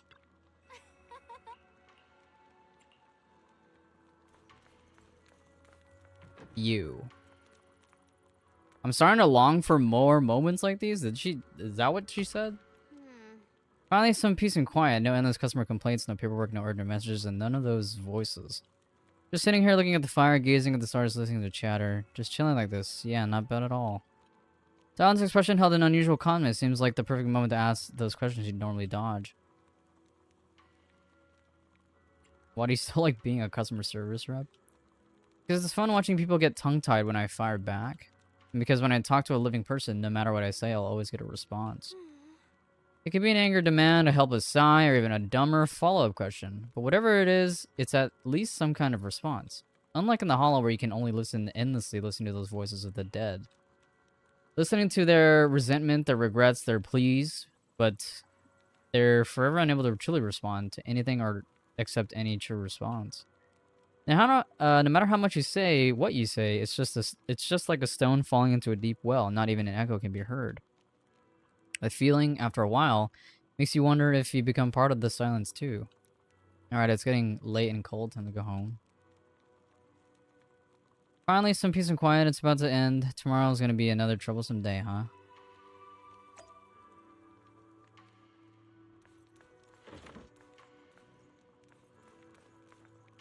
Starting along. Yeah, she did say that. I did read it correctly. Yeah, huh?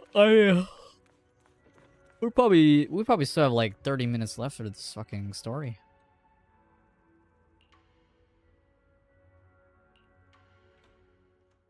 Far off, Yoshian have waited for quite a while. Finds himself lost in confusion. You aren't planning to use me to activate the array, are you? Damn, clocked? No need to test me. I already told you. You'll stand with me before the Creator.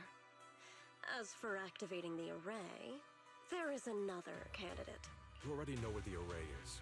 The Creator's location. When will the summoning begin? Patience. Timing is like a seed buried deep in the soil. You can't simply will it to sprout. It needs the appropriate nourishment and the right season to break through the earth. So we wait. Wait until the keys chosen by the Creator are all in place. I find it hilarious that Yeshian is just like, when are we gonna fucking proceed? And then Sarah's just like, we must wait for the Creator to choose the people right for the fucking thing. And it's like, he's about to crash out, bro. Sarah tilts her head slightly as if listening to whispers carried by the wind, or perhaps savoring the urgency in Yeshian's voice. The corners of her lips curved upwards, her smile laced with anticipation and cold calculation. Sounds like quite a commotion outside. Better check it out now.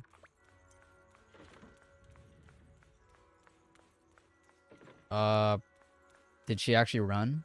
Did she run without us? That would be crazy. Oh no, she's right there. Oh, what the fuck happened to you?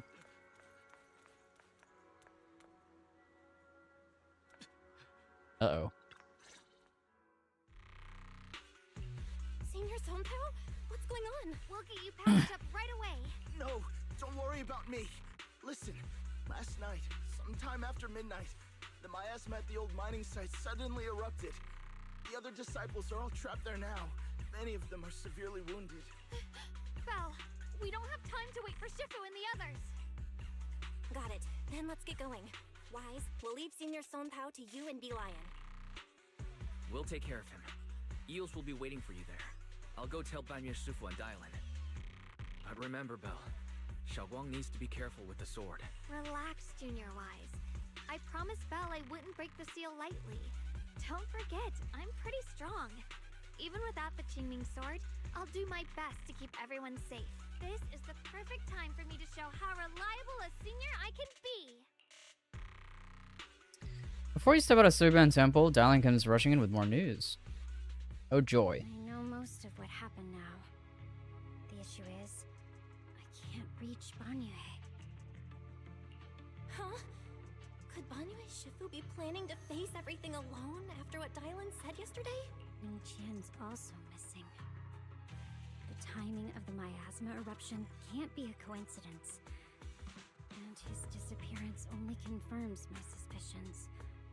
Something isn't right. Your suspicions? What did you dig up this time, Dylan? Remember when I told you that I heard a familiar name among the voices of those dying in the mine's old residential area? That name was Ning Qian. Ning Qian? Were his relatives among the victims back then? When the disaster hit the old mining site, Banyue left many to die, including Ning Qian's sister. Those Banyue turned away. Praxi, there's no point in hiding anything from her at this point, right?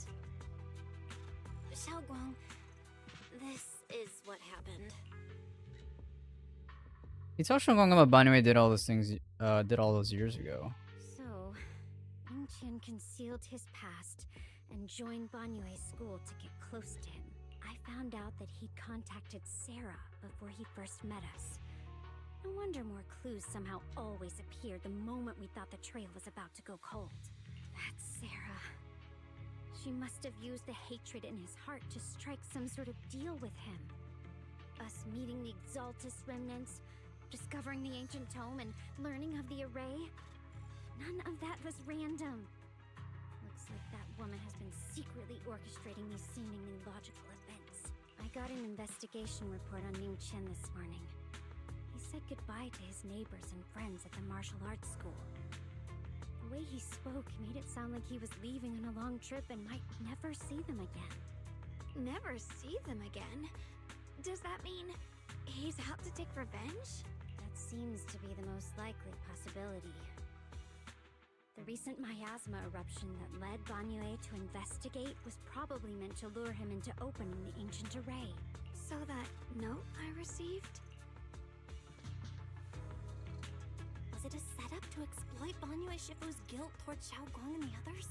He tried to keep her safe and stop Senior Ye from activating the array, which made it the perfect bait to draw him in. That's just the tip of the iceberg. I suspect the array and the ancient tome, and even the part about the key to quell miasma, were nothing more than tricks to keep him chasing. It might all be Sarah's handiwork. Think about it. Using powerful ether energy to activate the array and purify the miasma? If the array is used to absorb a large amount of ether energy and miasma, then where will all that power go? The miasma in Limnian Hollow is abnormally receding. Where is it flowing to? What else is behind the residential building in the mines? And the voice in the hollow, we still don't know why only Banyue and I could hear it. Yeah, what's up with that? But it's clear that the voice has been trying to use my memories to plant doubts in my mind. So what exactly is hiding behind that voice, trying to influence me and Banyue? Based on Sarah's actions, it's most likely that the miasma and our power is or will be directed for a special purpose. For example, sustaining that creator who is soon to descend. If that's true, then even if the array once had its use, it's definitely not some world-saving miracle anymore. Instead, it's an energy pool gathering strength for the creator's descent. As for Ning Qian, no matter how much he knows about what's actually happening, he's already become someone else's pawn. I know I don't have the right to forgive Banyue Shifu on his behalf, or erase the hatred he carries in his heart.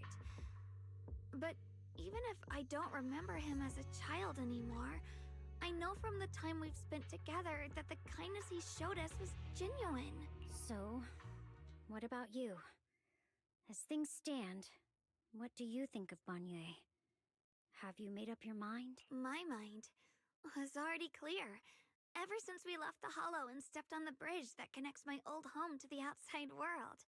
Amidst all the chaos, that figure silently rushed out, carrying my brother and me over the bridge. The only hands that we could reach in that terrible abyss. The only person who held us, as sturdy as a mountain, was Banyue Shifu. Yeah, that much was pretty obvious. Huh? Xiaoguang, did you remember something? Yes, Banyue Shifu never mentioned it. He saved my brother and me all those years ago. He looked after us, sent us to Yunquei Summit, gave us a better home.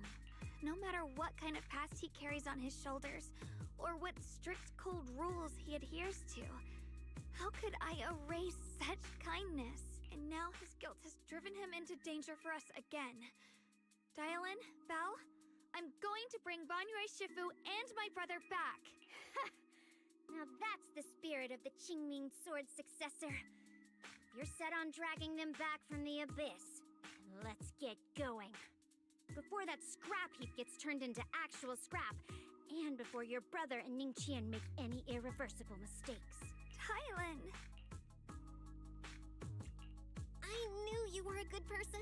Alright, stop it, you two. The choice I forced Manu to make last night, I never thought the answer I wanted would come so soon. So simple. Using truth to spread the dead to expose the lies of the living. That is the standard by which I enact judgment. But this time, I want to use the words of the dead to gift a truth to the living.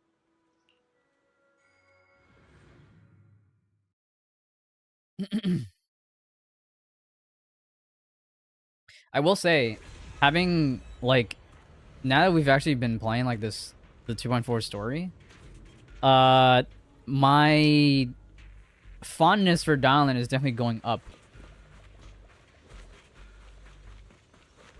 I'm definitely liking her more and more as a character as the story goes on. After tending to the mystic's wounds... Song Tao must have delivered the message to you. Is he okay? Don't worry, Senior Qingyuan. He'll be okay. But he told us that our fellow disciples from Swabian Temple were trapped by miasma. How did you manage to break free? It was Banrei Shifu. Somehow the sealed gate was opened last night. Some disciples went in to explore, but shortly after, a wave of active miasma came and swept everyone away, leaving us trapped in different places. Later, just as we were about to give up, Banrei Shifu came and saved everyone. After he found a safe place for us, he turned and went in deeper. From the look on his face, I could tell that it wasn't just a spur-of-the-moment decision. He seemed as if he had long made up his mind to go in there. Did he say anything before he left? He said that human forces could no longer stop this chaos and that he needed to find another way. So he went to investigate the source. He also said some strange things, heavy words. I don't know if they were meant for us or if he was just talking to himself. Heavy words? What do you mean? He said, to walk this world is as to depart one's home for distant shores. When debts of old weigh heavy, they press not upon thy steps alone, but cast thy companions stumbling in the dust beside thee. Damn, she has a really good memory to remember word for word what he said. My ass would not remember this. What the fuck? He also said something like, I shall make the burden lighter, my own and far more for my companions. This debt must be paid. Just as I suspected. I thought it sounded strange at the time. I wanted to help him, but I was injured. There wasn't much I could do. I was worried, so I insisted he take Bolian along. Shortly after he left, toward the source of the miasma, we heard a loud noise. Then, the miasma that was trapping everyone appeared to be drawn towards something else and started to recede. We were all so relieved. Until just a moment ago, when Bolian came back and reported that Banrei Shifu was trapped now. You can try scanning Bolian's memory module to find out exactly what happened, but things aren't looking good. At this rate, Banrei Shifu will be killed in that array.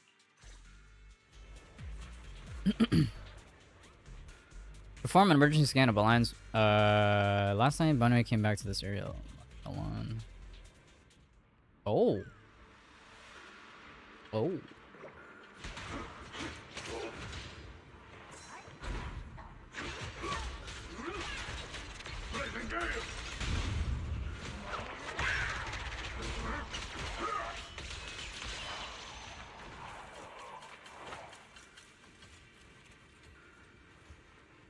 Here's the situation. We're absolutely fucked.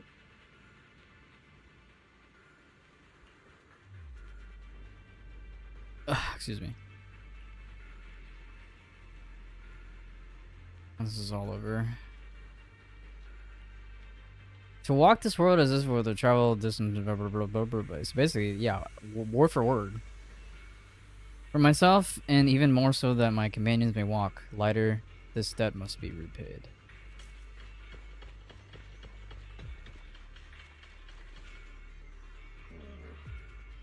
Back when I was doing my duty around here, parents would often voice their concerns about mischievous kids sneaking out to play at midnight. For their safety, special locks were installed. Only adults know how to open them.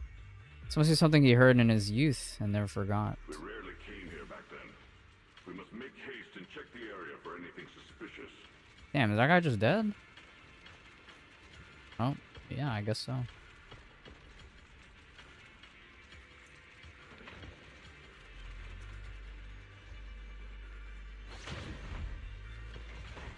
Oh, I didn't realize the elevator already came down.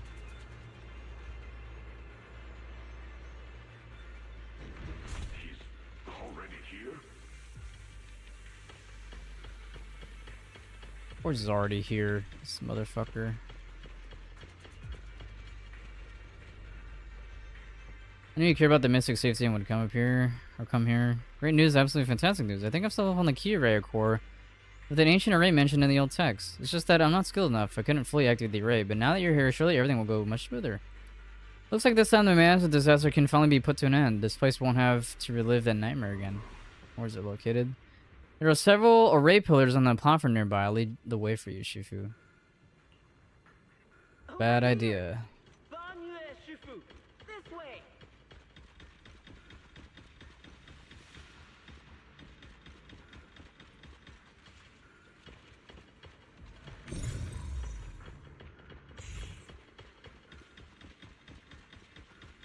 What in the world is this?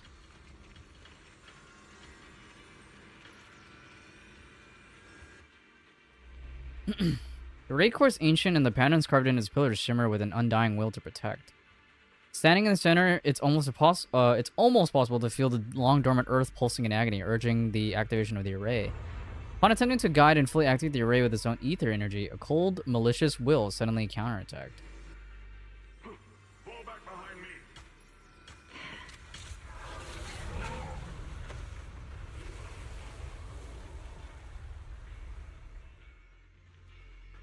Lion's memories regarding Banyue cut off here. The array has been activated and is continuously channeling miasma. It seems to be effectively absorbing and suppressing it. Banyue Shifu is trapped in a miasmosphere of great evil, and even though my training has advanced by leaps and bounds, I still can't save the two of them. Alas, what a tragedy. Banyue seemed to know what Ningqian was up to, but went ahead and activated the array. Should hurry to save Banyue Shifu and take Belian with you this time as well. Ningqian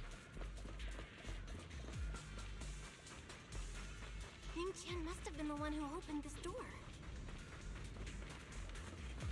It's like every inch of this place is etched deeply in his memory.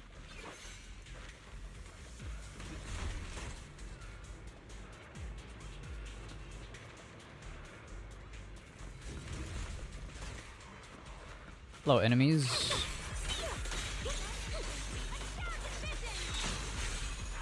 Cool, man.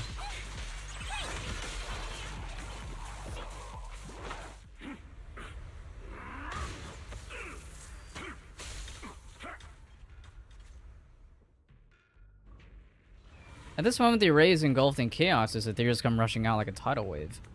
Whoa, cool. Ningqian's eyes burn with rage. His crazed words are filled with pain, despair, and twisted pleasure. Stop dragging this on, Banyue! Stop! It's over for you!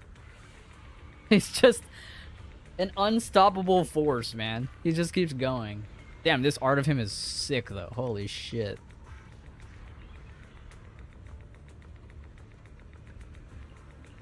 Pathetic. How long do you think you can keep up that heroic act? Stop pretending you're a savior. Look at you. Look at the monster you become. Can't you see? Stop fighting. Just let me die here. We can both die here. You should watch me die. Just like how you watched my sister. years ago. Why are you still playing the merciful saint? I've waited 10 years. 10 whole years! And now the day is here. You don't deserve to save anyone! And you don't deserve to let me live. She was the one who saved you back then, so why didn't you save her? These 10 years, every single day I kept thinking, if I hadn't stormed out that day, if I'd stayed, maybe my sister wouldn't have died alone like that. My life should have ended here 10 years ago. Been waiting so long for this day. Oh, you mentioned, okay, yeah, 10 years ago. You'll be dying with me. Then so be it. Guess I can finally avenge my sister. And give myself some closure. One of his heavy footsteps created a deep crack on the ground, likely like a lonely mountain peak covered in scars and bruises, but standing tall and unwavering. He tenaciously protects Ninxiang in the area behind him, his fists swing in a crazy frenzy of energy, or in a frenzy of energy. Every blow hitting like a tsunami, blasting the oncoming ethereals to dust. It's as if Banyue cannot feel the scratches and searing energy marks on his metal frame. The depths of his eyes glisten with a sorrow that pierces his soul, and a resolution that has long known his ending. His low, hoarse voice rings out like the echoes in a deep valley, piercing through all the clamor, every word imbued with immense power. I shall repay this debt with my life. Yes, your life is not a bargaining chip. Oh, that's where that line comes from. I think that was in one of the trailers. I think it was the 2.4 story trailer. They played this line. They said, "Your life is not a bargaining chip." And I remember thinking while watching the 2.4 like story trailer, I was like, "Who is he talking about?"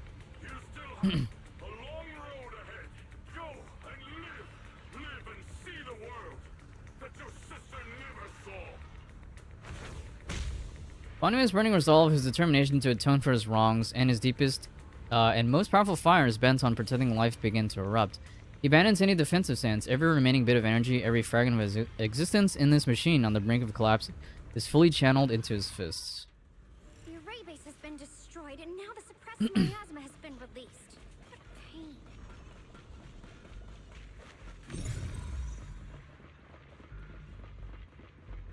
Can I not destroy these yet?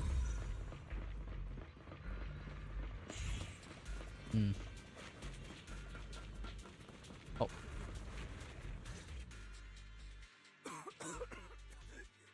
You finally made it! Banyu Shifu and his disciple are all trapped within that array. Banyu Shifu has been battling an endless stream of ethereals to protect that young fellow. He's been fighting for quite some time now. I couldn't quite make out what they were saying, but it sounded like the young man was begging Banyu Shifu to give up on him. Who knows how much longer he can hold them off? That platform is where Dad used to take me to see the stars. The array has been there all along, so close by. Is there a way to break through or enter the array? The concentration of miasma is too high over there. I can't get any closer. Fairy, scan and confirm the range of the entire array. Belle, you can try getting closer, but be careful. Fairy and I will think of a way to break it. Got it. Let's move in that direction.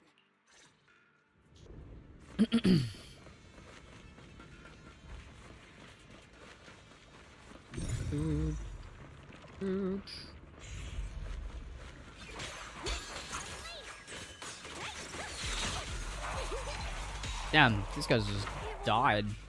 The arrays absorb too much miasma. We can't break through that barrier.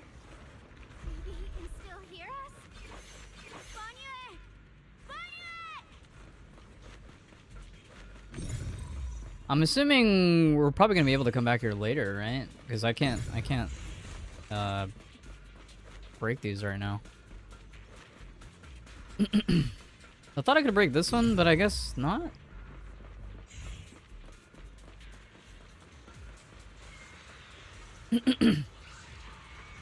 Or maybe now we'll be able to. I don't know.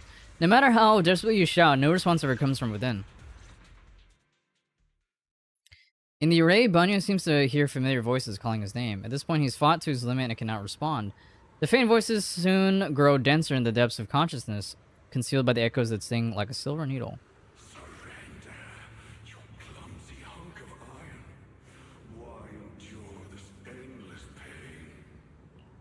Damn, he's giving Akuma here. Damn, this story had a lot of CGs.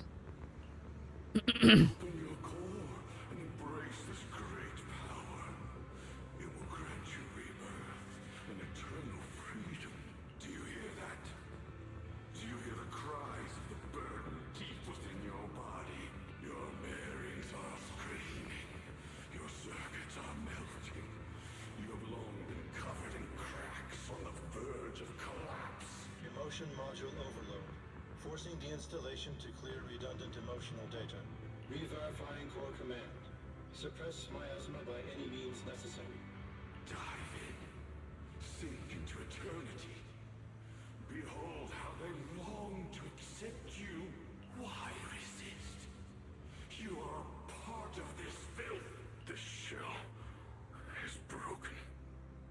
My body, like a candle flickering in the wind. Yet even if only a sliver of hope remains, the faintest glimmer of light, this heart must hold it fast and never let it go. So stubborn. Look at these scars. They're not just marks of battle. They're the price of bearing what should never have been yours to carry. Murderer. He must pay with his life. Your existence is a mistake. You should be eradicated. It's nothing compared to the agony we feel. Descend to hell. Fall with us. How long can you hold on? 10 minutes. 1 minute. A second. Is it worth it? For those who hate you, who fear you, for those souls who curse you day and night, for a bunch of rotten worms, a world that only exploits you and fears you, suffering, exhausted. Then why trudge in vain through this hopeless mire? Give up. Give up your meaningless pain. Your very existence is a mistake. And your struggle, an even greater one. Even if I fall here, this is the path I have chosen. This is the price I have to pay. This will is like a stone, immovable, unyielding.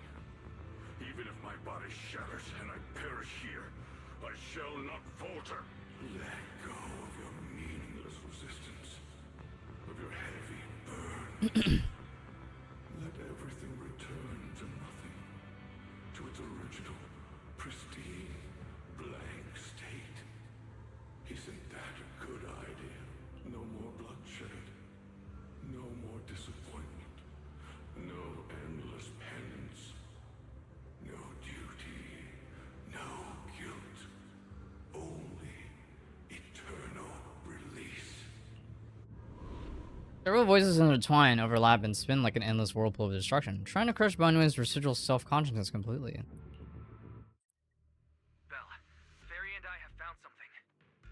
Master, an abnormally large convergence of miasma has been detected.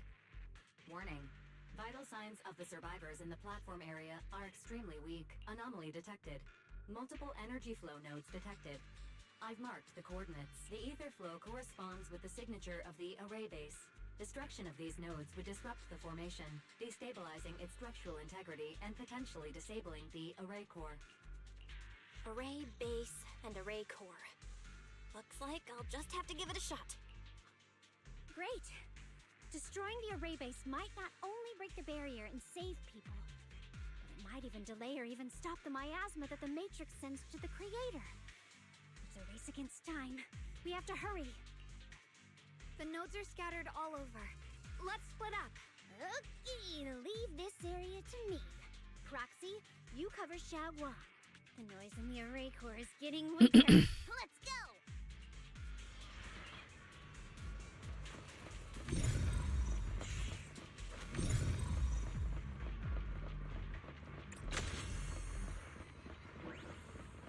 Oh.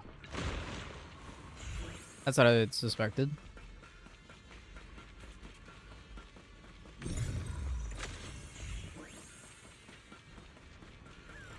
Oh, yeah, I was about to say, like, no enemies?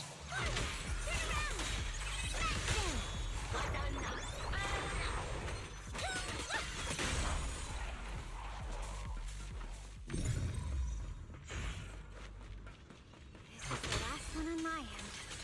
Looks like it's up top.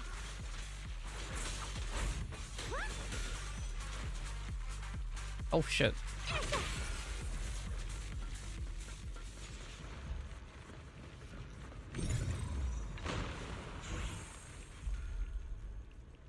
What? Oh. What the fuck? Is that Yushun she was Jingming Bird? Could have been trying to send a message? Once you rescue Bino, we should tell everyone about this? Yeah, what the fuck?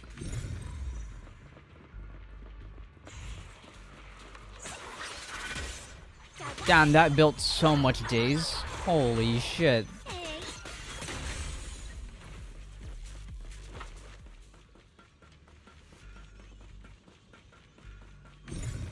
three down. It's all up to Xiao Guang and the others. Better hurry back to the array core and wait there.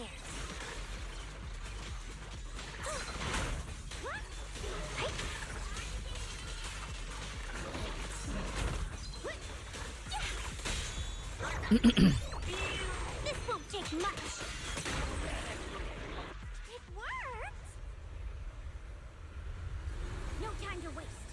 I'm going ahead. Oh. Oh.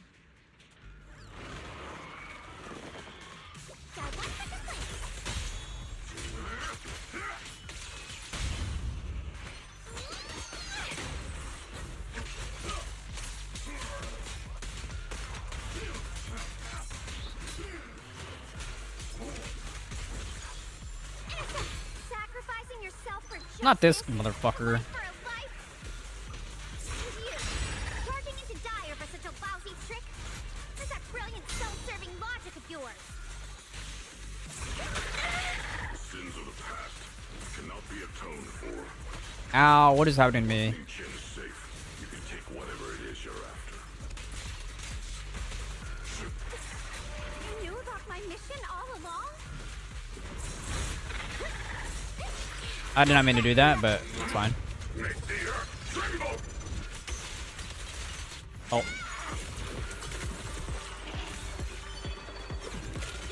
Damn, dude, Dylan got 3 cutscenes, man. That's crazy.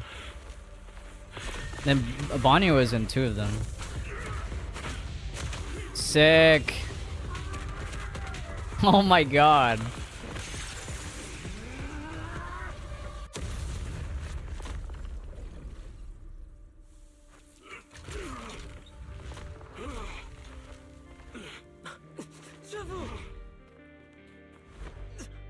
You have no right to call him Shifu. And you already look this miserable.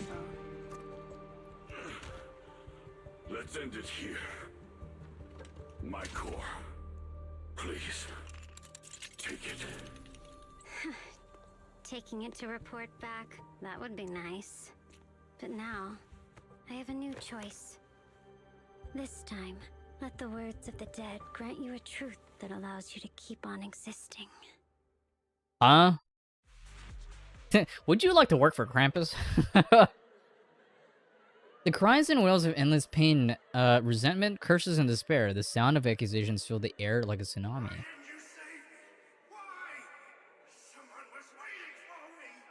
at what you've done, you heartless monster! Remember our faces. Remember your tainted blood. A machine will always be a machine. Never. I will never forgive you. Never!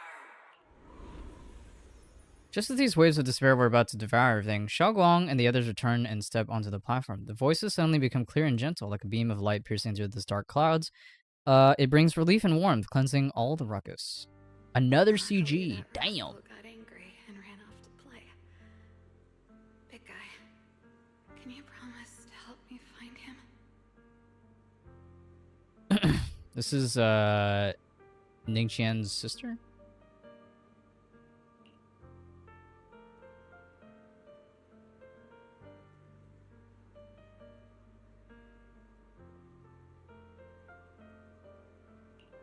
Sis?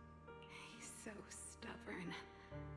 Always getting hung up on the smallest things. I know he'll probably hit a few bumps along the way. But hey, just be patient with him, okay? Help him grow up safe, so he can see the better days I never got to. That's all I ask. The peace we found here made me complacent. I couldn't bring myself to open that thing. Maybe this is the price I pay. Hmm? What's this? But please, please, our two children are still so young. We shielded them with a technique just before the explosion. The two of them still have a chance to live. Don't let them watch us leave. Don't let them suffer the despair of seeing their loved ones die. Don't let them grow up alone. I'm leaving them to you, Banyue. Get them out of here. Run straight ahead and leave this place. Just to make sure Ayuan and Xiaoguang survive. Please. I'm begging you. Thanks, big guy. Really. Thank you. Thank you. Thank you. Now, we can go without regrets. One day, when they return to their former home, remember to tell them we left with smiles on our faces. The words of the seas fade away, and their final words come to a peaceful finish. Mom. Dad. You'd understand my decision, right? Sis! Sis! Why did you do this? Why? Why? Why couldn't you just let me hate him? Why did all this have to happen? Sis, I miss you. I really miss you. Did you hear it now, Banyue? The voices of both those who died and survived because of you. This is the weight of the truth. Alan's wedding swings slightly, and her expression is no longer light and joking. There's a hint of sympathy in her faint smile.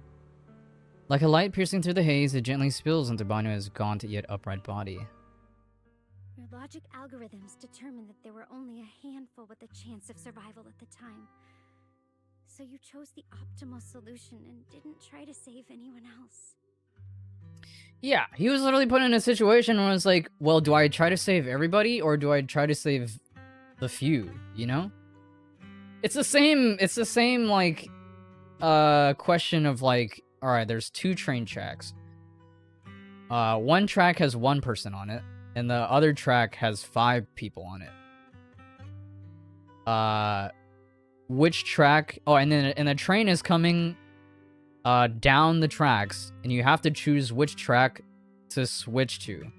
Do you choose the track with 1 person on it, or do you choose the track with 5 people on it? You know?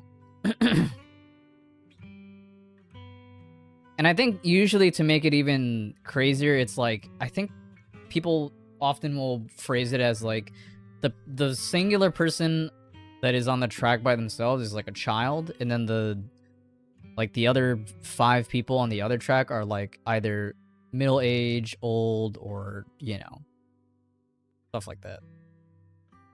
But as you stand here today, willing to step in and stop the array, you've proven that you've broken free of the constraints of commands and algorithms, haven't you? Correct. But the past cannot be. Right. The past can't be rewritten. But you're only holding on to the debt of those who were killed. You have forgotten the promise to live that those who passed entrusted to you at the end of their lives. Do you really think that falling here and sacrificing your life to repay your debts is something worth commending? You're just trying to run away. The real way to atone for wrongdoing is to live. Living the way you are now, This human form with emotions, self-awareness, and the ability to feel pain. To face the trials of the past day after day, and to shoulder the never-ending guilt. Live. Live with a clear mind. Face the people you've saved. Be it gratitude, relief, distance, fear, even if you hate him. Go fulfill your promise to the deceased. Keep going. Use every remaining moment to make up for your past. Until the very end. This is my final verdict as a Krampus judge. Dylan's words finish and begin to sink in. Banyue's body trembles almost too faintly to notice. In silence, the chains that had bound him for years, forged from the cold algorithms, endless slaughter, self-loathing, and the weight of misunderstanding can nearly crush his soul. But in that moment, as he stands tall, and they shatter with a thunderous crash. About what happened all those years ago. You don't need to say anything, Banyue Shifu. Actually, I already remembered it all. Back when we crossed the bridge again. You might think you're a murderer who didn't save people in their moment of need. But to me, and my brother, you're the path to survival our parents sacrificed their lives for. And not only did they give themselves up for us, but also for your chance to become human. Tylan is right. New Eridu, become Remorse human. for the dead never really goes away. But we can bear it as we go on. You don't owe the dead your life. You owe them the will to use the hands that once killed to reach for more life instead. That's why I've never blamed you, Banyue Shifu. I also wanted to thank you, Dylan, for letting me hear my parents' last words. It showed me that I was thinking the same way they were.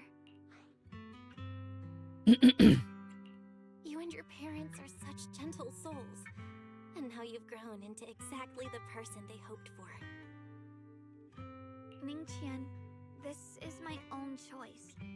You always have the freedom to choose how to face Banyue Shifu.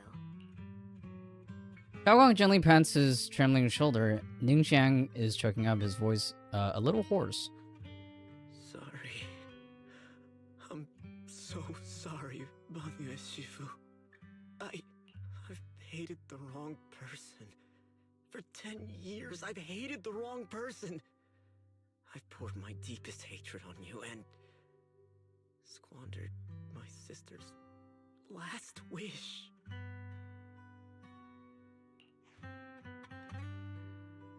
Oh, god damn it. This voice line isn't in the game? Ningxian, of course, I remember your sister. She was the one who found me deep in the hollow and brought me back to life. Oh! It wasn't? It wasn't, Ye Xinguang's dad? I still remember her last words vividly. I remember every face of those I could not save. Their faces have never faded. I was never able to find you in Waifei Peninsula after I rescued Xiaoguang and the others.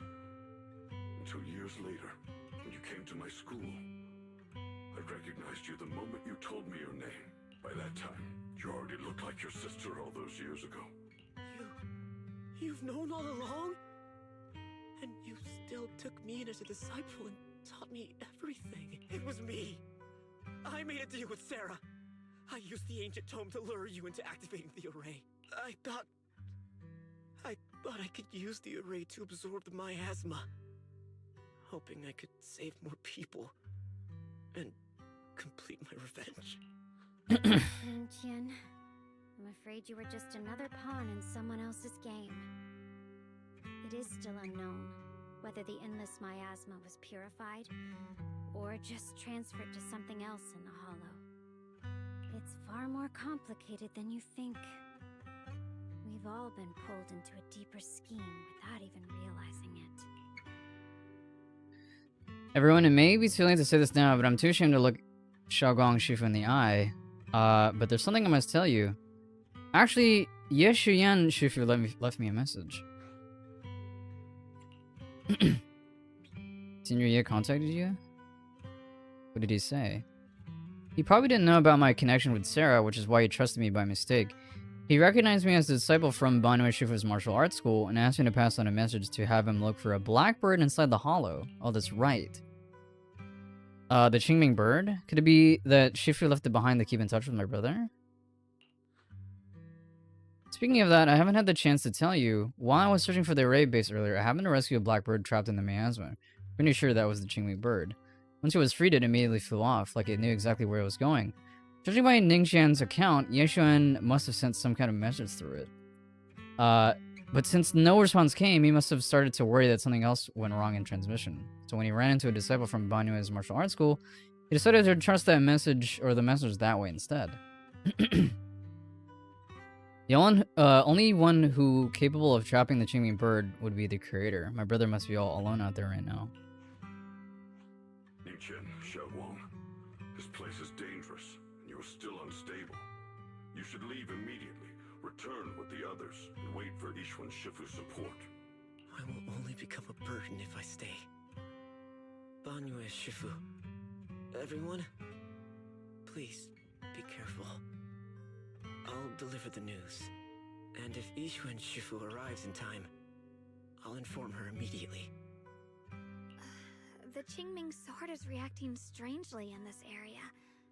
There must be something. I know, we're not even done yet, dude. Banue Shifu, I gave my word to Belle before we came. This time, I will not stay behind. I will not watch those dear to me face danger alone again.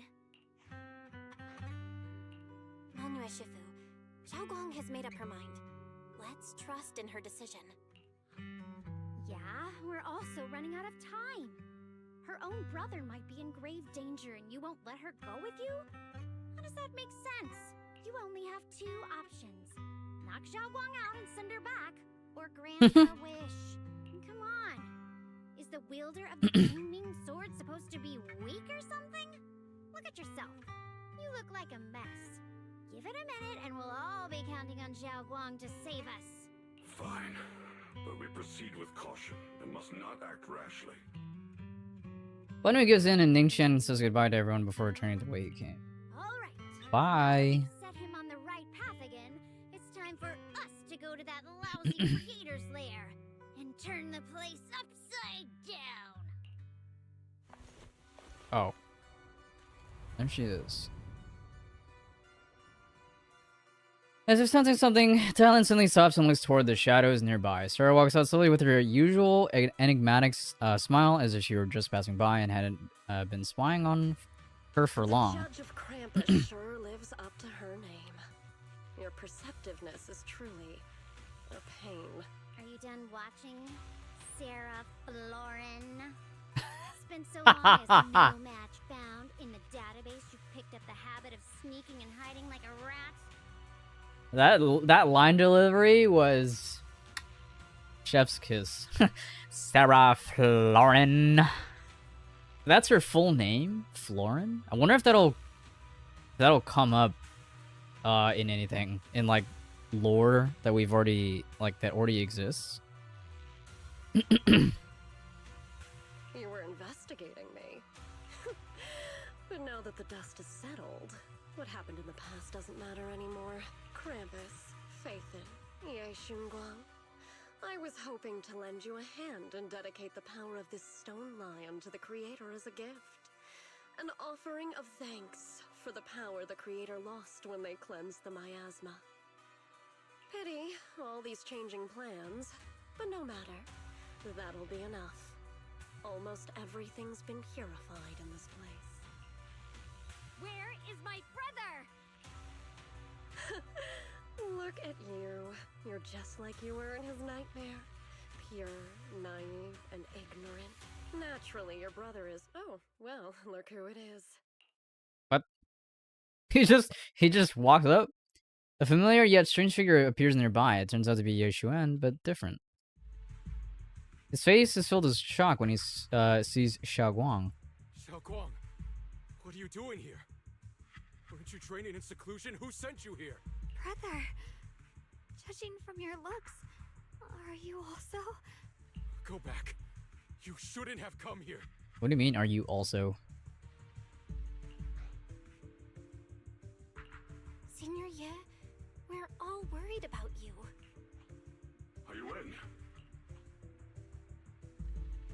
You didn't write that letter, did you? About how to break my connection with the Qingming sword? What note? What did you do, Sarah? Why is my sister here? No need to be so anxious. You helped me find the creator in order to save her, didn't you? So what's wrong with organizing this moving reunion beforehand? Is there any point in pursuing such trivial details at this stage? Don't forget, I'm the one chosen by the creator. Only I can open the door for the creator's arrival into this world. Your obsession, the answer to fulfilling your tragic wish, is just ahead. The time is nearly upon us. Since you're willing to give everything to save your one and only sister, you'll definitely come, won't you? Otherwise, all our hard work will be in vain. Pained, Yishian glances at Xiao Guang with her hands anxiously extended towards him and suddenly closes his eyes. As he opens them again, you see a look of determination. Xiao Guang, listen to me. Go back with the others. Trust me. And don't follow me anymore. Junior Bell, everyone. I'm sorry, but I have to go. I've already come this far. I have no other choice. Bruh. I'm asking you one thing, no matter what, do not let Xiao Guang follow me. I'm counting on you.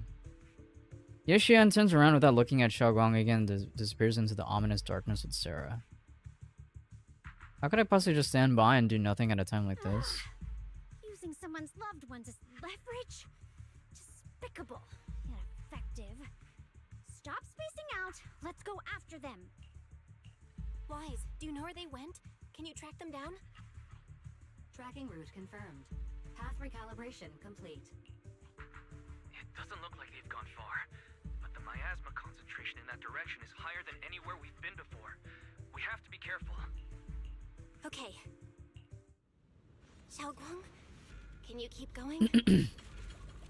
Yeah, let's go. We're bringing my brother back. I like how he was literally just like, don't follow me. And then we're all like, actually, we're gonna follow you. Damn, dude, this story's long. I've been streaming for almost 5 hours. I mean, the stories in ZZ are usually, like, kind of long. Not super long. Like, Star Rail's... I feel like Star Rail's story quests are, like, mega long.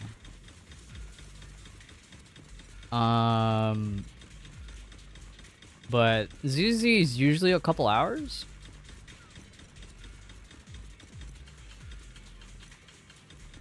Although I guess it really does depend on how fast you're reading the dialogue and if you're skipping through it or not. What up, little master? The aura ahead feels sinister. I fear it may be a dangerous place. Supposed to be prepared before going. Oh, they wanted to set up a team. How funny. I may be slow. No, this weather's perfect for a little exploring.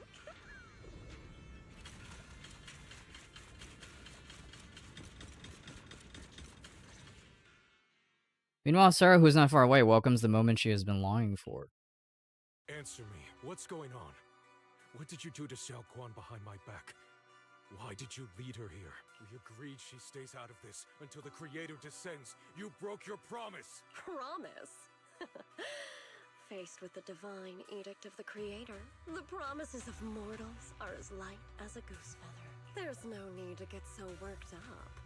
Your sister's presence is just a necessary component in the process. You see, you, your sister, and I are all keys that have been gathered here. The grand descent is about to begin, releasing your sister's shackles and fulfilling your deepest wishes. Those are the only reasons you were willing to abandon your companions and walk with me, right? Sarah, what exactly are you trying to do? What am I trying to do? My plans have never wavered since the very beginning. Oh my god, little Tato, holy shit. It's been a hot minute since I've seen you around here. Welcome in. Hydrate. Indeed I will.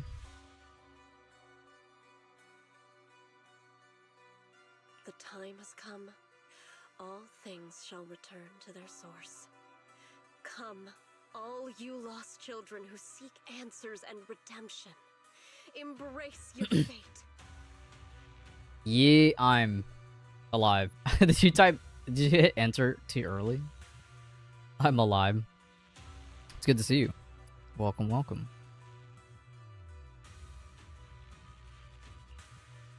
Sarah doesn't look at him anymore. She raises her hands high in one direction, and her voice suddenly rises, chanting in a cryptic rhythm that nearly pierces the soul. O supreme and sacred creator, by thy blessing and thy call, I lay forth this offering. Obliterate the vows of traitors, the avengers' cries, the defilers' lament, and the mourning of the dead. Almighty creator, hear my plea. Good to see you. How's it been? I've been okay. Alright. Just coasting. How about yourself? I beseech thee to manifest thy truth in the chaos of this world.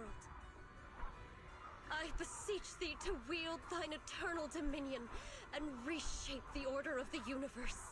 Sarah, my most faithful servant, thou hast come to the very brink of my advent. You know what I'm realizing? I think, whenever the creator is talking, it's always in the voice of the character that is trying to, or like, cause like, the person that was like, when Dylan and Bonnie were both getting like the voices that they were hearing, that's the creator talking to them, I think, because it's their own voice, but obviously not them talking to themselves. It's the same thing here. The creator's talking to Sarah, but it's like it's in Sarah's voice. At least I'm pretty sure it is. I'll get here too. I officially have a 9 to 5, a true adult. Damn. Isn't it late for you then? Or early? I don't know what time is on your end, but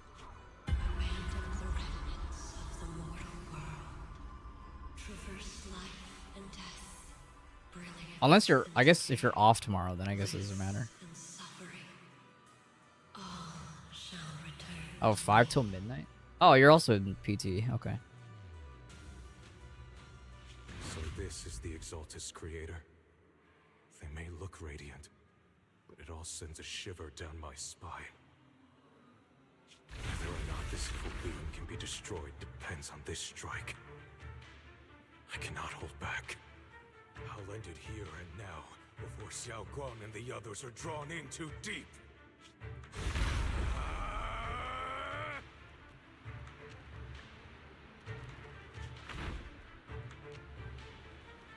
So after lying in wait all this time, you're finally showing your fangs.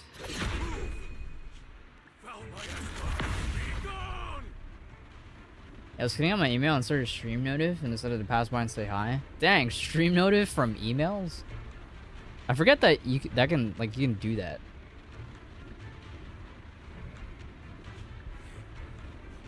Finally. This is the end for you. This is probably what Sarah wanted, right?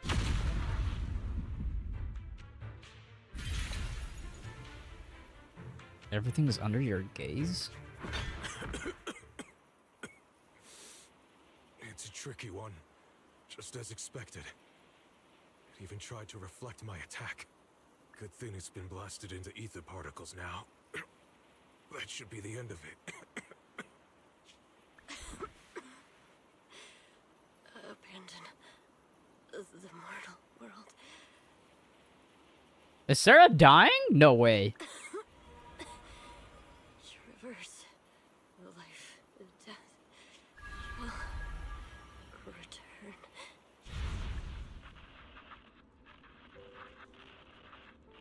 Oh my god, she really was a part of Hand. Special Investigation Squad from HSO of Hand. Our team was caught in operation against a notorious ethereal. I've lost contact with everyone. Who the hell? Wait, don't leave. Please save me. I don't want to die. Don't leave me behind, please. Who the heck was that? Oh, wait a minute. I think I might know who. Well, no, that wouldn't make any sense because No, I think... I was gonna say maybe that was one of the older Void Hunters, but there's no way, because that would have been like ages ago. Like before New Eridu was even formed. But let us get back on your games grind. It was good to talk to you. See you again sometime. Maybe randomly appear every so often. We can stream so hard. Alright. I appreciate you stopping by. Have a beautiful time.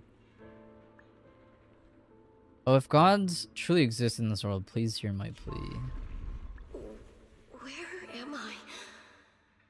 Am I saved? Lucky child, chosen by the will of the Creator, you are restored to the living before you turned into an ethereal. So the Exaltus existed before Sarah even, like, joined. I guess that would make sense, but... The blood of the Creator flowing through your broken body is the best proof that you belong here. Blood of the Creator? Who are you? We're the Exaltists. I'm Soph, the Scribe, and the current Overseer. Soph the Scribe. There is no need for fear, no need for doubt. The Creator is merciful. This is the place they have given you, your new home. No. Sorry. I have somewhere I have to go back to. How many times have I already told you there has never been a special investigation squad in HSO? And there's no file under the HIA for a Sarah Florin. The voice line said HIA, but the text is hand.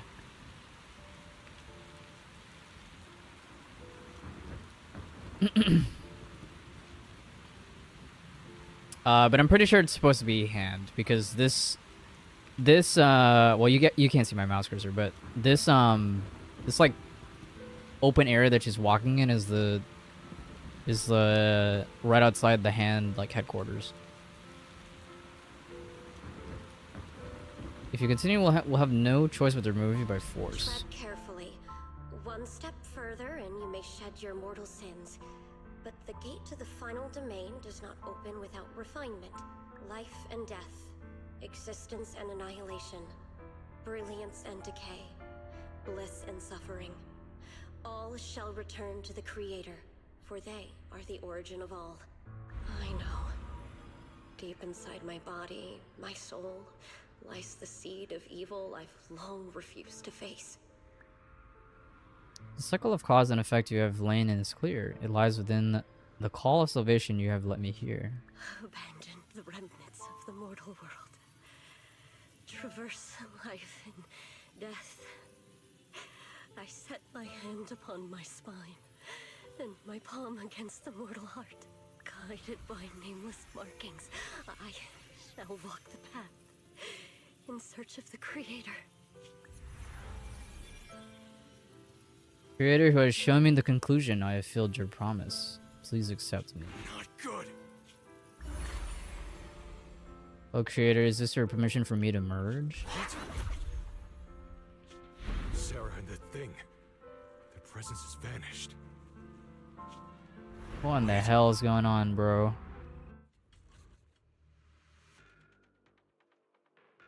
I will say, this story has been... I'm invested. This presence has grown even stronger. That Creator has returned. Oh no! Whoa, cool.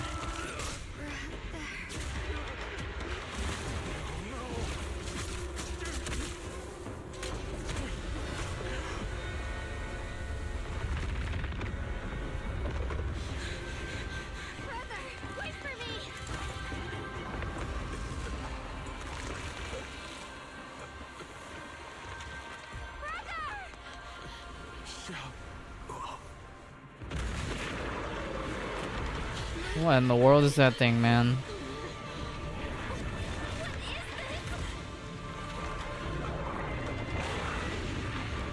I don't care what you are. Give me back my brother! Anyone important to me again? Could it be the creator Sarah's been searching for?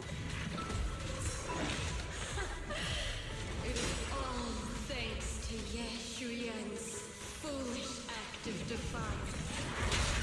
Is that Sarah's voice? Fortunately, my most beloved devoted follower has accomplished what I've ever seen, paving the way for the Descendants world. As for Ye Shuyan, fret not. I have other plans for him. Enough talk. Once you're gone, it'll all be over. A complaint? Too late for that. Hatred!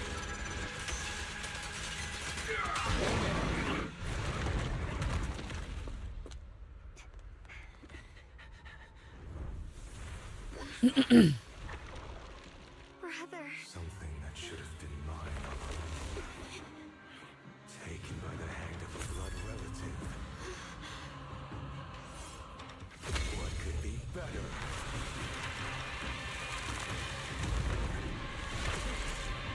Oh joy.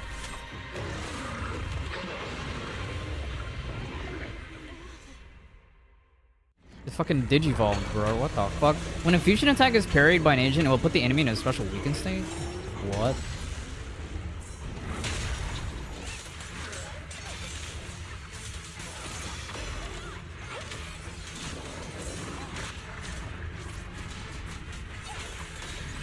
Subject cannot be stunned or affected by attribute anomaly status. Parrying his attacks will restore 5 energy to the current active. Wow, what the fuck? So yeah, you can't stun him and you can't hit him with anomalies. That's kind of crazy. All damage taken by subject would transfer to the thrall.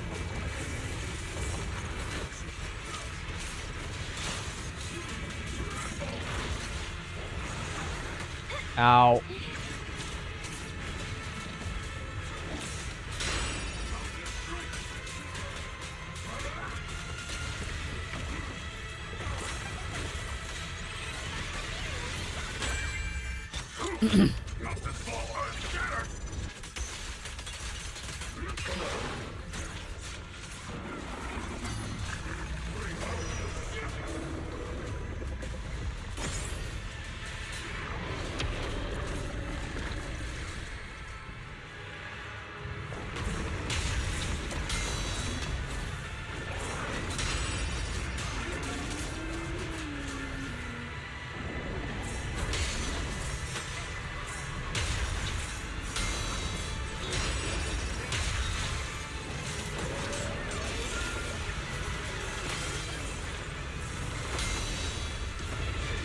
Aha! Now we can stun his motherfucker.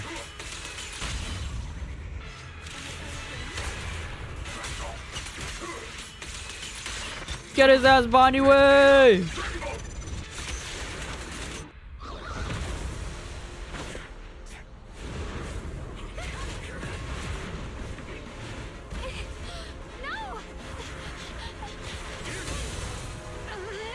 Still afraid to draw the sword. If you keep running, your loved ones will all be buried here. Brother. Some choices are burdens, and we must bear them. Do what must be done. I trust you, just as you trust me. Finally. If I were the one being controlled instead, I believe my brother would make the same choice. Oh shit. You trust me, just as I trust you. Somehow, I'm not afraid anymore. Seal is broken. Great.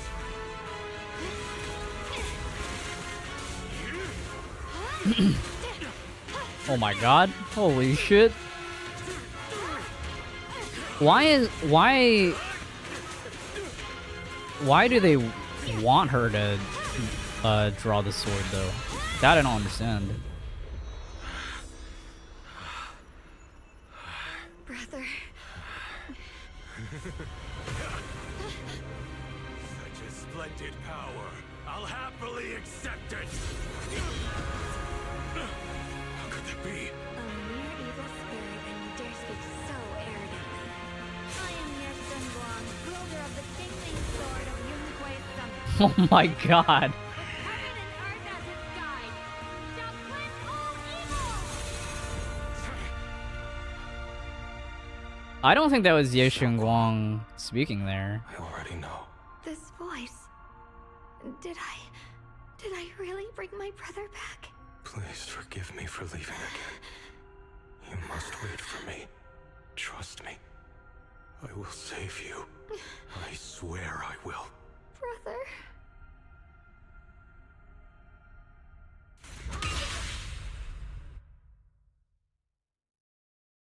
The way that cutscene ended was a little weird, but...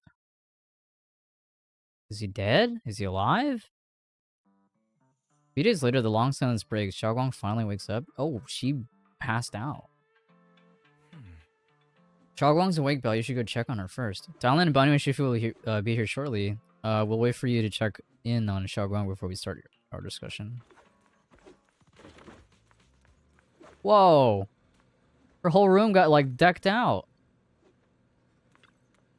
The room is decorated with various flowers, with the owner, Xiaoguang, is thoughtfully attached reminder notes to each flower pot. Water once after weekly sword training assessment. Water once after breakfast every day. Blah, blah, blah, blah, blah, blah, blah. Looks like she might forget. Whoa, are those chips? I don't know. Oh, she has, like, sticky notes all over the place. And one could guess as to why, because, well, she drew the sword. Chonky orange Tabby's bed? Is that for the cat? That guy? This fucking fat cat? Wait, hold on. I want to see... Looks like Xiaoguang's diary. It might have something important recorded in it. Better put it back where I found it.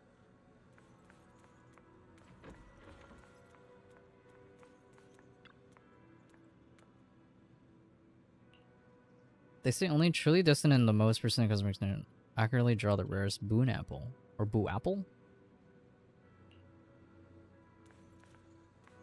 Damn, girl, what the hell happened? And where's your brother?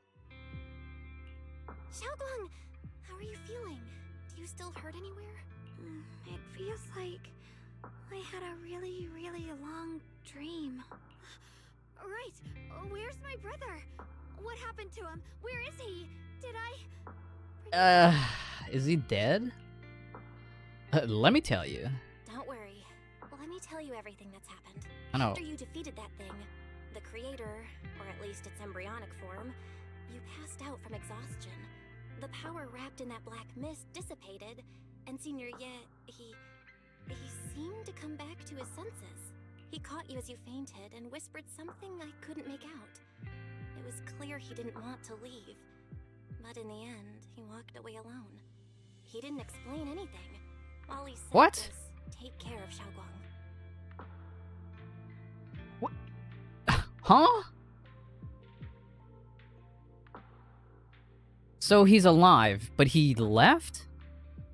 Why? Banyu, Shifu, and Dylan were both injured and couldn't stop him. But at that moment, from Senior Ye's expression, it was like he suddenly realized something that he had to confirm right away. He left alone? No. We must find him as soon as possible. If he still has any remnant influence of the creator in his body, if that takes hold again... And what about Shifu? Did she make it in time? Yishuan Shifu hasn't returned to Swabian Temple yet. She's probably dealing with Senior Ye's situation. I heard that Yunhui Summit will be sending people over soon to investigate the creator incident. Yunhui Summit. Contemplate what happened before with Xiaoguang? Xiaoguang, considering our past experiences and what Sarah said, do you think the creator's target has always been you and the Qingming Sword? Yeah, like, why... I mean, I guess they were trying to obtain the power of the Qingming Sword for themselves? But it didn't work out. Yeah. It's been trying to lure me into using the power of the Qingming Sword to make me break the seal myself. And I'm afraid that it controlled my brother to use him as a medium at the critical moment. To devour the power of both me and the Qingming sword. So, do you still remember how you defeated the creator? The situation was dire. When I finally released the Qingming sword, I seemed to have a strange resonance with it. I understood that the sword contains a power that can suppress the creator, or even annihilate it. That's why I believed that the last strike would bring my brother back.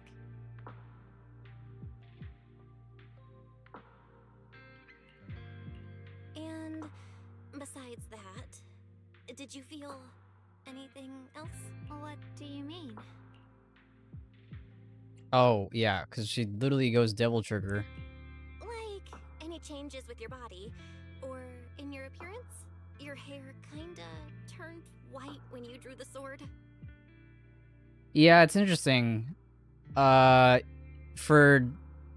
Xunguang, her hair turns white, but for Shuyan, his hair turns black. Are you worried about repercussions from using the sword? Don't worry. That look was just the influence of the Qingming sword. You see, I remember everything very clearly. I remember how that monster was torn apart by my blade, and what my brother asked me to do. What's wrong? Still worried? Then how about a little test? Want me to recite any technique spells? Or any Yunquei Summit rules? Or maybe everything we did together after we met? Oh, thank goodness. Looks like you're really okay. I'm glad.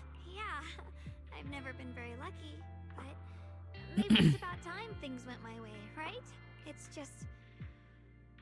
I finally found my brother, and the next thing I knew, he was gone again. So he's definitely going to be another... either a plot point somewhere down the line, or... I don't know. I just don't understand his motives for leaving. Like, why would... Huh?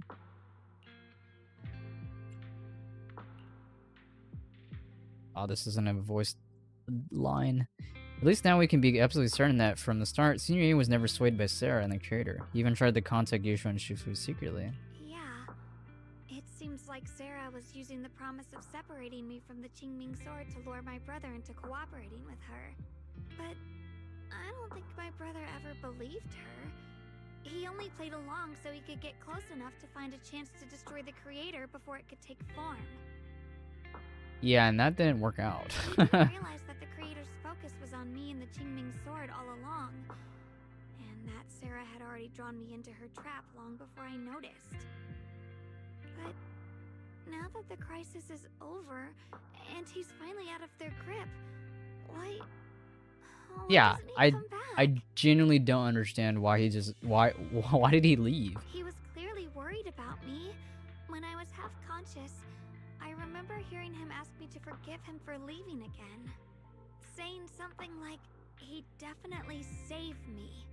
It doesn't sound like he's just worried that I'll be consumed by the sword. It's more like he's trying to tell me something. Could it be that he's learned of something even more terrifying? Something he felt he had to deal with on his own right away, to the point where he didn't want us involved at all. Since Senior Ye asked you to trust him, then let's do just that. What's most important now is for you to rest up and get better quickly. Once you're fully recovered, we'll work together to find him. And this time, we'll make sure he doesn't disappear on us again. Dude is like Sasuke, like, actually. He appears, and then, like, as soon as he gets the chance, he's, like, gone again. Like, oh, okay, well. The concern in Xiaoguang's eyes softens. Excuse me. Replaced by a quiet determination, she nods firmly, pushing down her unease, and in her gaze, hope flickers to life once more.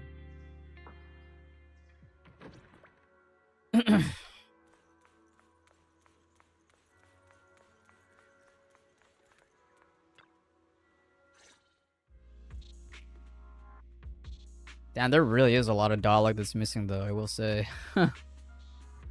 Like, there is a lot... There's still a lot of dialogue that's in the story, but there is also kind of a lot that's missing. I think there's more voice dialogue that's, like, in than there is missing, if that makes sense. Or if I worded that correctly. How's Shangguang doing? She just woke up, so instead of bugging her with questions, we figured we'd give her some peace. She's still concerned about Senior Ye, but after hearing that the creature was repelled and that her brother made it out safely, she's calmed down for now and is resting. I'm afraid I'll have to trouble you to keep a closer eye on Xiaoguang's state of mind these next few days. Yeah. Just don't worry about anyway, Shifu. Xiaoguang only drew her sword for Senior Ye and all of us. I'll make sure to keep an eye on her condition. She's always been tougher than we think, but that's also exactly why it's so hard not to worry about her. Back to business. What's this resonance signal you two mentioned earlier? Right. There was so much happening so quickly that we didn't have time to investigate further, which is why we couldn't tell you right away.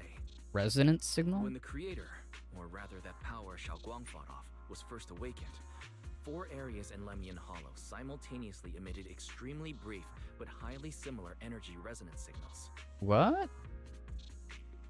Which 4 areas? We can only locate 3 general areas at the moment.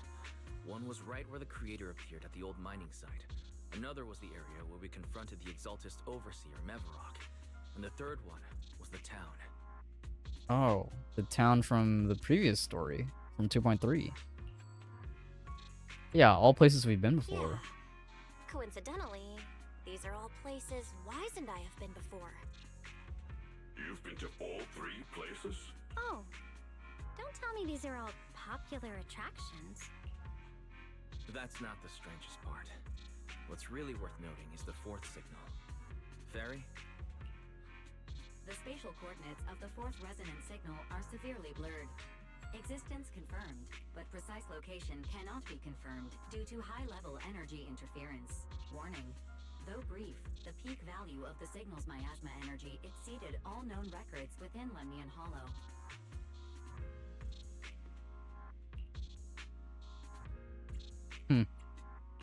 It was like some kind of distant, indistinct response.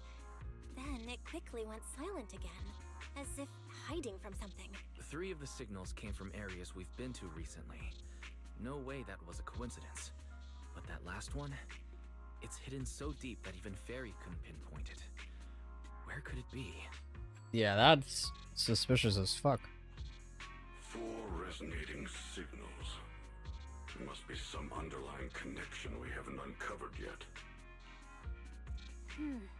That disgusting miasma creature we fought, and the Ye Shuyun controlled by the creator, might have just been the opening move. The creator testing the waters. And also, what the hell happened to Sarah? Like, she just disappeared? I mean, we know that she's, like, around, because she said she had plans for Ye Xian, which didn't work out, but like, what happened to them? The fuck? She, like, merged with, like, the creator and became, like, a vessel? I don't know what the fuck happened, man. Whatever it is, it's still out there, lurking, scheming something.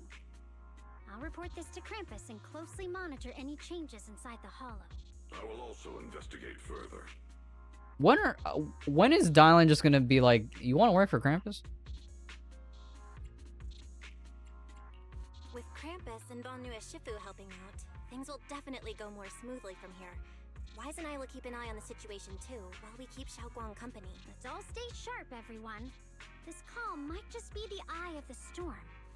Brief moment of respite before everything gets thrown into chaos again. Is that the end?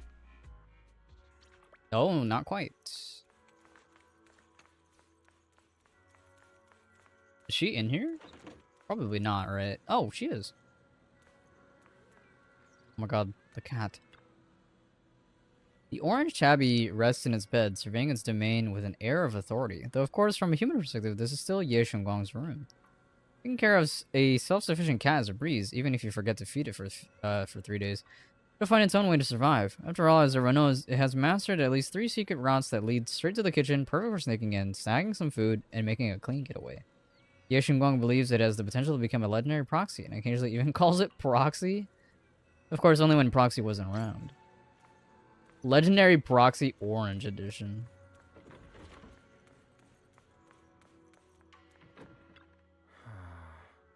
Well, that wraps things up for now, though I have a feeling there's still much more trouble ahead. There's still much about the creator and other secrets of the Hollows we don't have any leads on yet. But at least this time, and all those times before, we pulled through, didn't we? At least we got reliable companions on our side. Yeah, at least we'll never have to fight alone. Well, anything else can wait until sunrise. And now all I want is a nice hot shower and sleep. Oh, you should probably get some rest too. You'll need your energy for our next adventure. Damn, dude. Where is this story gonna go? Honestly, I think 2.4 is, of all the stories that we've had in 2.x, 2.4 is probably my favorite. Before this, it was, the Orphe and, you know, Mevarak story. Actually, no. I actually like the Alice and Yuzuha story more than the whatchamacallit, the Orphe and Mevarak one. I think I definitely would do 2.4 is like at the top right now. Then it's the Yuzuha Alice one, and then after that it's the Orphe Mevarak story. Oh, we're not done yet. Oh, is this where she recruits Banyue? Meanwhile, as Darling compiles her mission report, she's greeted by a familiar guest. Oh, are you here to criticize me, Senior Joe? Or not. I thought they'd send the cold, heartless executioner. No, never been able to get along with her. Oh? Is that a tease at an upcoming Krampus member? Heartless Executioner? Unless she's referring to Xiao, but that doesn't make any sense. The boss hasn't issued any new orders yet. Naturally, she won't do anything. Besides, it's too late for you to feel guilty now. I'm just here on my own behalf to ask you for an explanation. After all, we've provided you with important intel, but the result of the mission was a little underwhelming. The orders from the higher-ups are to retrieve Banyue's core data and erase this unstable factor. But as for you, not only did you not get the core, but you also seem to have made him more complete and dangerous? Is this negligence of duty or self-inflicted downfall? Huh? Who said I didn't finish the mission? I have exercised the ultimate authority granted to me by Krampus as the judge. The verdict is as follows. Banyue's core consciousness has tentatively proven that it is controllable and of great value. Hence, I deemed there is no need to erase it. As for retrieving said core, don't worry. I will introduce Banyue to Krampus. Wouldn't you call that a different kind of recovery, in a sense? That's so interesting. So he was created by Tops to be a miasma suppressing robot. And now he's gonna get recruited by them again. Or like not again, but like after, you know, getting tossed away. And now he's gonna get recruited. You want to let him join Krampus? Yeah, wouldn't that be more interesting? If he joined, then his power, along with all of the information he has, would be of service to Krampus. In the long run, that's way more valuable than a one-time core data extraction, don't you think? Aside from the old folks from Tops, the reason the boss is so interested in Banyue's core is because a certain big shot was the one who made modifications, which gradually transformed him from a killing machine into a human. Certain big shot? You're talking about Ningxian's sister? You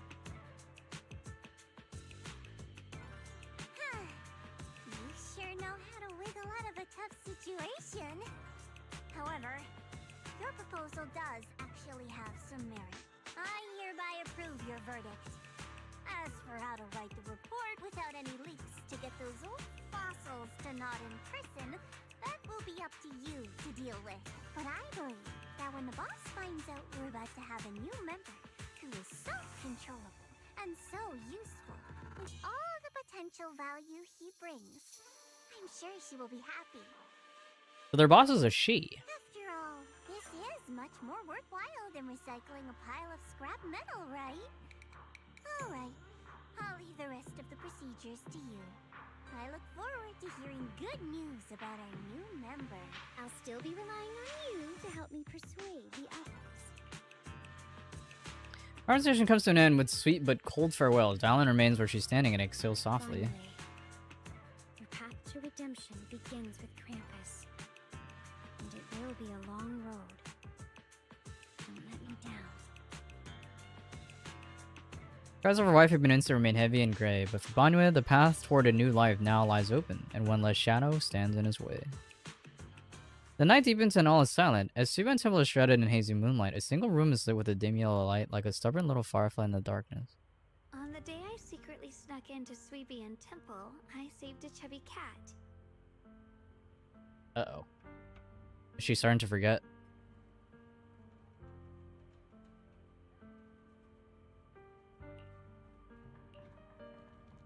Next time I came to the temple, I tried to pass myself off as the acting temple master only to get caught red-handed by Junior Bell. Oh, so she's lying about... I see. She's lying about forgetting things already. And the only reason why she remembers is that she keeps a diary. The day we went to Yumcha Shin, I was wearing that casual dress. Junior Bell said it really suits me. The storyteller at Yumcha Sin told fascinating tales. We ate osmanthus cakes made with fresh petals preserved in honey, sticky rice powder, and kumquat peel. In fact, she's probably already been, like, even with the sword sealed in you know, Yishuan's, like, case thing that she made, like, she probably has already been losing memories gradually over time. Because, like, she had to remember who saved her and her brother, which was Banyue. Banyue Shifu doesn't like greasy or spicy things.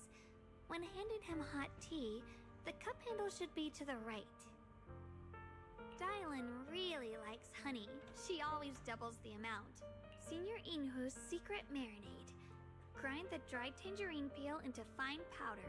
Use just a pinch when seasoning the meat. When we gathered around the fire that night, we looked at the stars together and exchanged embarrassing stories. I talked about...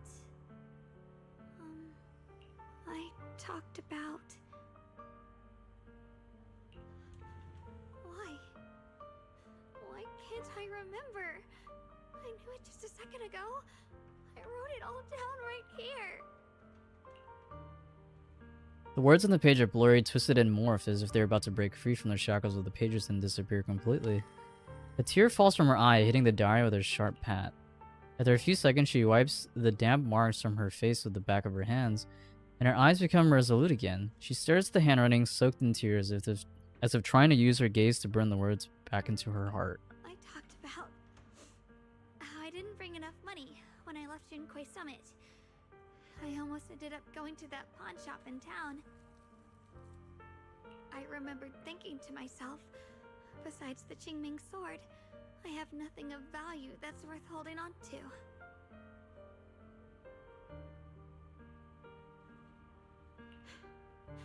I must never forget these memories. Never. Shifu, my brother, Val, Wise, and everyone else. I must remember all the beautiful moments we shared together. I have to remember. In the light, her lips move persistently, yet in vain, over and over again, repeating the fragments of fleeting memories that she's desperate to hold on to. Her fingers begin to turn white and tremble slightly as she grips the diary tightly. It's as if she's engaging in a desperate struggle against an invisible foe known as the Forgotten. Whoa. New entity. I'm assuming this is I'm just gonna assume it's an entity because when she pulled that blade, or when she stopped the creator from absorbing her with the Qingming, you know, sword. They were literally like, they called it a pest, or like they addressed it as like a, you know, like a lower entity. The Forgotten. Only the still damp tear stains on the paper silently. Tell the story of a young girl who in the darkest of nights used all her strength to pretend the world is still as it always was. To pretend she's still the same Ye Xingguang, whole, unscarred, unaffected by the Qingming sword. Fuck, man. No.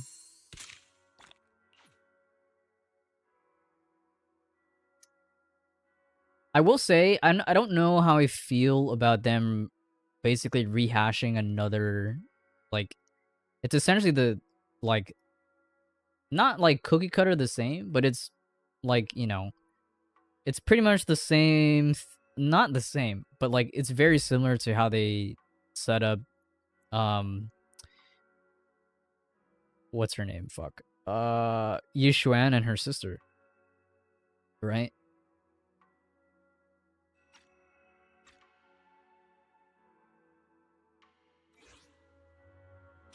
But in this case, I don't know. I guess it's really the question is like, what do they plan to do with Shengguang,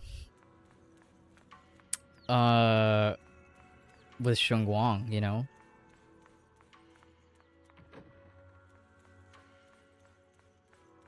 Also, she ends up becoming a Void Hunter, but right now, that doesn't happen. Or like, that never happened in the 2.4 story. In fact, now I need to go outside. I need to go to the store.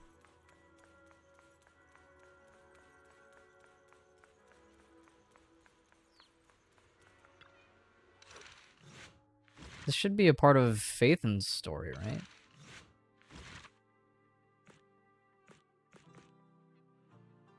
Damn. I wish you could turn these around or like look at the entire 3D model of the VHS tape. Dude, this one's so cool too.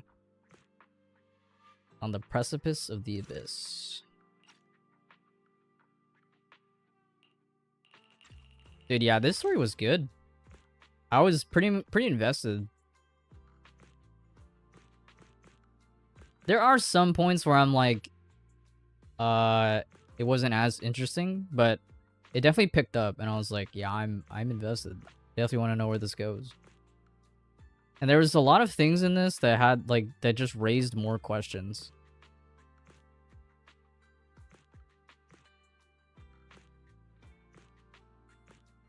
But yeah, I think so far I like this one the most. Next to that, I like Alice and Yuzuha.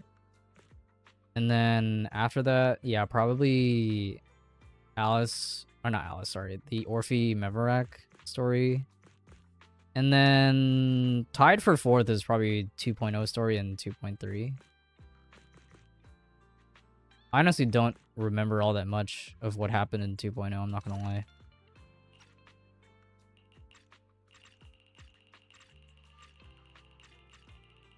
Oh, that's right, we fought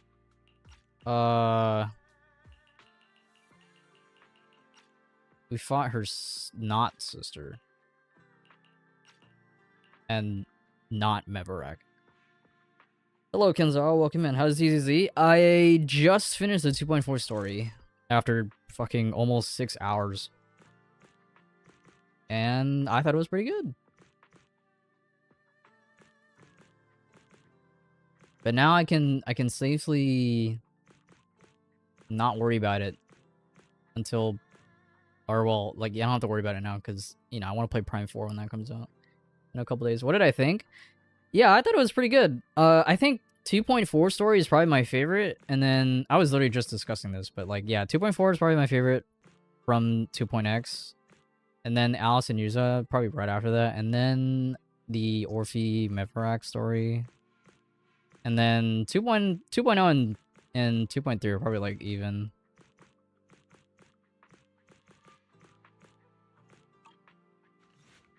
But yeah, I'm curious where they're gonna go next, because Like, what the hell happened to Sarah?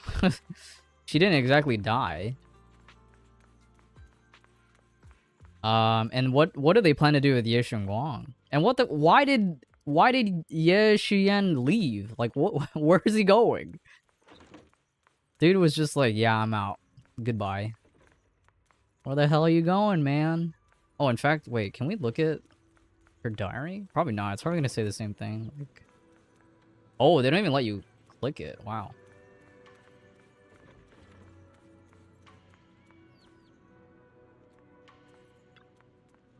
Classic room setup at Suban Temple, from the pillows to the blankets, feels so familiar. To that, Jifufu would try to make a point by loudly emphasizing that at least these pillows have been sun-dried by her own hands, making them fluffier than anyone else's. Thanks to the bed Senior Fufu prepared for me, I had a wonderful dream last night. That's Ye Guang's response every time. But no matter how many times people ask her, she can't tell a single detail about those sweet dreams, because she always forgets it all as soon as she wakes up. Oh, dude, that's crazy. Dude, I'm gonna be so mad if they're setting up Ye Guang to be a character that like ends up just forgetting everything. Like, what if she just ends up becoming a mindless?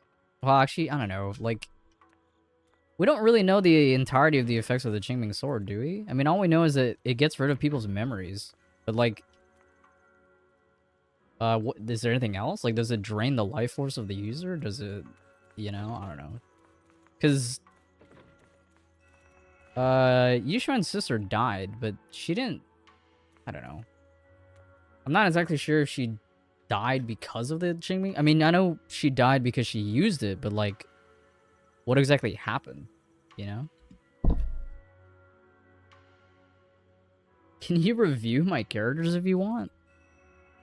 I'm about to end stream, dude. I need to eat. I'm hungry. And it's like fucking 12:40.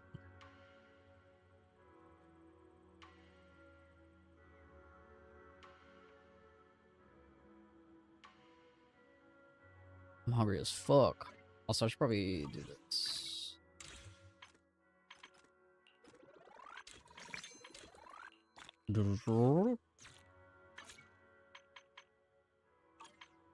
Now I can finally do the deadly assault. It's not a spoiler. Although, I mean, I already knew that what that boss was or did, but like, I wanted to wait until I actually did the story.